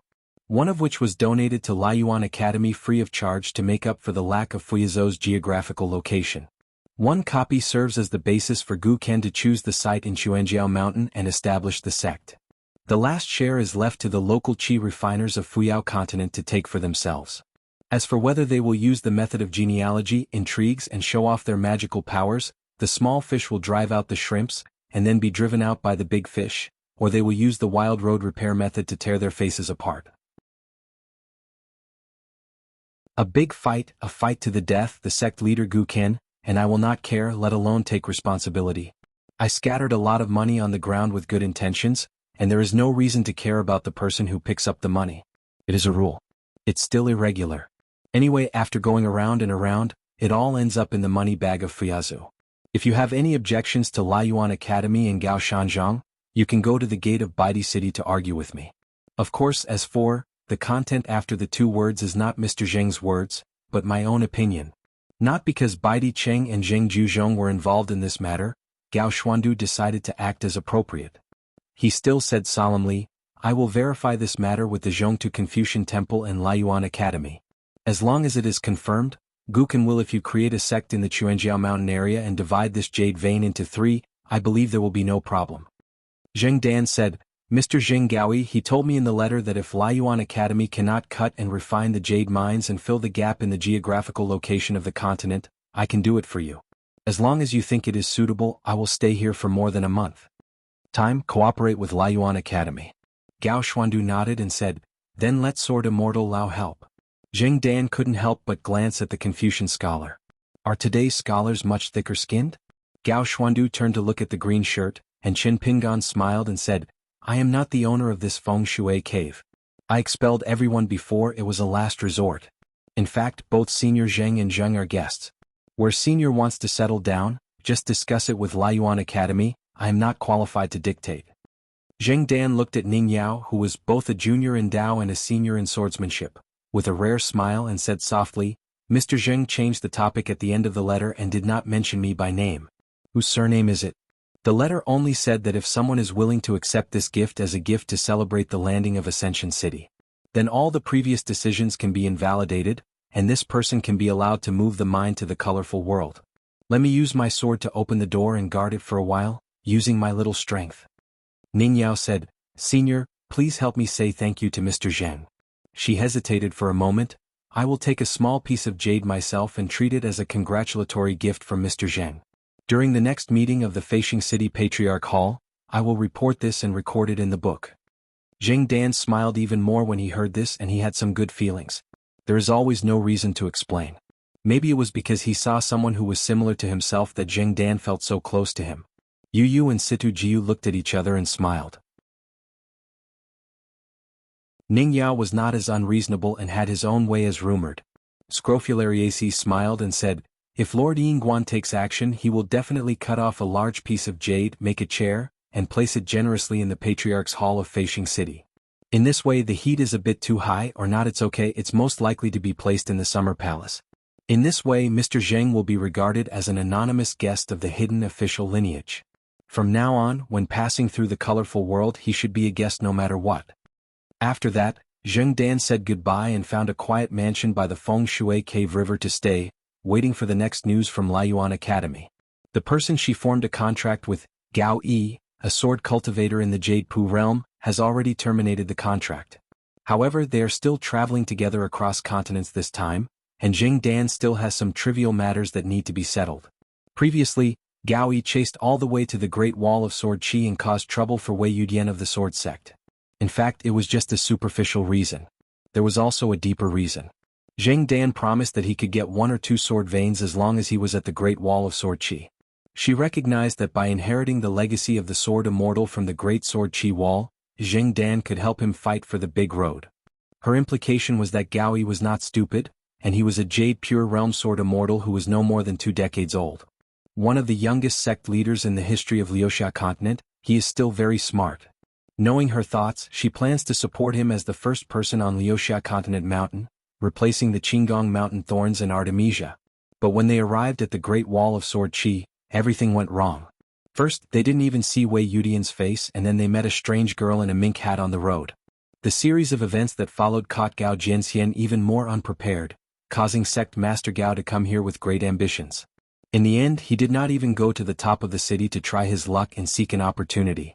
Of course Gao Yi was not willing to end in such a sad ending and returned to Howren's hometown in despair. Then Zheng Dan gave the reason, saying that if the last hidden official does not recognize you here, it means that the entire Sword Qi Great Wall does not recognize you, so don't be wishful thinking and make people laugh. If you insist on climbing to the top of the city, you will only bring shame to her as a protector.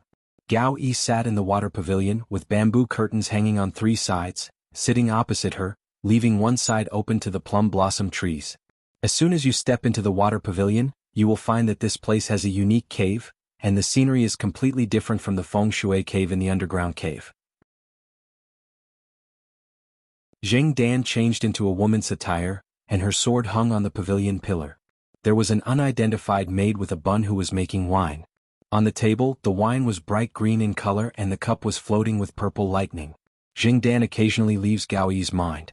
She never tires of fine food and fine food. All the utensils used for cooking wine are old items from wealthy families in ancient times.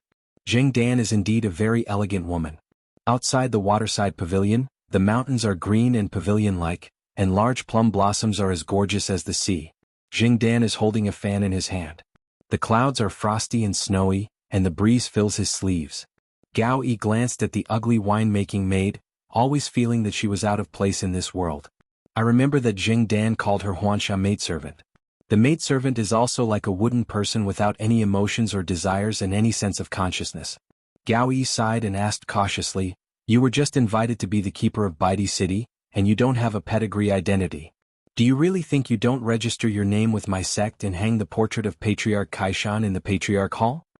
Looking through the history of Howren, which founder of the immortal mansion of Zita didn't have a few wonderful and mysterious stories, and didn't meet a few high-ranking scholars and strangers with obscure backgrounds? Jinghash Qinggong Mountain has it, and of course the Xianxia sword sect also has it. Zheng Dan said with an indifferent expression, "There is no banquet in the world that never comes to an end. When fate comes, it gathers and then breaks up. This is the law of nature. You, Gao Yi, are in the jade purity realm of establishing a sect, so you don't have to act like a woman. Although the two parties have temporarily terminated the contract and did not wait for you to move out of the house and get promoted in the daytime, the benefits that should be given to you have not been missed at all. You have actually withdrawn the future income in advance. There are no hidden dangers, so don't take advantage and act like a good boy." The ruins of the ancient cave in Liuxia continent emerged at the right time. Jianghu and xuanhuan, who were determined to win, have all decided to quit. Jianghu, in particular, invested a lot in the early stage and all the hard work and planning were in vain. You are a small person.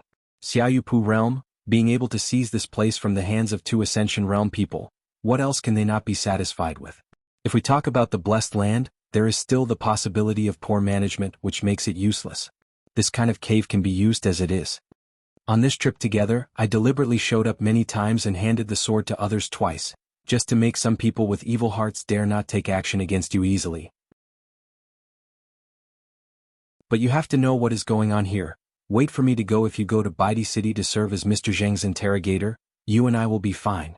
If you encounter obstacles that you can't overcome in the future, you can go to Baidi City and kowtow to try and see if I will pay you any attention. Xuanhuan, the master of Tianyu Cave, had just entered the Ascension realm not long ago. As a result, Liuxia continent now has 2 Ascension realm masters taking charge of the mountains and rivers. What really made Jinghao and Xuanhuan give up and willingly give up a cave ruins was not that Zheng Dan was in the Ascension realm with them, or her swordsmanship and master's biography, but that Zheng Dan took the initiative to reveal the secret, and she was about to rush to the sealed cave. Baidi City in the mountains serving as the gatekeeper. Otherwise, once the Ascension realm monks are at odds with each other, overt and covert methods will emerge one after another.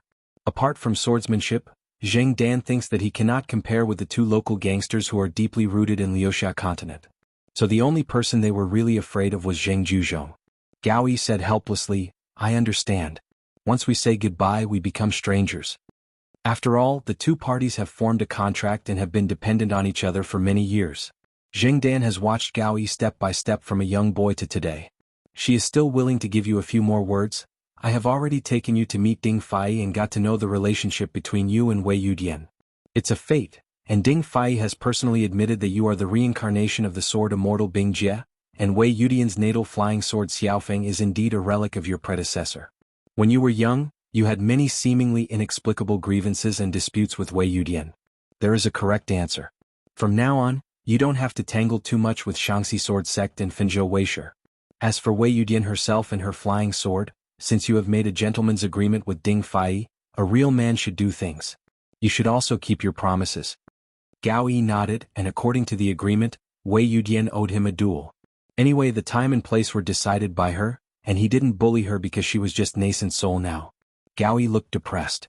He just couldn't figure out whether the man named Chen was acting too domineeringly if he insisted on interfering with such a situation, which made sect leader Gao panic.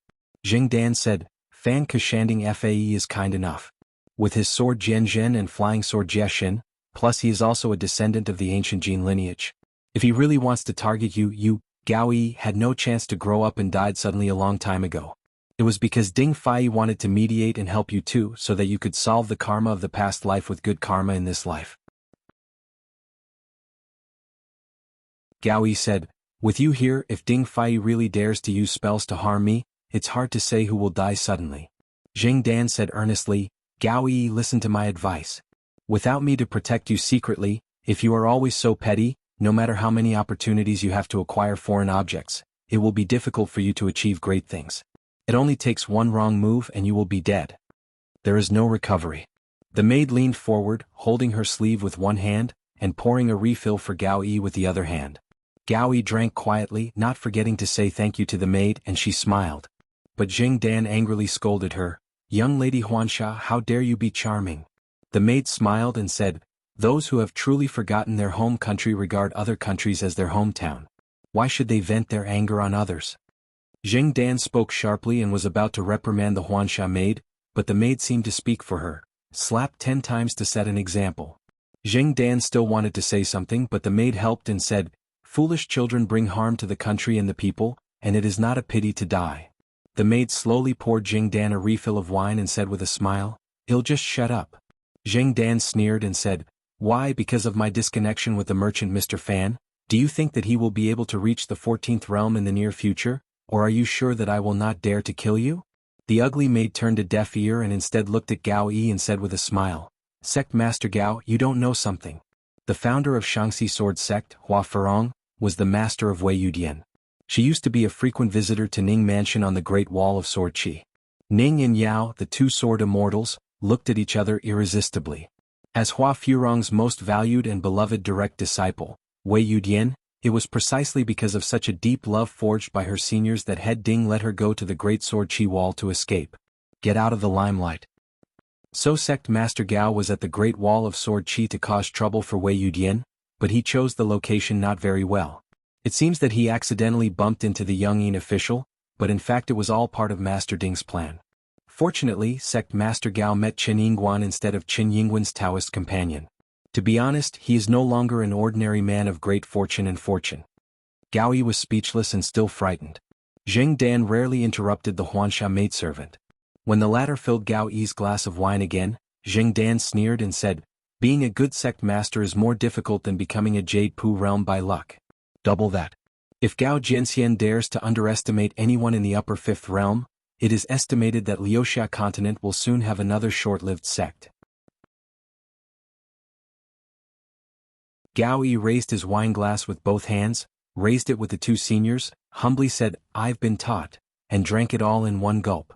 The Huansha maid stood up, stretched out her hand to lift a corner of the curtain and murmured, in the time of chaos and chaos in a peaceful world, all the men and women on the road are going out to look at flowers. Jing Dan smiled happily and said, you and I are both ghosts, but we haven't been able to get any further. Being beaten first by Su Junjie is really worth drinking 3 glasses of wine. Maid Huansha sighed quietly, the transformation between dragon and snake between wood and wild geese is not so easy to achieve. At the top of the feng shui cave that was carved into the wall of his private residence, Qin Pingan said goodbye to Gao Xuandu and returned to the lobby with Ning Yao.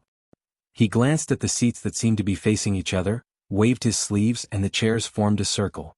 Qin Pingan randomly picked a chair near the door. Chao Gun took off his boots and sat cross-legged.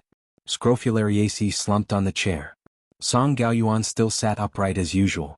At that time, the summer palace had only a small desk with piles of archives and documents, and there were futons, bamboo chairs and small benches. Depending on their hobbies, Dong could only have a few, so he would often take a nap against the small chair in his precious spare time, with his legs placed on the desk. Guizujia's state of mind is not high, but she is in high spirits. Her rest is to wipe the small bamboo box on the table with her sleeves, breathe into the bamboo box and rub it repeatedly. Gu Jinlong likes to lie on the ground with his head under the table. Lin Junbai likes to play music alone, while Pang Yuanji is used to being in a daze with a grimace on his face. Luo Zhini always deliberately did not look at anyone. Wang Xingshui often asked Yin Guan whether his shoulders were sore and whether he was too tired, while praising Mi De Jiangxian for his outstanding military exploits. Chen Pingan took out several kinds of Xinjia wine and dozens of pots from nearby objects, and pushed them to the center of the lobby for everyone to help themselves. Pu He, who was well off, followed suit, and in an instant there were dozens of bottles of wine on the ground. Ning Yao thought for a while, then stood up and left. Xuanhuan and Song Pin also walked out of the lobby. When Ning Yao left, Scrofulariaceae came to Chen Pingan with lightning speed. Chao Gun's skill was not weaker than that of Scrofulariaceae, so he sat next to Chen Pingan, one on the left and the other on the right. Chen Pingan was holding the wine flask and simply sat on the ground. He and Song Gaoyuan, who was opposite him, raised the flask high and drank a big gulp of wine from each other. At the same time he complained that Song Gaoyuan didn't understand etiquette. As a half-host of the sect in Fuyao Island, don't mention 3 in a row. Chen Pingan reached out and grabbed the arms of the 2 people beside him, tightened his strength slightly and said with a smile, "I miss you so much." Ning Yao and the others started walking outside the house and Xia Songhua said with a smile, "We all know the basics. You don't have to deliberately give this little face to Master Yingguan." The 7 who have never been to the Sword Chi Great Wall have long admired Chen Pingan. It's amazing. After what happened today, I am even more impressed with my admiration, and you don't lack this little face. Ning Yao said helplessly, "I'm here but he can't drink." Song Pin smiled and said, "I heard that Situ Jiangxian's family is recognized as a nest of beauties." Ning Yao said, "Not long ago, there was a girl named Wang Gua who visited Luapa Mountain with the sect. Chen Pingan met her and gave her some advice. He said this himself." Xia Songhua clicked her tongue and said, "Master Yin Guan did not attack himself. He has truly reached the level of proficiency and perfection." Song Pin said, "Isn't it true that there is no 300 taels of silver here?" Lu Su came a little later and entered the lobby where the aroma of wine was fragrant. Pu He shouted, "Everyone should make room quickly. Talented scholar Lu is here." Although Lu Su was usually a boring gourd who never spoke his mouth, when he cursed Pu He when he opened his mouth, it was mixed with a bunch of elegant words from Beiju Lujo which was really a curse. Yu Yu hurriedly pretended to break up the fight, feeling relieved. Pu He didn't think much of Yu Yu and Situ Jiu, but he admired Lu Su very much, the young master of Luomahi who didn't have to pretend to be poor and everyone thought he was poor. The old swordsman thought if he had a Taoist companion, and he has another son who is almost like Lu Su. It's a good thing I didn't hear this honest statement, Lu Su, during this reunion. They hardly talked about the Great Wall of Sword Chi. They mostly talked about Howren's general situation in the world, the customs, and anecdotes from various continents. Of course, it is also because of those boys and girls that they will talk about the youngest generation of genius sword cultivators in the world who are famous. This cannot avoid Qinli. Chen Pingan just learned that Qinli has reached the bottleneck of the Jindan realm and is about to retreat. He may not be rushing to break through the realm, but there are signs that the bottleneck is loosening. Chen Pingan didn't mean to take Qinli's hint that they should not slack off in sword practice. Instead, he wanted them to travel more to each other and meet up to travel across continents. Qinli, a disciple of Dukui Jianhu Li Kai, is known as the Little Hidden Official. Before Qinli was taken away from his hometown by Li Kai, he made a special trip to the second shopkeeper's wine shop and wrote a nothing sign. Qinli, the sword is dim and the flying sword is sleeping. The 100-year-old swordsman is at your fingertips. You must know that the sword immortal of the Great Wall of Sword Chi is not in the Jade Pure realm. This means that if Qinli wants to achieve this feat, this young swordsman who has become a golden elixir in the world and is a first-level secret elixir must first strive to become a Jade Pu within the age of Jiazi Dao, and then give him in the remaining 30 or 40 years of his life. He cultivated Yu Pus Foundation and became a fairy in one fell swoop. If others are full and holding on, they will have to compare the bot with each other. Since Qinli himself said that it is easy to get, he must become an immortal realm sword cultivator at the age of 70 or 80, so that Qinli is not bragging. Draft. Qinli is also the common imaginary enemy of Sesshonodu and his peers. Even by Xian, who says, "I'm not afraid when the King of Heaven comes because I am the King of Heaven." In Zheng Deifeng's words, this kid is extremely talented. If he practices Taitu Kung Fu for one day, he will have the skills that others have been practicing for a year. But Bai Xian occasionally mentioned Qinli, with a hint of guilt in avoiding his sharpness. I must add that Qinli is several years older than me. Of course, for Chao Gun and Scrofulariaceae, there was a little hermit official Qinli. They, the seniors who stayed in the summer palace, just said with emotion, "My way will not decline and my future generations will be formidable." A few of the teenagers were drunk to no avail, but Sesshu and the others on the other hand, the more they drank, the more they felt that drinks were nothing. Lu Su and the earthly immortal sword cultivators gathered together and punched each other several times. Pooh he didn't know when he was sitting shoulder to shoulder with Yu. He put his arms around the latter's neck and hit his old friend on the head hard. He said, "You are a waste. How did I make such a friend like you? In fact, I was even more so. Back then I will lose to me Xiahua." Qin Pingon was already looking for a drink. He said that there is a secret way of reading that is not passed down, which is called stealing in the middle of the night and killing people in the back alleys. Young Yingguan, perhaps not that young Yingguan was really drunk. He also said that he was very happy to meet you all on this day, this month, in this place and in this situation. He even said that sword cultivators like us should have this intention and dare to think like this. Everyone encourages us. The old way of swordsmanship in the world ends with me, and the new way of swordsmanship in the world begins with me. He finally said that I am not drunk, and that you are incapable of drinking, and you are not even good at persuading someone to drink. He burped with wine and Hao Qi Chenyun stretched out his arm to push it away. With his drunken eyes, he turned around and saw that it was her, and he really sobered up. Seeing this scene, the whole audience burst into laughter. Ningyao was helpless. It was indeed a rare opportunity, so she sat down to drink with Xia Songhua and Song Pin. It was considered as a second drinking party. Qin Pingon sat alone on the steps outside the house, with his hands in his sleeves, lost in thought. At some point, He Xiangting and Yu Qingzhang came outside the house. The two sword cultivators left their hometown and chose to leave Luapa Mountain when they arrived at Luapa Mountain. They sat next to the earliest Master Yingguan, later Master Chao, and the last Master Qin Shan. Qin Pingon came back to his senses, smiled and reached out to hold their heads, rubbed them gently, then put his hands on his knees. His eyes were gentle and he said nothing. You're tuning in to the Sword Dance in the Vast Sky YouTube channel. Don't forget to subscribe and join us on this journey to catch the most captivating stories.